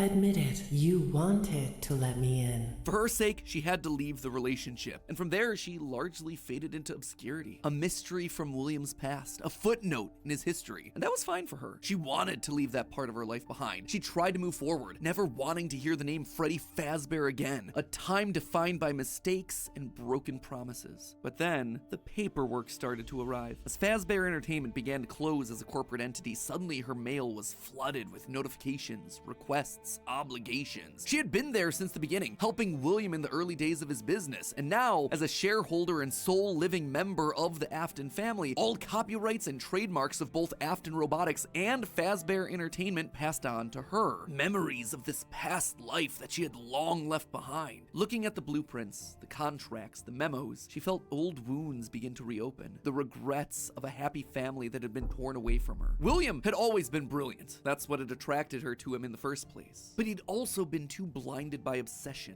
and pride. He was too jealous, too petty, too unable to actually see a bigger picture. But now, holding the paperwork that contained decades of heartbreak and trauma, she realized it was her turn. She was holding the power. This was her chance. And one thought resonated in her head. I will put them back together. I will put them all back together. She would be the one to rebuild this family, to rebuild the pieces of that shattered life, to reclaim the kids that Fazbear had stolen from her. But how? Looking at William's work now laid out before her, she knew that he had been onto something. Collecting remnant, robotic humanoids, digital conscience transference. The pieces were all in place, they were just scattered, fragmented. It was almost like there were too many ideas going in too many different directions. It was such an important idea that she reiterated that point to herself. There were too many ideas going in too many different directions. That said, there had to be a way to save it all. She just needed to put it all back together. But how? To rebuild her family, she would first need to rebuild the franchise that had stolen them away from her. With ownership over the characters, their licenses, the technology patents, and the Fazbear name, she converted the corporation back to an LLC, a structure for smaller businesses that are usually family-owned.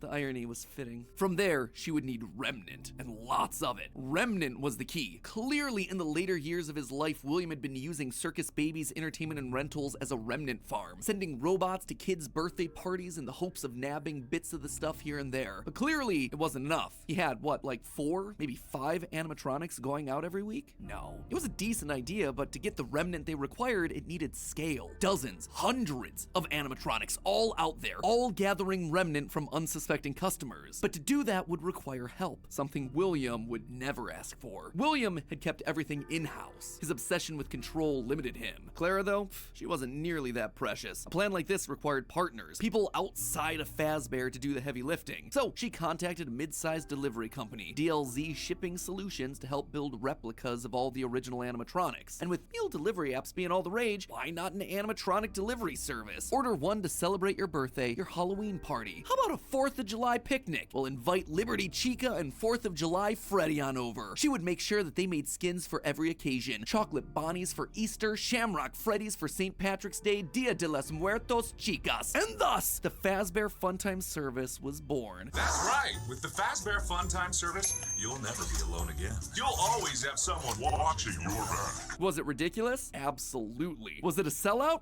No doubt. It was exactly the sort of thing that William would have hated, but it needed to be done to get enough remnant. Normally, the novelty of ordering an animatronic wore off after like, what, 1, maybe 2 times? But with new skins for new holidays, suddenly you had yourself an animatronic perfect for every occasion. It would keep people hooked. It would keep them ordering the latest and greatest that Fazbear Entertainment LLC had to offer. And all the while, they'd be collecting and returning the remnant back to her. In a word, it was brilliant.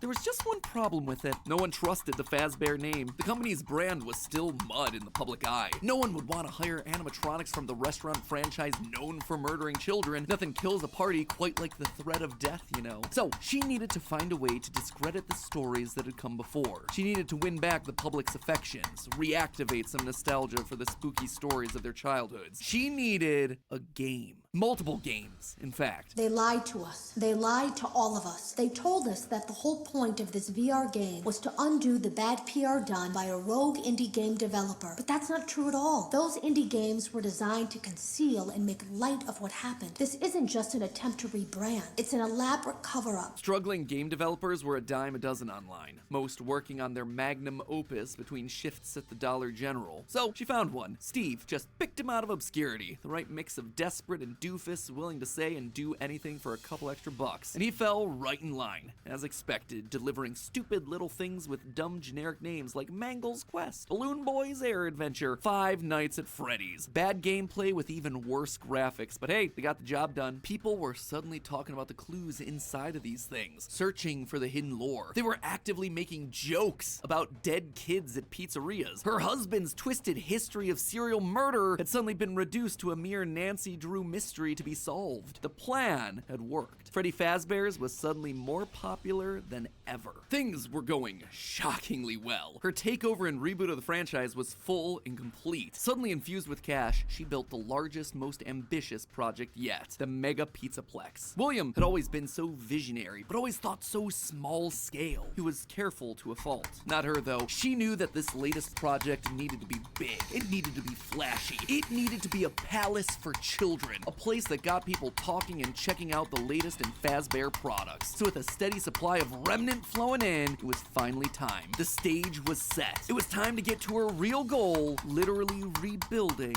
a family. March 2035. The first was obvious. the crying child, her little boy, the one that was the first to get ripped away from her. She'd seen down in his bunker that William had gotten very close to replicating artificial humans using animatronic technology, and so that's exactly what she would do, rebuild her boy from the ground up using robotic parts. His shaggy brown hair, his favorite striped shirt, even down to small details that no one would notice, like the band-aid on his left knee. William's research had even found ways of making animatronics that could bleed and process food, making them virtually indistinguishable from a typical human. He would never have any idea of what he actually was unless he was explicitly told. The only things that could possibly ruin the illusion were any overrides to his internal systems. If something were to, say, interfere with the cameras that he had in his eyes, or cause some sort of a core reboot to his hard drive, or x-ray his metallic bones, then yeah, he would be exposed. But otherwise, to the outside world, he was just your typical, normal human boy. She worked down in the bowels of the Pizzaplex, giving him life, but it was one thing to build him, it was another to help him remember his identity. He died so young, so early in their history that there was no preserved memories for him, no documentation that she could just download into his digital brain. So bit by bit, she trained him, forcing him to remember who he was. In a corner of the room, she even made a makeshift dinner table, a reminder of their happier days. The family recreated: 2 brothers, a sister, a father, and the mother at the head of the table. The one in charge, the one in command, the one bringing all of this to fruition. But his progress was admittedly slower than she would have liked. At first, he could only communicate through simple ones and zeros, then rudimentary drawings and crude letters. But bit by bit, images of his past life started to come through. Balloons, colors, houses, bears and faces, birthday parties. All for me. Gregory was alive. As the robot boy embraced her, she felt a warmth that she hadn't in decades.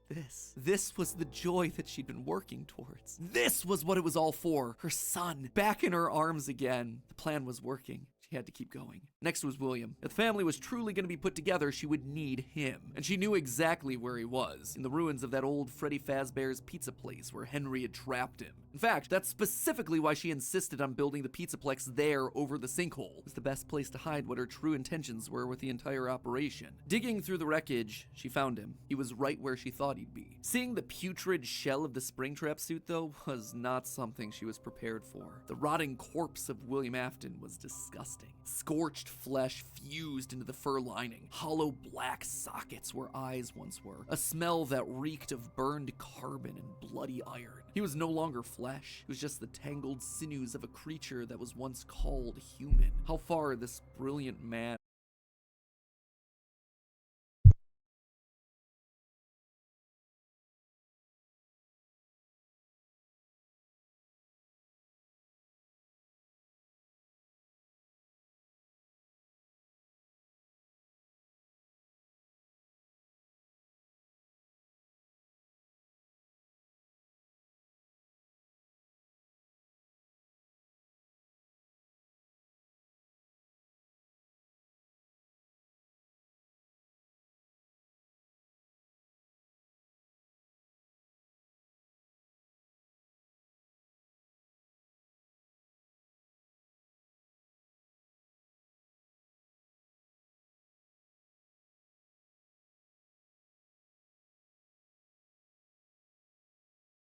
had fallen. It was clear that her work was cut out for her on this one. Afton was practically lifeless. The man may not have been able to die, but he was about as close as you could come. And his body would need a lot of reconstruction. Replacement arms and endoskeleton reinforcements were the top priority, maybe pulled from their new line of glam rock animatronics. She'd have to see if they had any spare Bonnie parts lying around that they could steal. In the meantime, though, she threw the husk that was once her husband into a life support pod infused with aerosolized remnant to help keep him stable. But more important than recovering his body was recovering his mind. In his current state, he was comatose, an empty shell. Severe brain damage starts at temperatures over 108 degrees Fahrenheit.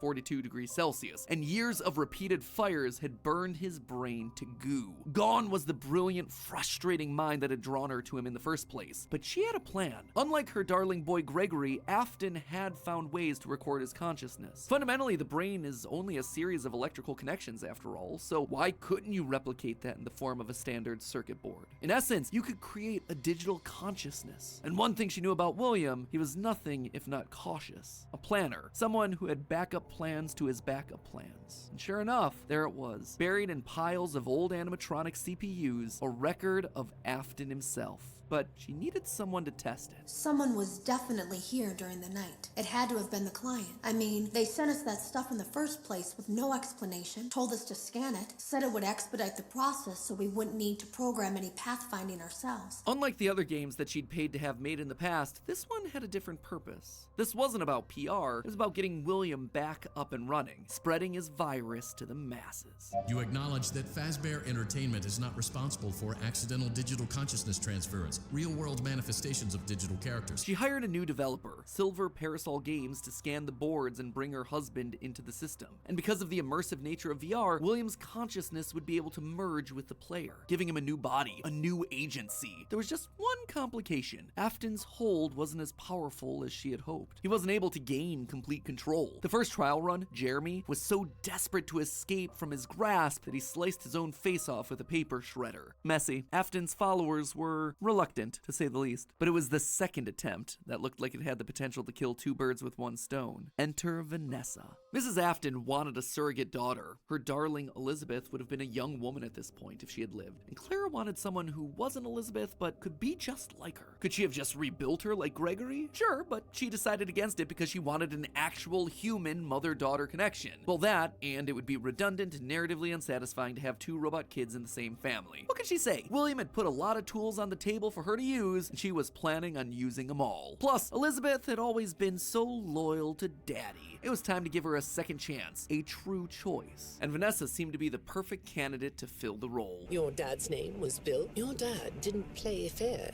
did he? He used to make your mum look bad in court. He manipulated you. I know your mum after she lost the custody case. I was supposed to be a good girl. She started as a QA tester at Silver Parasol Games, a VR game development company that was part of her plan to bring back William. But more importantly, Vanessa checked all the correct boxes. Right age, blonde, green eyes with a fondness for flowers and the outdoors. In many ways, it was her daughter all over again. Except it wasn't just looks and personality. What really mattered was Vanessa's mind. Underconfident, coming from a broken home, motherless, able to be manipulated. Yes, she would do nicely. She would be the one to save dear old Daddy, just as the real Elizabeth would have wanted. I will make you proud, Daddy. While testing the VR game, William's digital consciousness merged with Vanessa. Oh sure, she fought, fragmenting Afton's code into a series of tapes hidden across the game, trying to do web searches to regain control over her life, but it wasn't enough. She was weaker than Jeremy. She was a thrall that, despite occasional moments of lucidity, had to obey. And with Vanessa, it was a 2-for-1 deal. She was getting a daughter back, while also bringing her husband one step closer to reactivation. She just had to make sure that Vanessa was headed the right way. The reborn Gregory was an expert hacker, part of the benefits of being an Afton and a robot, so Clara had him keeping tabs on Vanessa, hacking into her emails and trailing her therapy sessions to ensure the future Elizabeth was falling in line. If any of the therapists started to ask too many questions, they were promptly dismissed from their positions. And while Gregory kept tabs on Vanessa's personal life, Mrs. Afton made sure to clear a path for her professionally. With Silver Parasol's collapse at the hands of the Anomaly, she then had the possessed Vanessa bring the contaminated circuit boards to DLZ shipping and the Fazbear Funtime service. More glitches, more Remnant, more Afton. But it was her last move that was the best. In a true masterpiece of poetry, she brought Vanessa over to be Chief Security Officer at the Pizzaplex. A true family tradition to don the hat and badge, and all it took was a recommendation from the top as well as some emails marked for deletion. Sure, Vanessa didn't have relevant experience for the job, but when it comes directly from the CEO, does it really matter? Husband, son,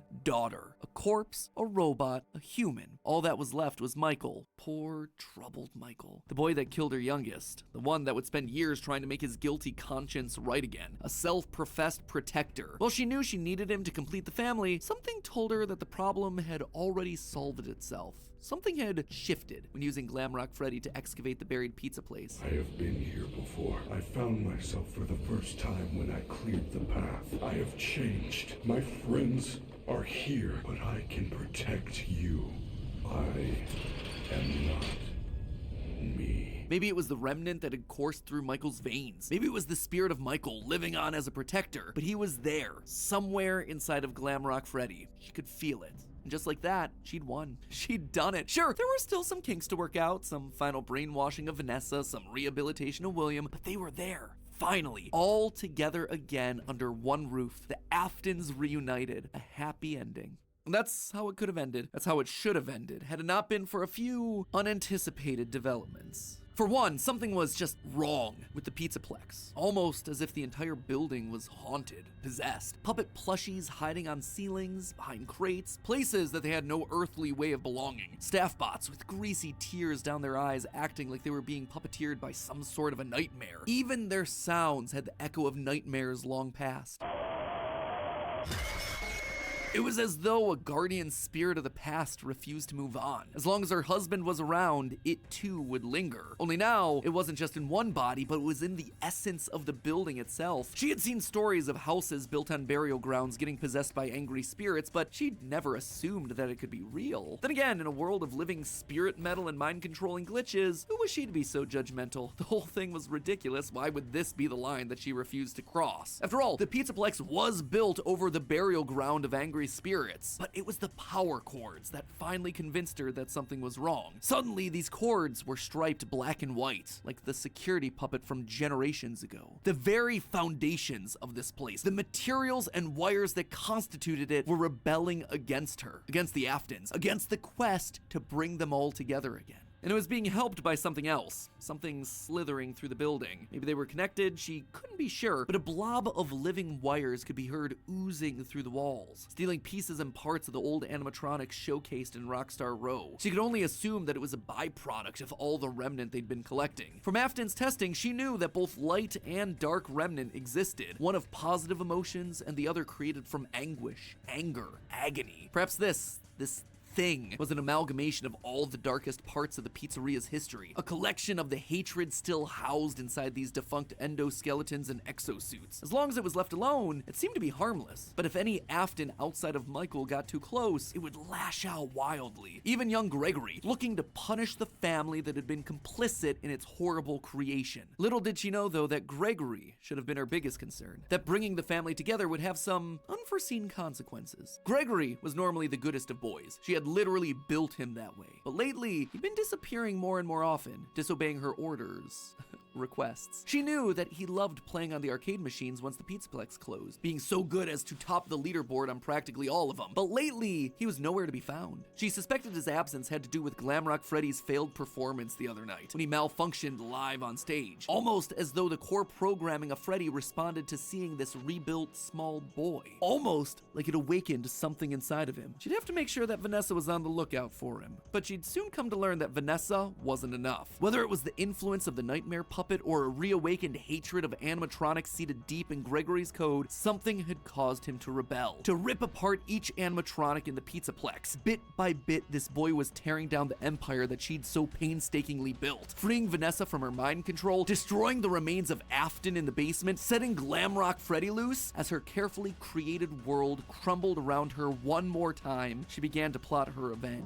She would have to bring them all to ruin. And there you have it, my friends, nearly a decade in the making, my FNAF timeline for where the franchise is here in 2023, the year of Fazbear Frights, by the way. As always, it wouldn't be right for me to finish without going over some of the more controversial takes that I just handed out. I think we can all agree that this part of the timeline was always going to be the hardest, so let me just break down some of the major points. First of all, the biggest swing of this episode, and obviously the one that everything else rests upon, Mrs. Afton being the CEO of Fazbear Entertainment LLC. Here's why I went with this route. Now, first and foremost, the head of Fazbear Entertainment is the single biggest mystery that we're meant to solve at this point in the lore. The Ultimate Guide brings it up repeatedly. Who's running the show? Who is okaying these decisions? And in the security breach memos, we get multiple mentions of someone manipulating things from the top down. Whoever this is, they are the person driving forward every other facet of late-stage FNAF lore here. They're the puppet master who's hiring the indie dev. They're the ones relaunching the brand, building the Pizzaplex over the burial ground. So everything at the end of the timeline relies on this one singular answer. Now, as I see it, there are two possibilities here. One, an adult robot Elizabeth, like we see older versions of robot kids in the fourth closet, or Mrs. Afton. Could it be someone completely new to the franchise? Absolutely yes, but in a game with so many returning faces and repeated themes, it would be pretty random and arbitrary. So, between these two girl bosses, who then would it be? Well, Elizabeth always wants to please her daddy, so she'd be most likely wanting to bring him to life. But then, what's Vanessa's role in all of this? Vanessa is clearly meant to be a parallel for Elizabeth. Same same hair, same eyes, similar backstories, but if the main goal is getting the Afton family back together, which seems to clearly be the case in Security Breach, then there's no need for Vanessa to be involved at all. We already have Elizabeth running the show. It would also mean that we suddenly have 2 robot kids running around, which feels narratively repetitive and quite frankly kind of dumb. Now look at Mrs. Afton. We know next to nothing about her outside of any clues that we can get from Immortal and the Restless and Bellora's song. But what her being head of Fazbear does is make every other piece of the lore fit. Suddenly, you can have one of every other type of character. One robot kid in Gregory, one brainwashed human in Elizabeth/Vanessa, one OG corpse in William, and one possessed animatronic in Mike. Narratively, it makes everything else cleaner. Legally, it's also the option that makes the most sense. As I call out in my narrative, she'd likely have some stake in the original company and all of its assets. So as Fazbear folds as a company, I'd suspect a lot of it would return back to her. But there was one clue that really sold me on this particular direction, and that was this right here, in the Post-it room, the big lore central of Security Breach, a dinner table scene with the whole family, including the mother. And not only is she there, she is at the head of that table, the position of highest honor and responsibility. She is the one in charge, with William being relegated off to the side. That one scene shows that we have to include Mom in there somewhere, and the only place it makes sense for her to be is at the top. Now, there is one big dilemma with my interpretation of all this. The Ultimate Guide really seems to point out that the head of Fazbear doesn't want the glitch trap virus to spread. They call out one particular email in FNAF AR where the legal team calls a cease and desist to all action about scanning the circuit boards. And even in FNAF VR, we're told that the circuit boards get stolen back by the client, presumably once they realize what danger is on there, trying to stop glitch trap before he spreads and gets out of hand. Here's the problem with that though. If the head of Fazbear doesn't want Afton to rise again, why'd they restart the company in the first place? Why'd they build over the FNAF 6 pizzeria? Why'd they go through an elaborate cover-up to make the possessed Vanessa an important part of the company? Just doesn't make a whole lot of sense. It would be the most inconsistent series of actions ever, but I did want to call attention to it since it seems to be the route that the official guide is trying to steer us towards. Moving on to minor point number 1, the Five Nights at Freddy's games were made by the Rogue indie developer. Here's the thing, FNAF VR opens with this line. That's why we have recreated many of these completely fictitious scenarios, lies that you've been fed over the last several years,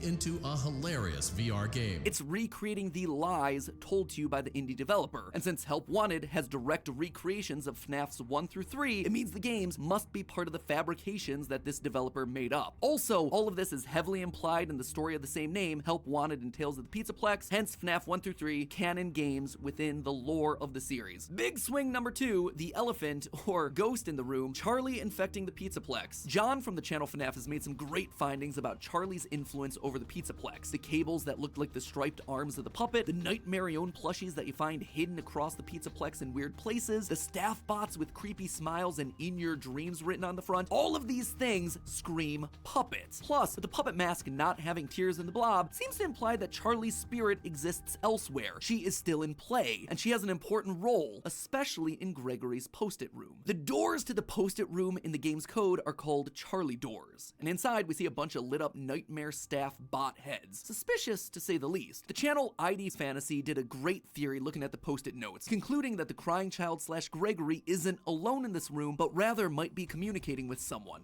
A spirit, Charlie. Charlie's spirit seems to have pulled a poltergeist. Instead of controlling one thing, she's affecting a lot of little details, foundational elements of the Pizzaplex. And this isn't the first time that we've seen this in the franchise either. We've seen spirits communicating with people through physical writing in the survival logbook. So we know that this is an established means of spirit communication within this franchise. And I suspect that to some extent it might be Charlie's influence making Gregory go haywire. Which brings me then to my final and probably biggest controversy in recent FNAF history, Gregory as Patient 46, the evil robot mastermind. Now, I know when I first came out with this theory a year ago, people were mad. But here's the thing, you don't have to take my evidence points for it anymore. The recent Tales from the Pizzaplex story GGY basically goes and just outright proves it. In GGY, we find out about a boy named Gregory who's getting all the high scores in the Pizzaplex arcade machines. When therapists start to go missing, it's confirmed that GGY is the one that's working to bump them off. And when animatronics start getting corrupted by a mysterious glitch, GGY's letters are found inside the code. He even chooses the code name Dr. Rabbit, for crying out loud. But obviously by the time of Security Breach, Gregory is working against Burn Trap, Vanessa, and the animatronics. Why? How? Well, it's not really clear. I tend to believe that something must have happened to cause him to either lose his memory or be reset in in some way. Maybe it was Charlie talking to him in his post-it room. Maybe he hit his head. Maybe it was the connection that he made with Mike on stage in Glamrock Freddy. Not exactly sure, and I don't think we have enough clues to solve any of it yet. But it makes sense from a story perspective why he'd start off evil on Afton's side and then switch to trying to destroy him and not knowing who he is in Security Breach. And with that, my friends, I'm wrapping this thing up. Congratulations, we are on page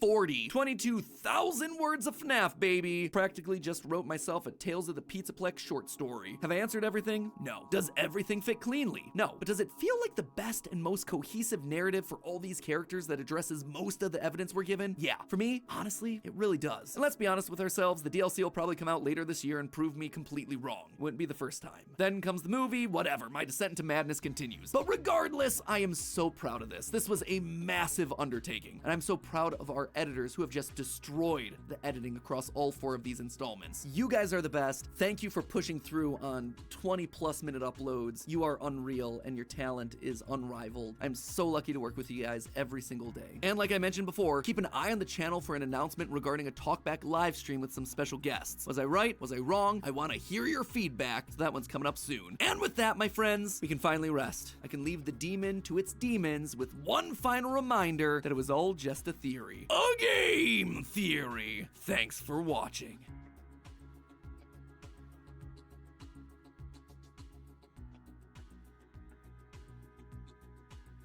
God.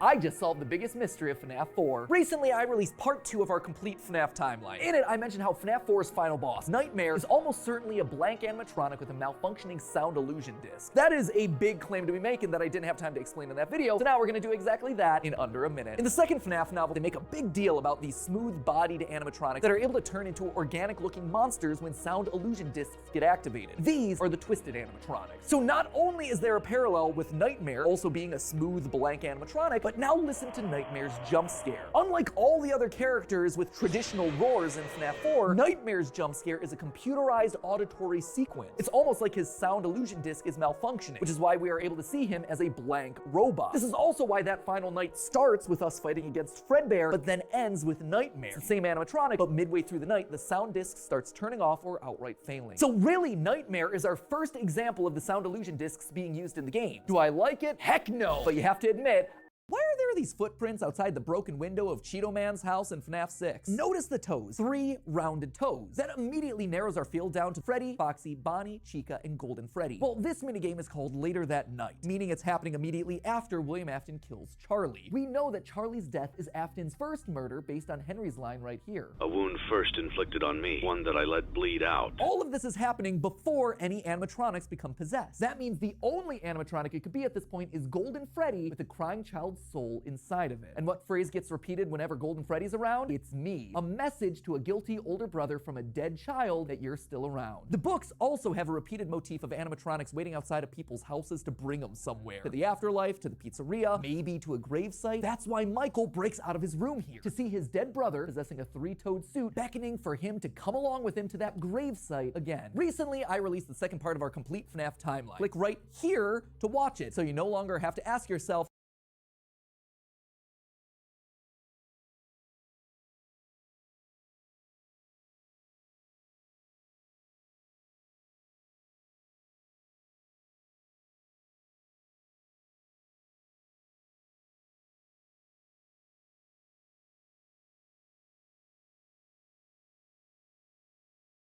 well, loyal theorists, this is it. This will be my final FNAF theory. And this time,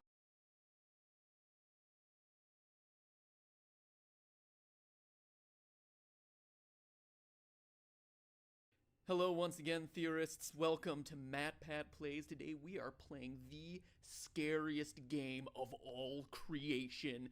Probably never heard of it. It's called Five Nights at Freddy's. Here we go. What's this?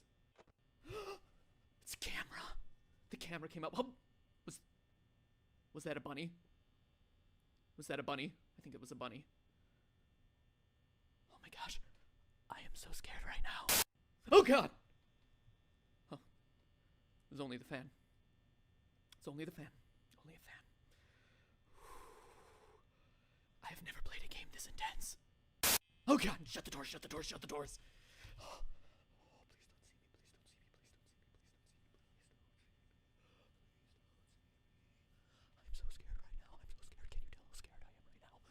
truly compelling gameplay.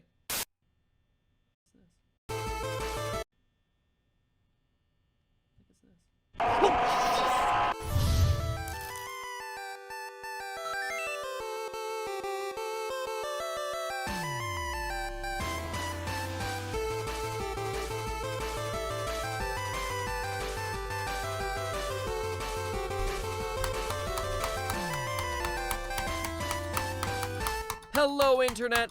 Welcome to Game Theory, where fear is our middle name. Matthew Fear Patrick. It's a very strange name. Okay, I'll admit it, I didn't give Five Nights at Freddy's enough credit when it first came out. A few jump scares from creatures that, aren't that scary. People overreacting to it on YouTube.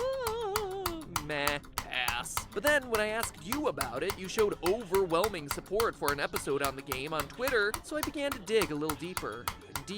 And what I found was some of the most interesting storytelling, most intriguing mysteries, and most disturbing events I'd read about in a long time. Now, if you were just to play the game straight through 5 days, the story would actually come across as pretty superficial. You're the new night guard watching the security cameras at a Chuck E. Cheese-style restaurant called Freddy Fazbear's Pizza. 4 animatronics roam the halls at night because the owners don't want their servos to lock up. Bad news is, you can't let them near you, or else they'll kill you on the spot because you look like a naked endoskeleton. Ow, ow! Show them those circuits! Apparently, one of them bit someone back in 87, presumably 1987. And the past guard leaves you recorded phone messages to act as your tutorial, that is, as much as he could record before he got himself killed. And that's it! Stay 5 nights, collect your paycheck, done, game over, play something new. But playing it that way is doing the game a huge disservice, because that's not even scratching the surface. If you're really observant, you start to unravel the layers of unsolved mysteries around this place. You find that there's a 5th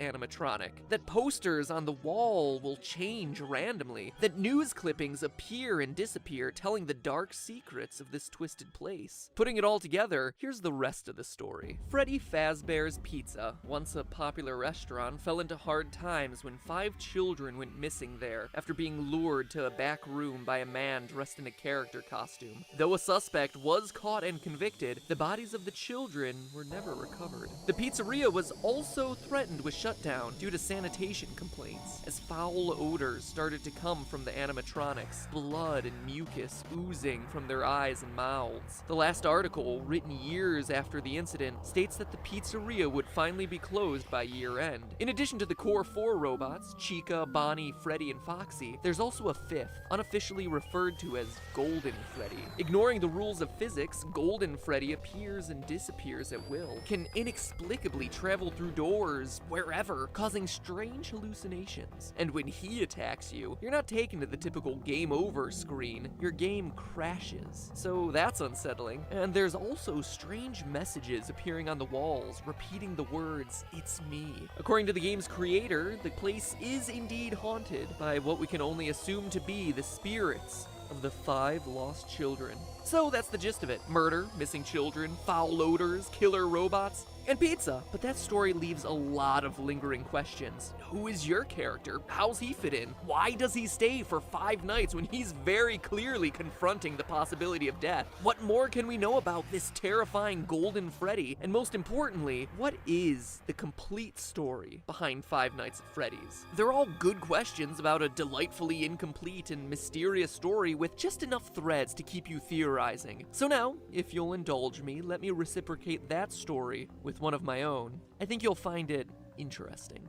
December 1993, Aurora, Colorado. 10 p.m. Tuesday night at a local Chuck E. Cheese. After a family birthday party runs long, manager Margaret Kohlberg and teenage employees Sylvia Crowell, Ben Grant, Colleen O'Connor, and Bobby Stevens are forced to stay late to close up shop. But as Margaret tallies receipts in the back, Bobby scrubs down the kitchen, and the other 3 work outside in the main arcade. Unknown to any of the 5, there's actually a 6th person locked in the building with them, waiting silently in the darkened restrooms. A 19-year-old named Nathan Dunlap. Earlier that year, Nathan had begun working there as a cook, dough master, before getting fired in July after a disagreement over his hours. Now, 5 months later, he was back.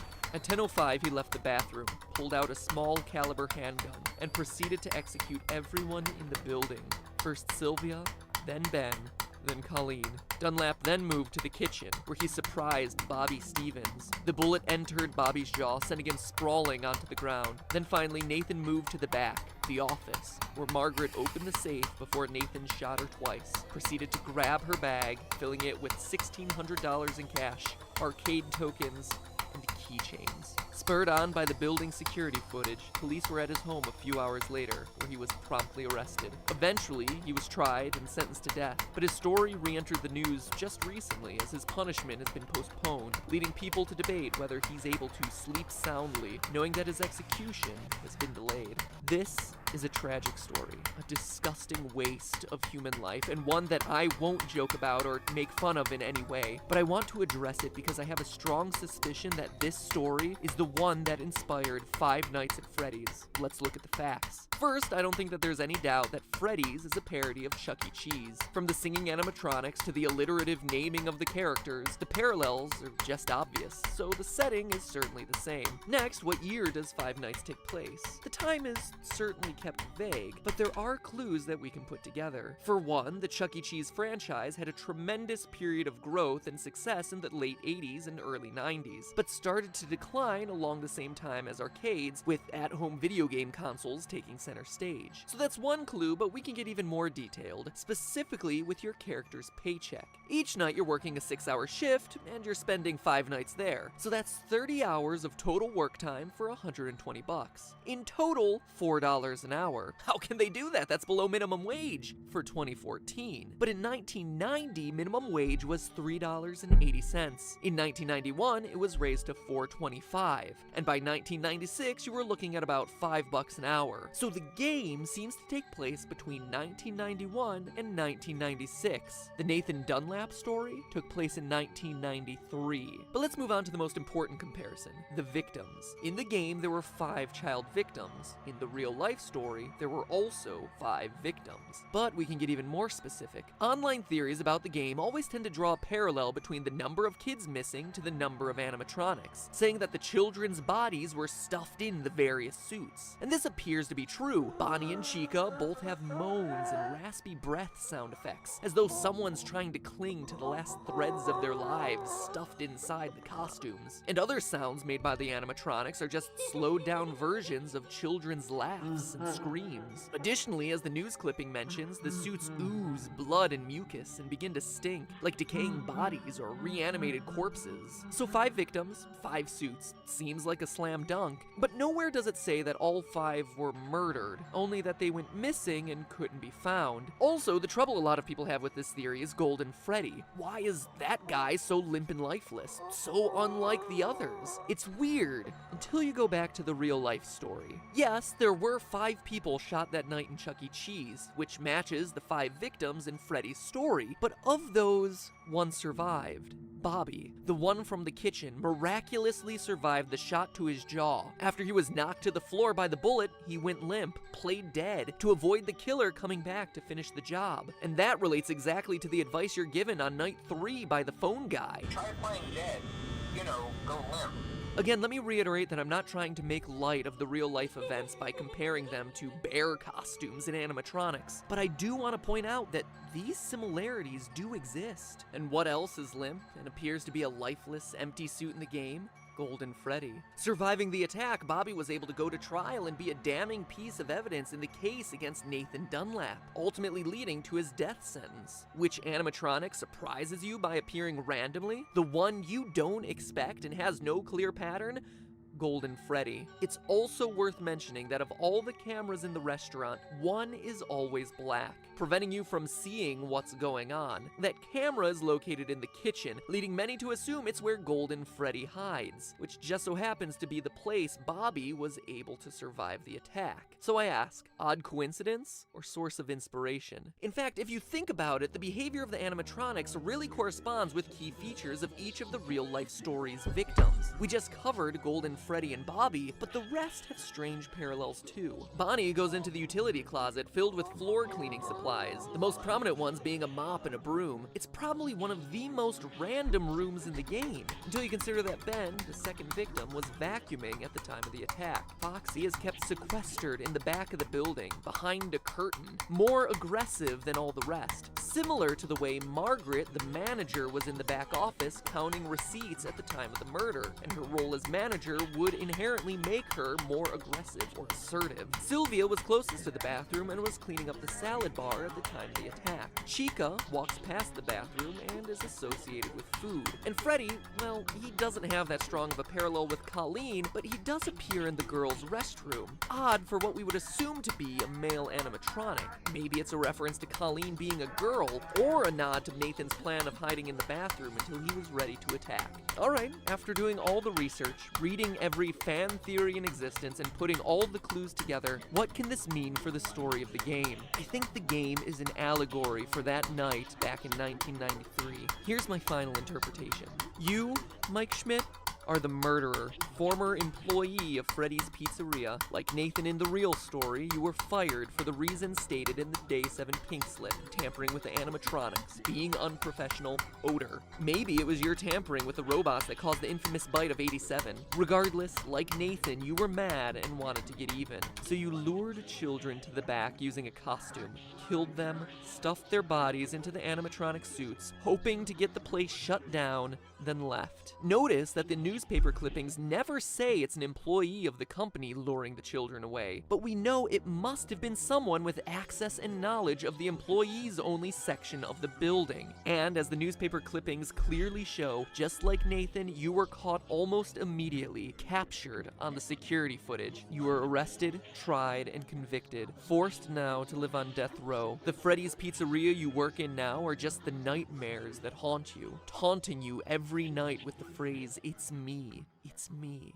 It is you. You are the killer. The nightmare is also why everything is so surreal. Posters switching at random, heads on the animatronics glitching, Golden Freddy appearing and disappearing at will, taunting you as the one that got away. It's also why you're only at the pizzeria from midnight to 6 a.m. every night. It's a nightmare. It's in your sleep. It's a place you created, a restaurant long closed as evidenced by the spider webs, and overrun with angry spirits out for revenge on you, and you alone as the one who took their lives, as evidenced by them completely ignoring the naked endoskeleton elsewhere in the building. It's also a place you can't escape from, why you find yourself back there night after night, even after you complete your 5 nights. See you back next week, the ending text goes. You're unable to leave this terror, the threat of death, the guilt, because it never ends. And in a delightfully ironic twist, your personal hell forces you to supervise the exact same security footage that led to your capture in the first place.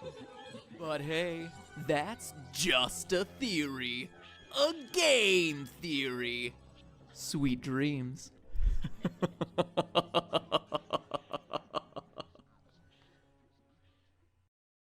You know what October reminds me of? Traveling from door to door in order to get free snacks on Halloween. But get this, with Nature Box, every month is like your own. Hello? Oh, hello, and welcome to the new and improved Five Nights at Freddy's 2 video. I'm here to answer any questions the game may have left unanswered. The game's developer, he's a pretty tricky guy. Don't worry, though. We'll get everything cleared up. Oh, and watch out for the puppet.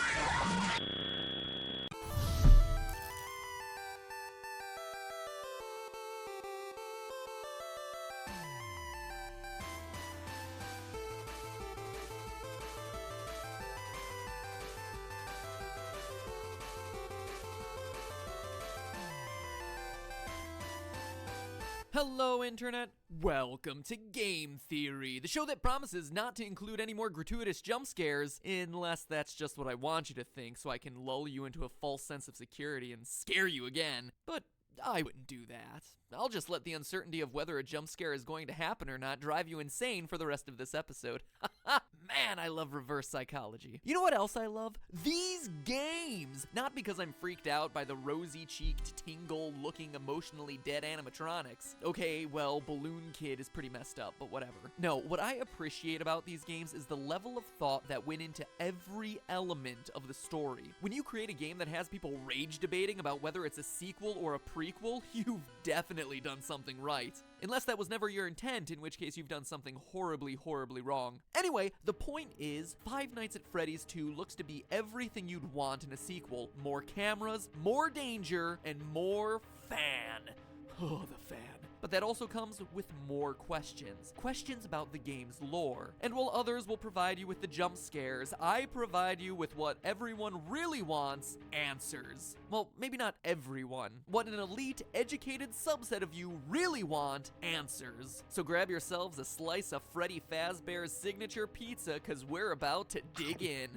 Ugh, tastes like cardboard. Let's get the big one out of the way first. Is the game a sequel or a prequel sequel? And what I mean by that is, contrary to popular belief, just because it has a big 2 slapped next to the name doesn't automatically mean the game comes after the first one in a timeline sense. It's a sequel, yes, but it tells a prequel story. Take for instance these all-time classics, Psycho 4: The Beginning, Lion King 1.5, and the actual all-time classic Godfather Part 2. All of them sequels that just so happen to also be prequels. It's not mutually exclusive. So where's Five Nights at Freddy's 2 fit in? Knowing its place in the timeline is crucial for understanding its story. Well, to figure that out, let's focus on the paycheck you receive at the end of your 5th night. The date places the events of the game in 1987, a whole 6 years ahead of when we determined the first game took place in our first video. Sounds like a prequel, but we found that date in the first game by calculating Mike Schmidt's hourly pay and comparing that to the minimum wage of the 90s. If Scott Coffin, the game's developer, is just picking random numbers for the payments, this bit of evidence would be meaningless. Except that he's not. At the end of Five Nights 2, you get paid $100.50. Divide that by the 30 hours worked, and you get $3.35 an hour, the exact minimum wage for 1987, which means that us using minimum wage calculations to identify the year of Five Nights 1 is a perfectly valid way to prove it, and shows that it takes place after the events of Five Nights 2.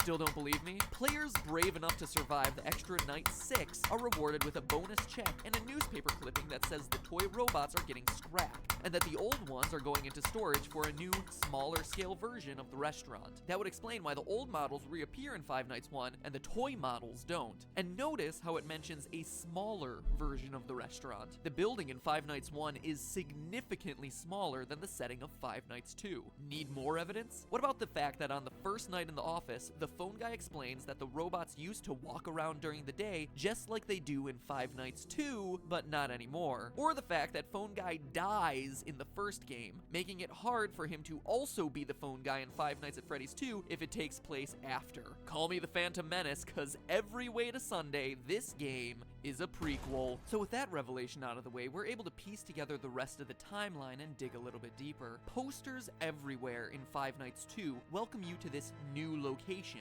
implying that there was another Freddy Fazbear's Pizza somewhere before this one. Additionally, the phone guy makes reference to it on night 1, mentioning the old location and how it was left to rot. So we know that there was one Freddy Fazbear's Pizza for the first game, one for the second game, and one that came before both of them that we've never seen. But even before that, the phone guy also mentions an even older restaurant called Fredbear's Family Diner, which, aside from its confusingly different name, also had different owners. So let me recap. There's the restaurant from the first game, which is the last in the timeline. The one that you're currently working at in 1987 in Five Nights 2, an older location of Freddy Fazbear's Pizzeria left to rot, and the original Fredbear's Diner. Jeez, I hope you're still with me, because this is more complicated than the Zelda timeline. Anyway, it's at this first location, the Diner, where the whole story begins. Submitted for the approval of the Game Theorists Society, this is the true tale of Five Nights at Freddy's. When you die in Five Nights at Freddy's 2, before you've even gotten over the jump scare, you sometimes get a screen like this. Oh, turn it off! Turn it off, it's too horrifying. That, youngsters, was E.T. for the Atari, a console that came out before the NES. Yes, around the same time as the dinosaurs. It's widely considered to be the worst game of all time, hence me reacting in a horrified manner. See? Humor, folks. But seriously, you get these disturbing death minigames which, true to the 1987 setting, use Atari-esque graphics to depict various horrific events. All the while, a creepy robotic voice spells out letter by letter things like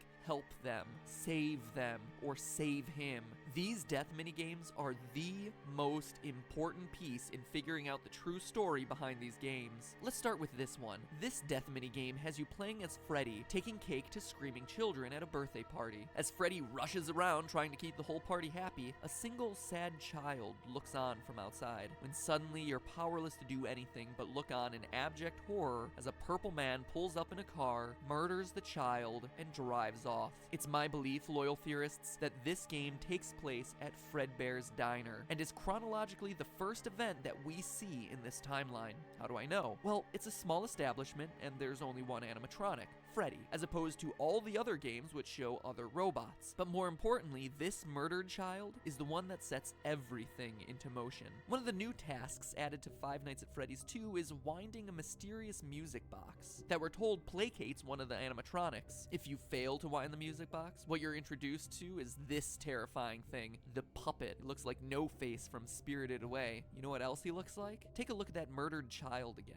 See how his tear tracks remain visible on his face, even after he's dead? If we assume that they'll continue to stay with him into the afterlife, we can make a pretty good case that this kid's murdered spirit eventually found its way into the puppet animatronic. But that's not all. What jump scare happens after this Save Him minigame? After seeing this tear-stained child's murder reenacted in 8-bit, the puppet jumps out of the screen and attacks you. Coincidence? I don't think so. That incident marks the first time the chain is ever associated with a violent act carried out against a child, and we can infer that it was this incident that caused the original owners of Fredbear's Diner to sell off to the company now known as Fazbear Entertainment. Now, I don't know about you, but if I was senselessly murdered and left to haunt a crappy pizza place for the rest of my life in the body of an awful-looking clown doll, I'd want to get my revenge as soon as possible. Unfortunately for our vengeful puppet, though, it doesn't quite turn out that way. Fast forward a few years to Freddy Fazbear's Pizza, the first location, the one that has yet to appear in a game. This new restaurant is the one we learned about in my earlier episode and throughout the first game, where our pal the murderer uses a golden Freddy suit to lure away and kill 5 children in the back room. As we read through the various articles on the wall, he gets caught the next day, but the bodies are never found, presumably because they've been stuffed into the animatronic suits. The restaurant stays open for a few months until the dead body stink starts to waft off the robots and causes the place to get shut down for health reasons. But how do we know this happened in the first pizzeria's location? Again, we turn to what the phone guy says. On night 2 of Five Nights 2, he mentions the smell coming from the old animatronics, the smell that got the original restaurant shut down. We also know that after the Golden Freddy incident, it took multiple months for the restaurant to get shut down.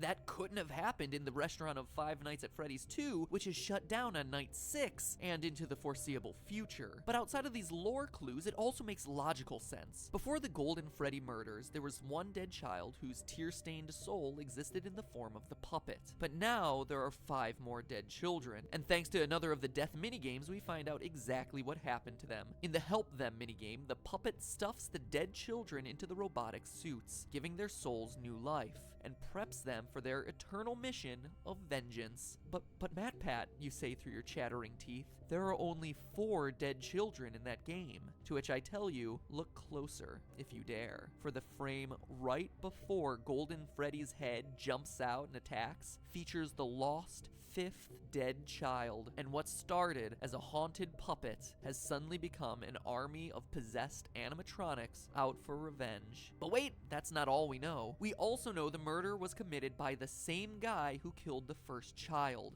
How? Look at the Foxy death minigame. Twice, Foxy runs out to meet the kids, but the third time we see the tall purple man again, smiling. Foxy goes into the other room to find 5 dead children. The man in purple strikes again. Skip ahead to 1987, finally bringing us to the events of Five Nights at Freddy's 2. The old animatronics have been retired, and the cute new versions of all our favorite friends come equipped with facial recognition software that just so happens to be connected to a sex offender database. Seems like an oddly specific detail, right? Until you consider that the last restaurant was closed for having children get kidnapped and killed by an employee. It's a safety measure. You see how it all ties together? So you have some animatronics possessed by vengeful spirits and another batch on the prowl for predators. But that doesn't stop our friend the Purple Man from continuing his life's work of murdering children at Freddy Fazbear's Pizza. As we learn from the phone guy on nights 4 through 6, the new restaurant is once again under investigation as, well, I'll let him explain. Hello. What on earth are you doing there? Didn't you get the memo? The place is closed down, at least for a while. Someone used one of the suits. We had a spare in the back, a yellow one. Someone used it. Now none of them are acting right. The Golden Freddy Killer struck again. The final death minigame also supports this. You, as Freddy, must walk through an exact replica of the building. Animatronics all in their proper places, seeing the 5 dead children spread out through the various rooms. And based on what Phone Guy says, it seems like the guilty party was the former night guard, the one who moved to day shift and the one your character replaced. I mean, Phone Guy makes plenty of uncomfortable references to suddenly having an available position during the day. When we get it all sorted out, we may move you to the day shift. The position just became available.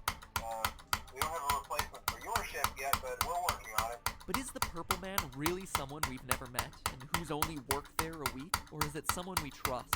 Someone with a long history with these characters? Someone no one would suspect? The head guard, the one forced to fill empty positions and teach new recruits by leaving them instructions over the phone. Is the Purple Man the Phone Guy? Ask yourself this, what do we really know about Phone Guy? Let's look at what he says. First, he always speaks like an outsider looking in. He refers to the management of the company as they. So he's not a higher up like the CEO or even a manager. But he's also not a typical day worker, as he says things like the employees and the staff. So he works there, but isn't generally considered a regular member of the company. We also know that he's qualified to take the role of a night guard. As we learn, he plans to take over the position sometime after night 6, and is on his way out of the position by the time the first game starts. For now, just make it through the night. When the place eventually opens again, I'll probably take a night shift myself. I actually worked in that office before you. I'm finishing up my last week now, as a matter of fact. What else do we know? Well, we know that the Phone Guy has a long history with the company, being with it at least since the first pizzeria that we haven't played in. He also openly admits that Foxy the Pirate was always his favorite, and that he has never liked the puppet because, as he says, it was always thinking. See, I told you wouldn't have any problems. Did Foxy ever appear in the hallway? Probably not. I was just curious. Like I said, he was always my favorite. I'll be honest, I never liked that puppet thing. It's always thinking, and it can go anywhere. Okay, but what do we know about the Purple Guy, the Golden Freddy Killer? Well, let's look at the minigames again. He has a long history with the franchise, killing since it was Fredbear Diner. We see him smiling as he watches Foxy perform, Phone Guy's favorite, right before Foxy sees the room of dead children. We know that the puppet and the killer wouldn't get along, which would explain Phone Guy's discomfort around a creature that he describes as always thinking. And here's the bombshell. We know the killer is a security guard. How? On very rare occasions during the Save Them minigame, while Freddy chases the puppet, the Purple Man appears and chases you. Look on his chest. It's an orange badge, the kind that would be given to a security guard. Now look at his eyes. Notice the white spots? An odd, seemingly innocuous detail. But now look at Golden Freddy. Look deep into his dead, vacant eyes. What do you see? 2 white spots. Pinpricks, really. Barely visible. They're there. And now finally, what do we see in Purple Guy's hand? Well, the Atari graphics make it tough to discern. It's not like any gun or knife I've seen. No, that to me is very clearly a phone. The robotic voice is spelling out for you, save them, save them. But when Purple Guy, Phone Guy, catches you, the screen crashes and all you're left with is, you can't. But that's not where it ends, Internet. As you and I both know, there's still Five Nights at Freddy's 1. If this game is last in line and the puppet is truly pulling the strings behind all of this, you might be asking yourself where he is in Five Nights 1. We know the other animatronics got scrapped, but this ghostly guy should still be around if this timeline I proposed is correct. And get this, the puppet is in the first game. Take a look at the east hallway. Seems pretty normal, right? But every so often, the posters on the walls change to this: a crying child with two streaming lines down his face. Look familiar? It should. The Five Nights at Freddy's series is about vengeance. One child, 6 children, more, looking for revenge against a sick child killer. The Purple Guy, the guy who just so happens to be the first voice you hear when turning on these games. Save them. Save them. You can't. But hey, that's just a theory. A game theory. Thanks for watching. Make sure you wind that music box by clicking the subscribe button, otherwise the puppet might get ya. Click it! Click it! Oh, I guess you were safe after all. It's almost the holiday break. You know what I like to do during this time of love and gladness? Catch up on my favorite TV shows. But at this point I don't have cable and should probably avoid pirating things, which is why I subscribe to Hulu Plus. And by clicking the link in the description or typing in huluplus.com/MattPat, you can get a free 2-week trial of nonstop binge watch for all your favorite shows, like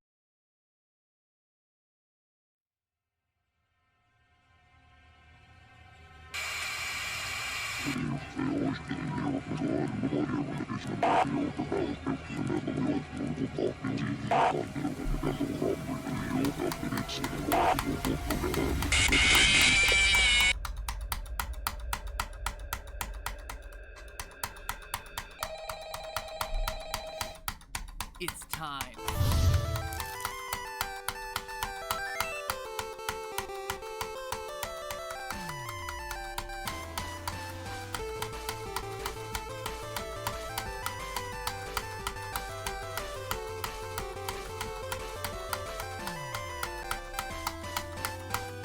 Hello, Internet! Welcome to Game Theory, where good things, or at least FNAF things, come to those who wait. And man, when it comes to this game series, no one was waiting for anything. I mean, the second game came out 3 months after the first, the trailer for the third was 2 months later, and like 4 minutes after that, the game was available to download. So forgive me if I was caught with my pants down on that one. I just wasn't prepared for it. But even more impressive than that abbreviated timeline was your ability to rip that final game apart. Hours after the release of the game, people were discussing good versus bad endings, 8-bit Atari cake, glitching through walls, and punching a flipping code into cement bricks arranged like a telephone dial pad. In regards to that last one, I have 2 things to say. First off, well done to you guys for figuring it out so quickly, and secondly, Scott, seriously, Scott? Oh look, here's a wall. Let me just dial in my phone number. Beep boop boop beep boop boop. What? When did we jump from a point-and-click horror game to magical fantasy? This thing is like platform 9 3/4. I expect Harry effing Potter to apparate into Pirate's Cove or something. Jeez, here I was thinking that you'd plug your numbers into, the one other place that you see numbers in this game, the bonus jump scare menu, or something, anything, but nope, dialing it into a wall makes so much more sense.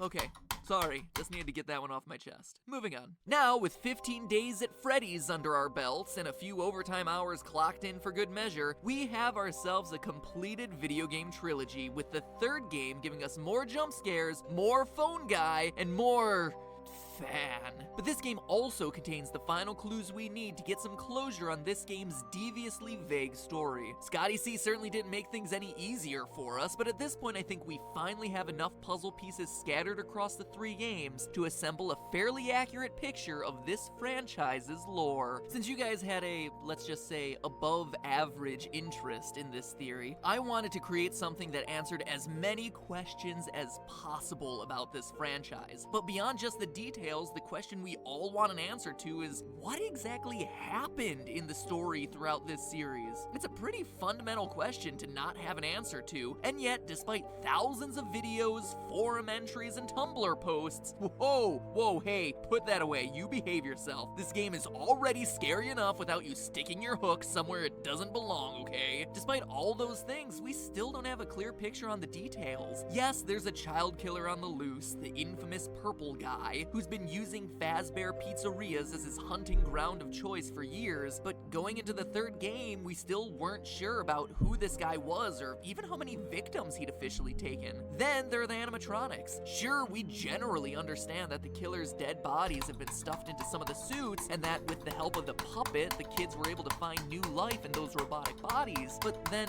what about Shadow Bonnie and Shadow Freddy, who randomly appeared in FNAF 2 only to become prominent figures throughout Part 3? How do they fit in? What about the ghostly Golden Freddy, someone we've been talking about since the first game, and yet we still don't really know anything about him? Well, now that we finally have all the facts, I think it's time we revisit my timeline I presented in the last episode to see what I got right, what I got wrong. Yes, you heard that, wrong. No shame, I'm a big boy. Mommy, wow, I'm a big kid now. And finally fill in the missing details to create what I believe to be my definitive Five Nights theory. And boy, howdy, it is a doozy. So strap in, theorists. You wanted it, you're about to get it. Overall, the timeline of the franchise I presented in the last video still holds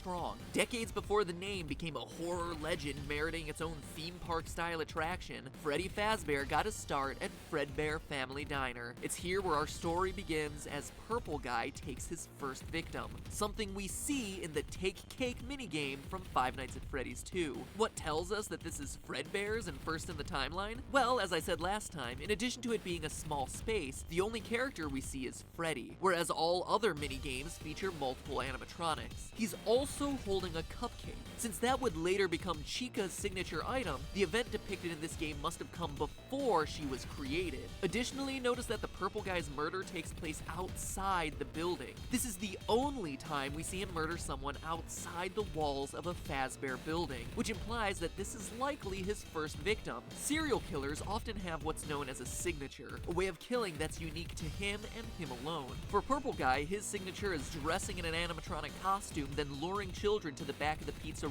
and killing them there. But this murder occurs before he developed this particular style, implying that it's the first. From there, we know that the puppet jump scare that always follows this minigame, combined with the tier design on both the dead child and the puppet's mask, implies that the soul of the first child now exists in the puppet. The event caused the original owners to sell the Fredbear name, who then rebranded and avoided the negative PR, becoming what we know today as Fazbear Entertainment. They then opened a new chain of restaurants, which we never saw in the games until the release of Five Nights 3. This is not Fredbear Diner like many interpret, but rather the first location of Freddy Fazbear's Pizza, predating the events of Five Nights at Freddy's 2. How do we know? Well, by paying close attention to the old recordings of Phone Guy dug up in FNAF 3, he introduces us to Freddy Fazbear's Pizza, not Diner, before explaining the functionality of the special spring lock suits. Welcome to your new career as a performer/entertainer for Freddy Fazbear's Pizza. Right now we have 2 specially designed suits that double as both animatronic and suit. He also lets us know that the animatronics are still allowed to walk around freely during the day, meaning that this is happening before the bite of 87, in which an animatronic bites someone during business hours, removing their frontal lobe and resulting in the animatronics being restricted to moving around only at night. For ease of operation, the animatronics are set to turn and walk towards sound cues.